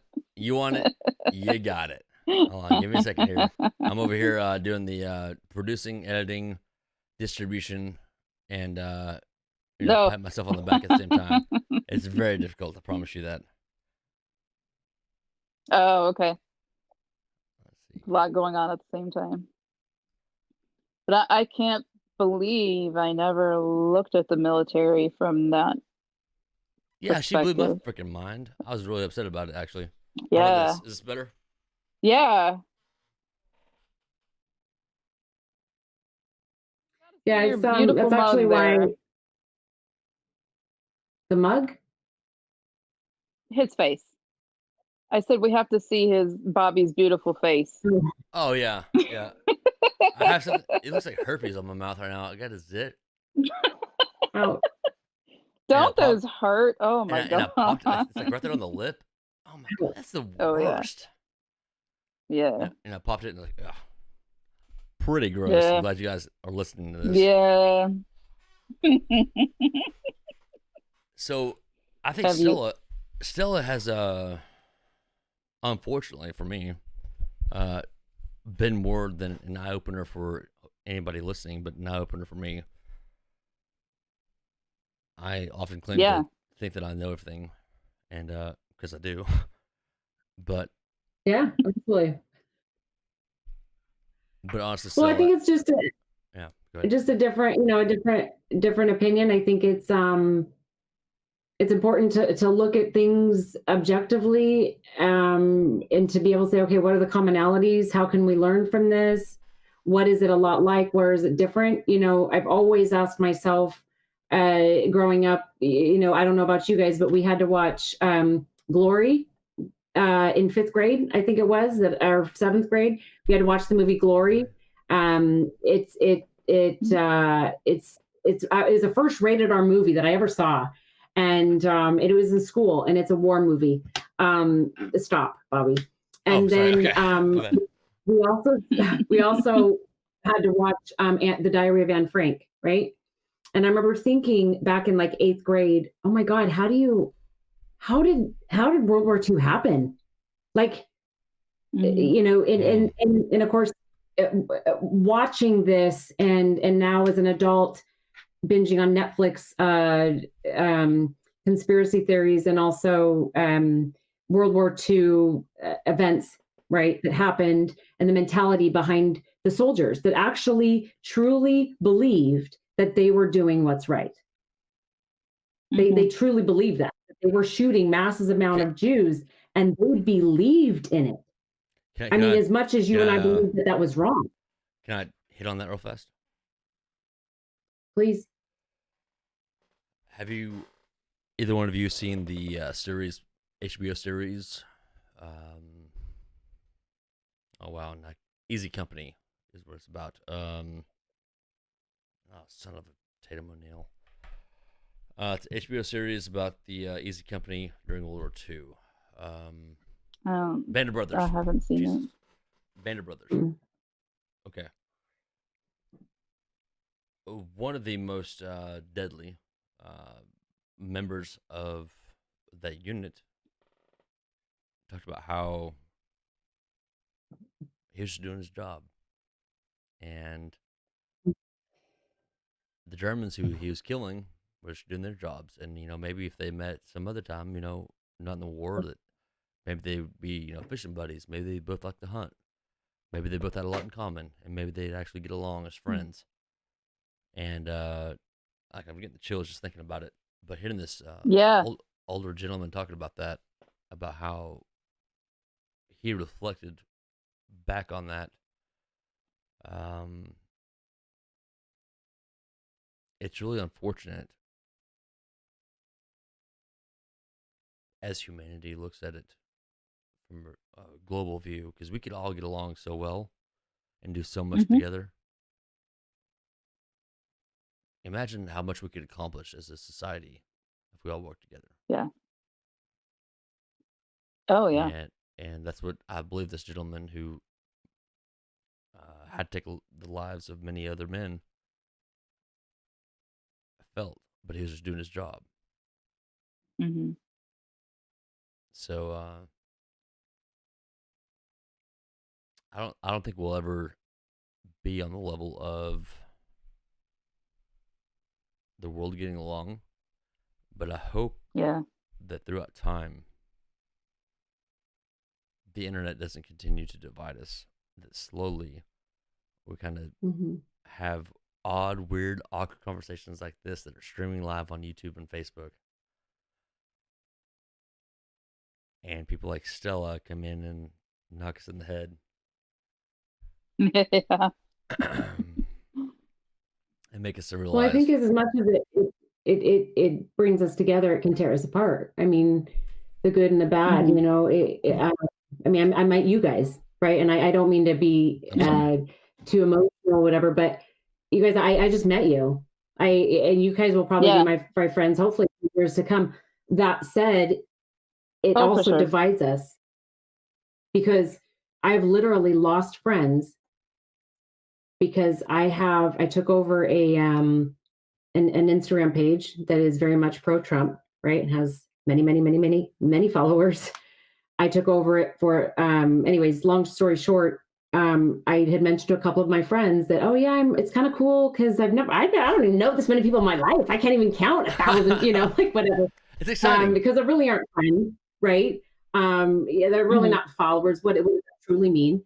But it's, but we base our, you know, I got this many likes and I have this many followers. But really, when you put all that away, you have your 10 friends that we know and love and care about. And those are who I really, truly want in my life. But my point is, you know, I took over this and I explained to some of my good friends from high school, from college, that I took over this page. I'm so excited. And it's so liberating to see America, come together as one. Like, we have so many people that are conservative and I don't believe in God, but believe in God and are conservative and love family and love pro-gun and anti-abortion. Like, I love seeing people come together for one cause, right? And I think that this is truly not divided our nation in a negative way, because I think that's the beauty of America. But I get chills watching the Trump train. I get chills watching people unite together. And, you know, when whoever in California said you can't pray together, whatever the hell they said, and you see all these people in California get together and they're like, I don't even know how to be like a born again Christian, but like all these people like, oh God, you know, and they're singing praises and stuff. And I'm like, this shit could never happen if we didn't have this negativity or this issue happen. I mean, okay, civil war on the internet or whatever they're calling this, you know, once whoever becomes president, it's truly bringing people together. I truly believe that. And they're fighting for what they believe in and their cause, regardless if it's good or bad. I embrace that. And that's powerful. I 100% agree with you. I lost just a few friends in this, but gained a ton of people that I now consider close friends, not just the likes and the followers on Instagram. I only have like, I don't know, 250 or something like that. Everyone agrees. Those don't count. Like, I'm talking about people that I've had conversations with before, you know, people that I could pick up the phone or go on Instagram and call either one of you and you would answer and we could have a conversation. And I didn't have this with you guys before. You know, I was telling Bobby the day that Craig and I met was just because of a comment. I saw one of his videos popped up. I felt compelled to say something. It was just a few word comment. And then so many people chimed in on my little comment. I think I said it was the one about what's his face, Conscious, whatever the hell his name is. I don't want to.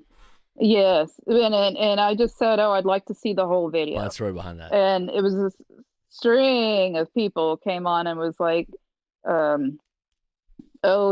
he tore Craig's butt up and da da da da. I'm like, that is not what I saw. And I never replied to anybody on there, but I was so bothered by what people were saying. So I'm bad typing a DM to Craig, like, You're basically saying about to break your phone this is what I saw while you're from typing, right? You're like, right. And I never talked to the guy before in my life, and he called me right as I was typing. And I was like, there was some connection there. Like, why would this guy who I do not know pick up a phone and call me? And then we talked for, I don't know, a couple of hours, hour and a half or something. Never talked to the guy before in my life. yeah, I've we'll never probably been never able talk to to- Craig again either because he's so famous now. Oh yeah. No, I'm joking. Craig, man, it's so weird. It's so weird how all this kind of transpired. Yeah. Consciously, so I grew up in Oklahoma. Consciously is from Oklahoma. Yeah, Pamela, easy on that. Don't throw up in your mouth real fast. Sorry. And in case anybody who's wondering right now, Miss Stella and Pamela and I, we are active on social media, and I understand, and probably they understand, that if you do not think social media is a reality or you don't put any weight into social media, that's fine. I myself, I do. Not for me, not because of me, but because I see future generations and young people going to social media like I did to video games. Like my brothers did to baseball players. Like my dad did probably to, White Herb. I don't know. Yeah. My dad's not that old. I'm kidding.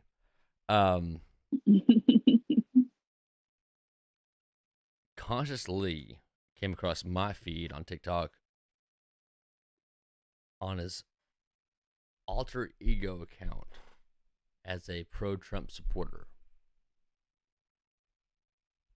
Secrets out, consciously hates Trump and all things conservative and all things American, in my opinion. Yep. In fact, you know what? I'll pull up his website real fast while I'm talking about this. So, I had He was the opposite of uniting.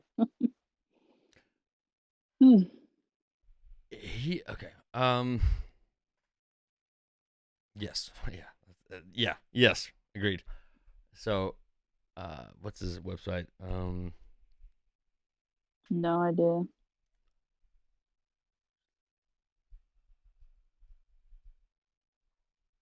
Yeah. Are you talking about his YouTube? Oh, okay. So my biggest concern when I saw his pro-Trump website or TikTok was him masquerading around in a, where's my Trump hat? Oh, I look like an idiot in hats, so I don't really have it handy. No, Anyway. you don't. Oh, this one I look good in. That's what I'm wearing it. No, so he's wearing a Trump hat, but it's like "Make America Great Again," but like all messed up. So I saw it and I was like, that hat's really weird. And I saw how he was. I never saw the hat. He was overly in this alter ego account. I think it's called the Conservatively is what he called it. He was GeorgeLeeSpeaks.com. Check it out. Let's do it. What is it? George Lee. I'm gonna pull up real fast for everybody. Hold on. Okay.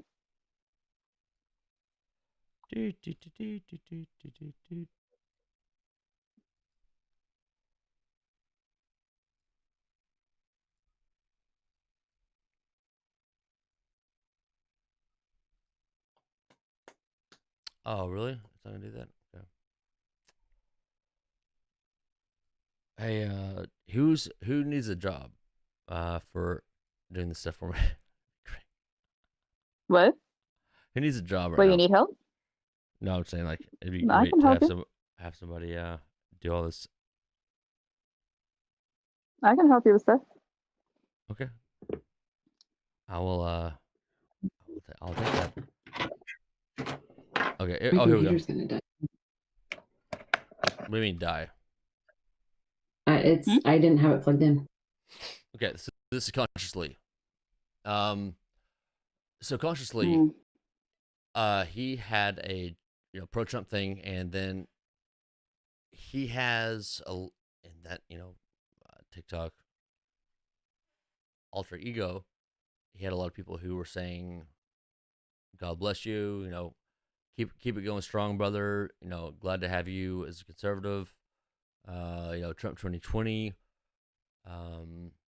He maybe had 30 or 35 videos before he finally put out on his real TikTok, Be Consciously. Hey, I made that alter ego to show how racist Trump supporters were. Wow. Okay.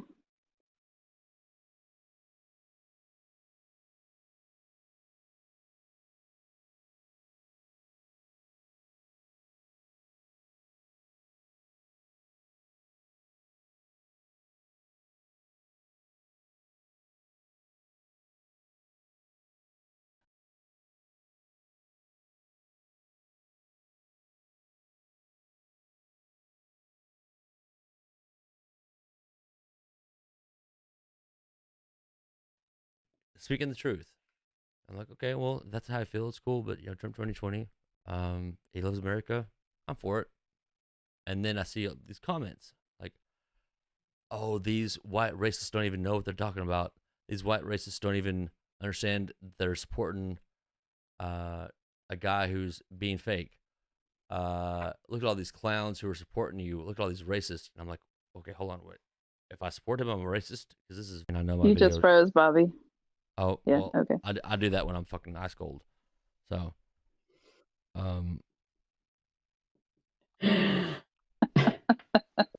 hey, sometimes the truth is cold, bitch. Sorry, I didn't mean to say the B word. Mom, I'm so sorry if you heard that. I didn't mean to say that. So I saw this and I was thinking, oh my gosh, what is going on now? And then I go to his real account because I, counterintelligence. I understand how internet works. And then he says, yeah, so I created this Trump account just to show how racist Trump supporters were and how bigoted they were. And then I go back to his Trump account, pro-Trump account, and I'm thinking, okay, well, let's see all this racist stuff. Like, oh my gosh, what have all these white people said in Oklahoma? My family's probably commented on it. Like, this is going to be awful. The worst things were said by his supporters. Yeah. The worst things were said by people who didn't know that he was actually playing a trick, calling him a racist word for a black person who's a conservative. Oh, yeah. I love that. There's like 5 or 6 of them that just make me cringe. Yep. And so I go back to his page and I'm thinking like, well, surely everyone's like crap. So we're the racists. Yeah, right. We can't even say the word. That's how evil we feel it is. Well, I'm not talking about the N word. I'm talking about like the. No, I know what you're talking about. I know exactly what you're talking about. Yeah, it's just evil words. Makes me cringe. Makes me cringe. So everyone's supporting him. So I was thinking, okay, well, surely this guy's a nobody just trying to start shit. Yep. Surely. And then I'm like, oh.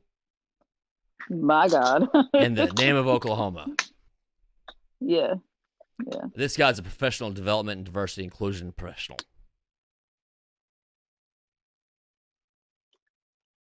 Well, and that's why not from my perspective. What's that, Stella? Yeah. Well, I mean, professional development and diversity. I mean, that's exactly what he did, guys. I mean, let's not be surprised. He's very good at what he did. That was, if you're trying to get, you know what I'm saying? If that was his end game, he knew exactly what the hell he was doing. He did his job. At what? That's what he's good at. He did it to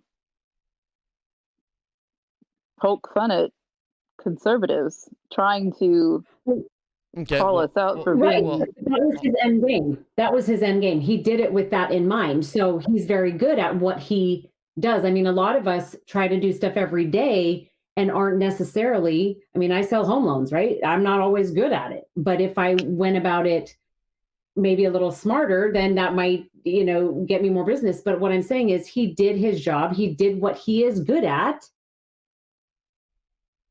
Not in the right way, but he got his point across, right? So essentially,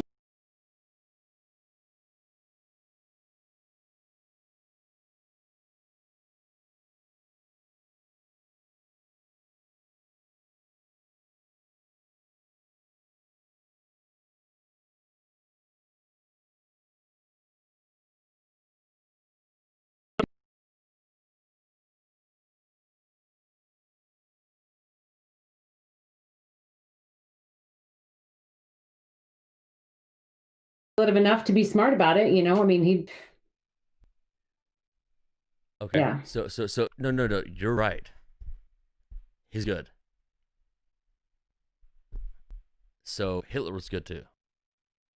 Mm-hmm. Back to our point, the very beginning, or just a few minutes ago, guys, that watching this in 5th, 6th, 7th grade, the Diary of Anne Frank, and thinking, what the hell? What kind of idiots were those that they're going to follow stupid Hitler and kill people? Like, who does that? How do you go into a city and get all the Jews and all the babies and all these mothers and children and then burn them all or shoot them? Can we all just say that? Can we just say this? Work this out together. Unconscious consciousness of implicit bias workshop. What in the fuck is that? Where are you looking? I can't. Yeah, I can't either.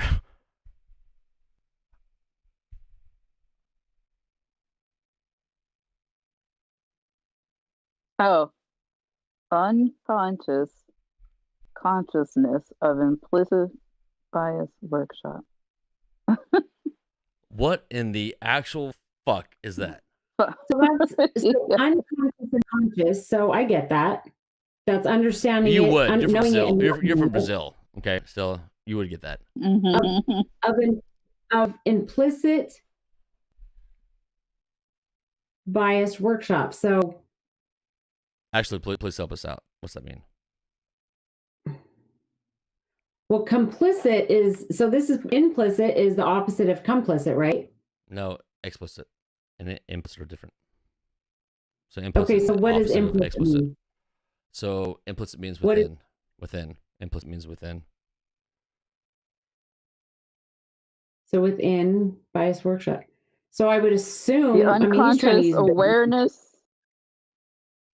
The unconscious awareness of implicit bias. Is that what he's basically saying? it's probably a workshop about how we're conscious and unconscious of being biased at times. That's a lot of words for. Well, let's continue on. Unlearning racism workshop. Oh my God. You guys remember that one racist dude who showed up to the unlearning racism workshop and was like, oh my God, implicit bias and consciousness workshop. Because now I know that unlearning racism was the right way to go. Sexism, fuck women, right? Like, I'm tired of women. Oh my gosh, then all of a sudden I went to this learning thing where it says women should be respected. And then all of a sudden I'm 40 years old and I started respecting women. Anything. Oh my God, thank goodness someone came along and gave me a 1-hour lecture about how not to treat women like shit. I didn't know what I was going to do without it. Yeah. Unlearning ableism. That's the one that fucking kills me. I'm sorry for my language on this one, but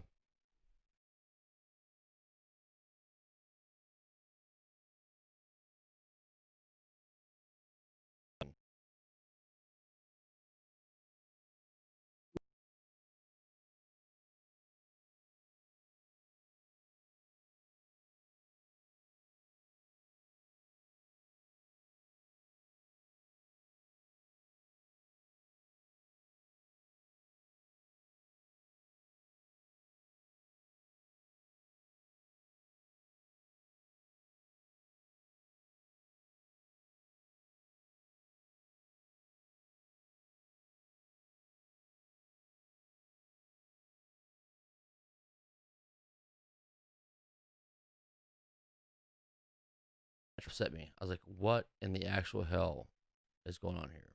So I contacted Craig, and Craig said, hey, you know what? I love you. You love me. This guy that you're talking about, without knowing who the fuck I was talking about, Mm-hmm. he said, don't worry about him. I was like, Craig, you don't understand. This dude's in Oklahoma. I'm not sure if anybody else saw the Oklahoma Trump turnout, but every county was red. Mm. This dude is going around pretending to be a Trump supporter. Yeah. Like, I'm gonna leave that how it is. And it's very, yeah. Well, let me do one more thing here. Let me go to the bout. And I'll watch all of his videos. What privilege and what fragility. Can you guys hear that? No, I didn't. You cut up a little bit. Can you hear it now? Yeah. Oh, the video no, playing? I No. can't hear that. No. No, I can't hear it either. Okay, well, good. I'm trying to find a certain part here. Because I never heard about what actually white fragility was. But let's see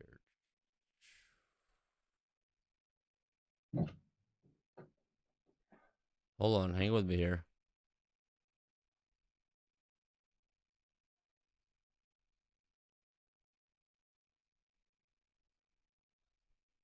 Give me a second here. Mm-hmm.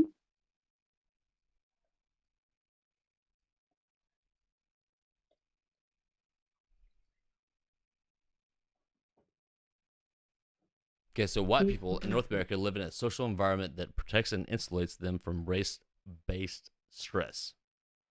Okay, time the fuck out on that first fucking sentence. Can you repeat it?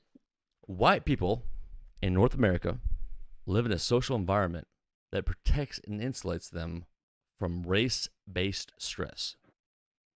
Do I seem stressed right now? Mm-hmm. Well, I'm going to go ahead and say this argument right here is won by me. What's that? I won the argument because he's saying that white people Oh, don't yeah. have stress from race. And I'm saying, do I seem stressed right now? Yeah. And you guys are like, definitely, Yeah. this dude seems fucking stressed. Yeah. Yeah. Right? Yeah. And then he continues, oh, you guys can't see this. I'm so sorry. Oh, I'm an idiot. I get so, yeah, it's the first time I get really heated on this. All right, so then he goes into this insulated environment of racial protection. Racial protection builds wide expectations for racial comfort, while at the same time lowering the ability to tolerate racial stress. Stella, as somebody who is fucking like the opposite color of I am, because I have like zero pigment, you look like you have Same. more than me. Yeah, Pamela, no offense, I didn't want to call you out on that one. I'm well aware. The hell is this guy talking about in this? Can you read that close enough or no? Yeah.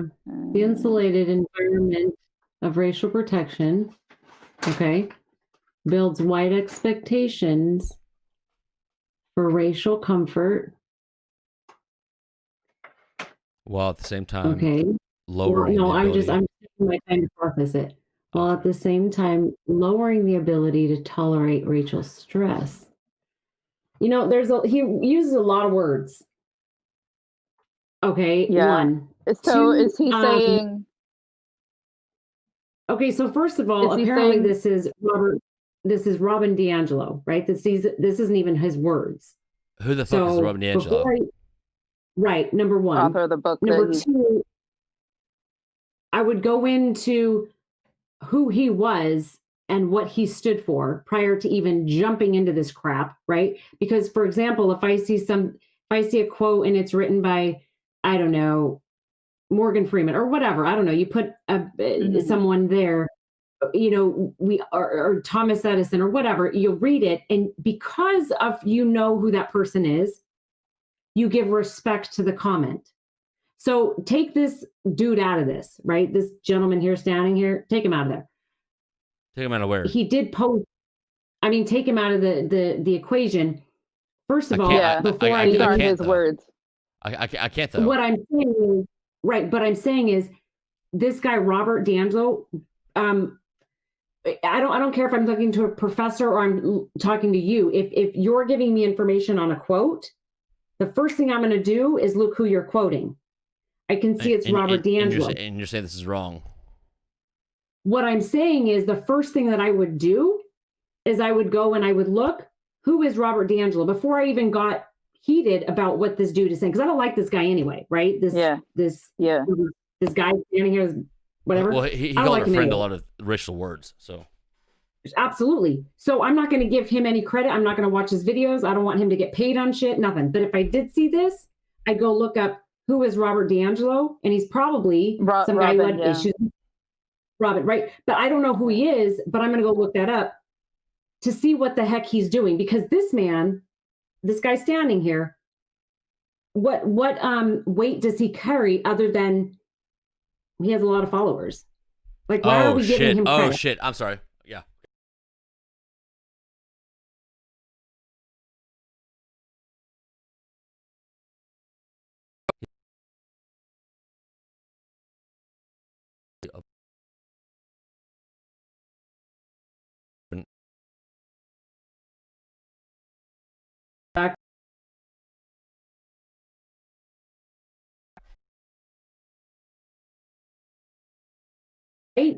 To come basics and say, okay, what can I do to change it? Because I'm gonna be honest with you right now, Bobby, the fact that you're going and watching there's people who hate me.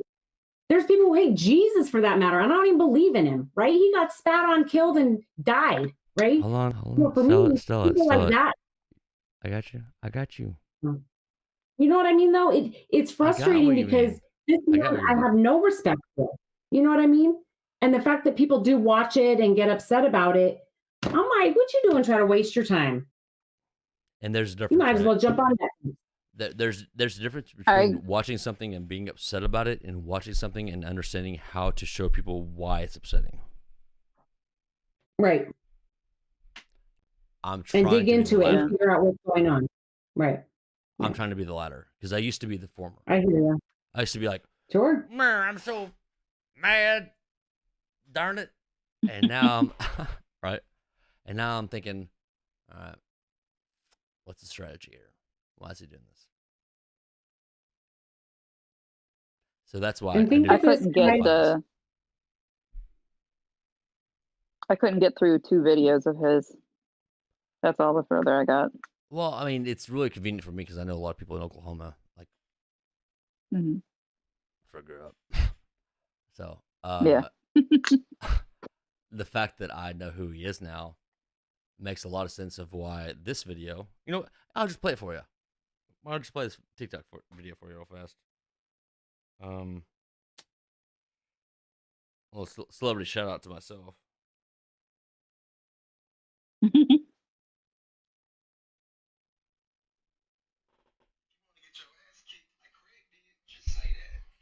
Hold on. Let me, You know what I'm saying? If you want to get your ass kicked like Craig did, just say that. Leah, I appreciate the offer. And, I was looking through your website. I didn't really see any services that offered ass kickings. But, it's 2020. I guess anything can happen. I hope you have a great day. Go Pokes. Do you know what I'm saying? You know what I'm saying? If you want to get your ass kicked like Craig did, just say that. You know what I'm saying? You know what I'm saying?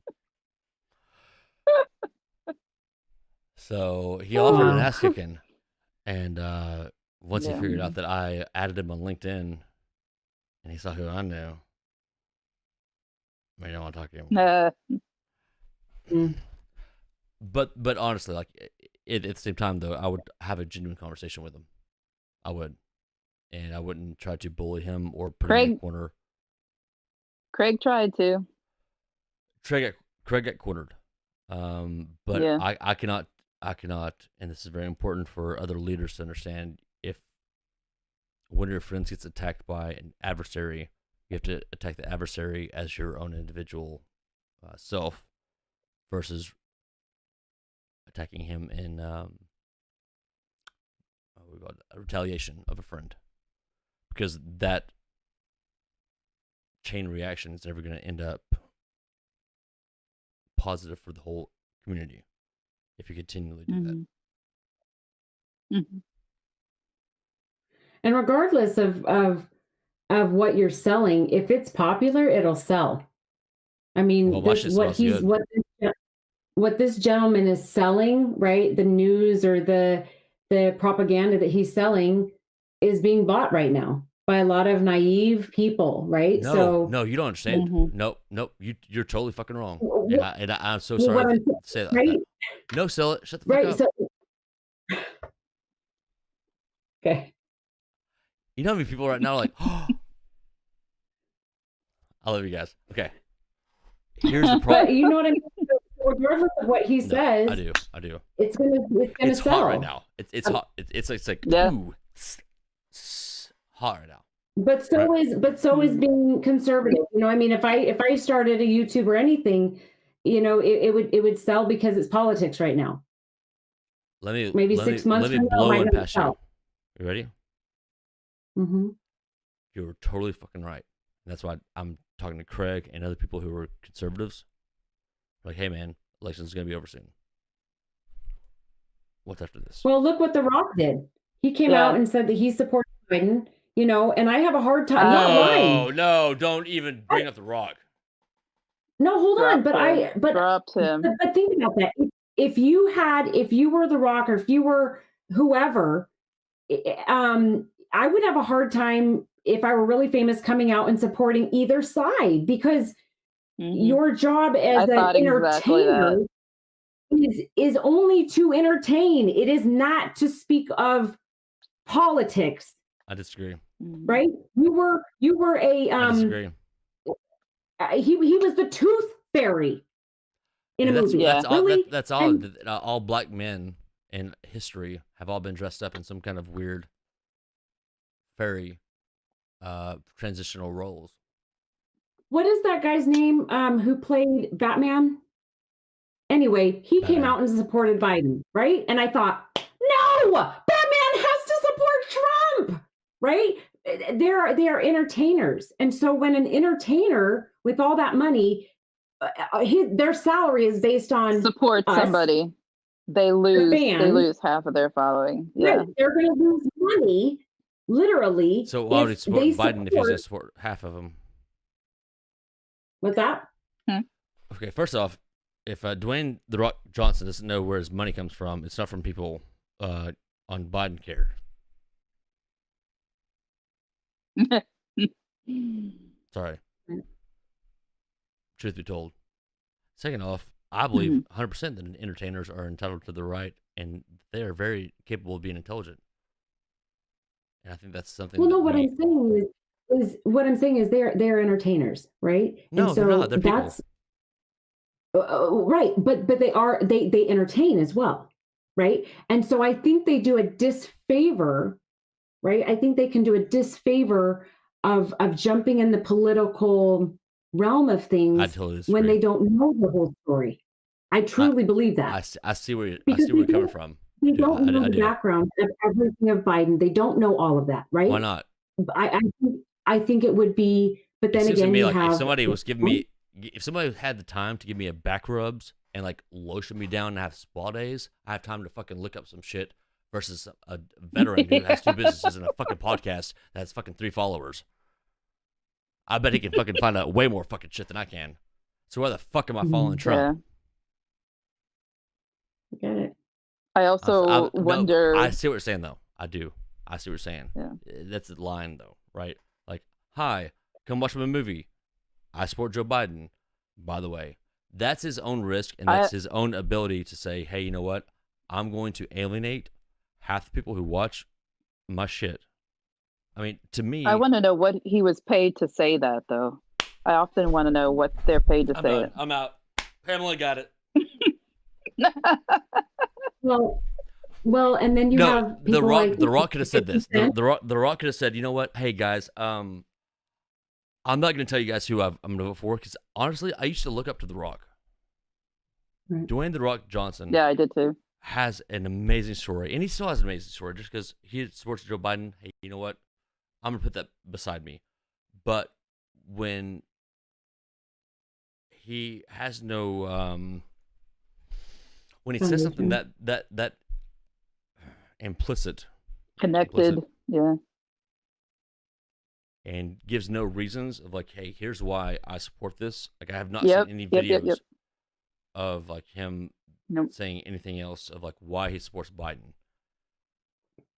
That to me, he doesn't understand the weight he carries amongst people that follow him, and that's troublesome.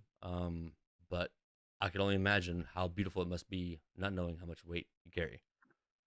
So I can't judge him.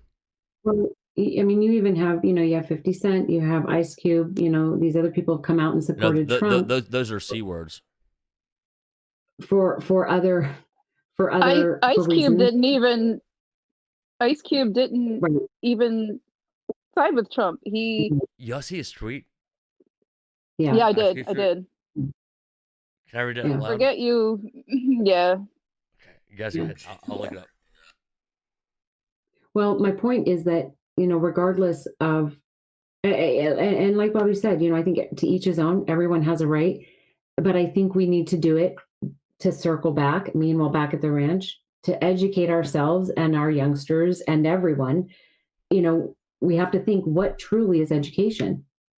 I mean, am I a smart person because I can read tweets and I've memorized them and I know what quotes are and this and that, and I can rattle off dates? What makes us educated? And what does education mean, right?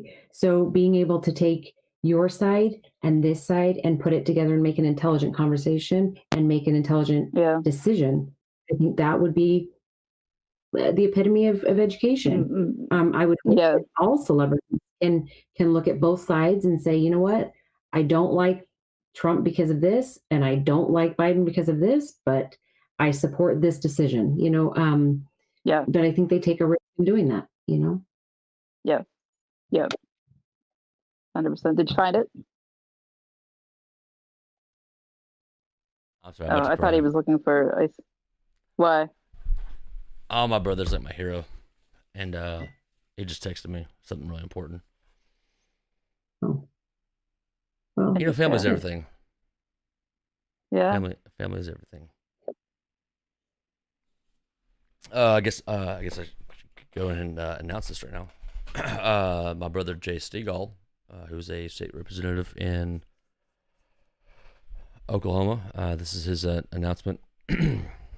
Fellow Patriots, join me tomorrow, November 7th, on the steps of the Oklahoma State Capitol at 1 p.m. Central Time. We will be standing together as Oklahomans, calling on officials of other states to exercise their duties of ensuring honest, fair elections. And State Representative Jay Stegall, my brother, I'm more handsome and funnier than he is, but anyway, he's older.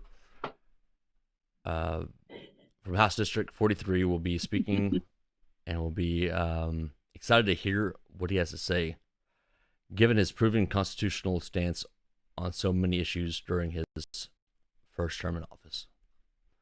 He got elected to his second term on Tuesday. Oh, nice. Congratulations. Yeah, big congrats. Thank you. Wow. Well, not thank you. He will say thank you. Yeah. And so he said, I'll be speaking at this event tomorrow, which should be part of our, should be about an hour, and this should be part of our podcast on our page. And I've been, I'm about to cry. Anyway, he's been a huge part of my life, and I've been trying to get on this podcast, and for some reason, we knew that there'd be a certain time that we should do this, and for him to text me that right now, it's kind of like, that's awesome. Yeah. Congratulations. Yeah, I'm way cooler though. Jay. Whatever. Cool. All right, so tomorrow, podcast. Yeah. All right. What time? Very good. 1 p.m. Central? Yes, ma'am. Okay. And I'm super excited to see what he has to say about so he did the first anti-red flag law. I'm not sure if you guys know about that anti-red flag law. Mm-mm. Yeah, we've been doing a whole bunch of politics stuff tonight. No, I did not know that. Yeah, he was the first person, I guess, the author in the House of Oklahoma. It was written by Senator. He told me his name. I'm not gonna remember right now because I'm kind of emotional. But anyway, in the nation, him and this other person authored the bill. The other person came up with the bill. He's co-authored it in the House, and that's why a lot of people in the Republican GOP arena, in my opinion, have won in the House of Representatives is because of the anti-flag laws that have been implicated, hence from them making that law. So, not sure if that makes any sense right now. I'm super emotional, so I'm just gonna stop talking. It makes sense. Yeah. Yeah. I hate you, Jay, so much. I think I'm gonna. Are we done here? I was just gonna say I gotta run out on you guys because I just realized I have a meeting in the morning, and it's almost 1 a.m. Right. It is. It's 11:45 here, so that's Hey. what Bobby talks a lot. 12:46 here. Hey, I got things to do tomorrow. We all get off the phone with me. I know, right? Yeah. Hey, Well, thanks, guys. This was awesome. Let's do this again soon. Yeah. genuinely, This was fun. Pamela, Stella, thank you so much for coming on the podcast, and for everyone Thanks watching, for having me. I appreciate it. You guys, please send me your links to your businesses or whatever I can do to return the favor to you guys taking time out of your day, out of your evening, to come on the podcast and share your stories, please. And we'll be sure to put that on here. And everyone else who's listening to this, click on that shit. Follow them. If they follow me though, and there's something shady going on, it's not coming through. My page is private. Okay, fair enough. All right, guys. Send me a message and say that they saw me in show. All right. Well, God bless America. Yeah, you too. You too. Trump 2020. Peace. Trump 2020. I was gonna say America 2020.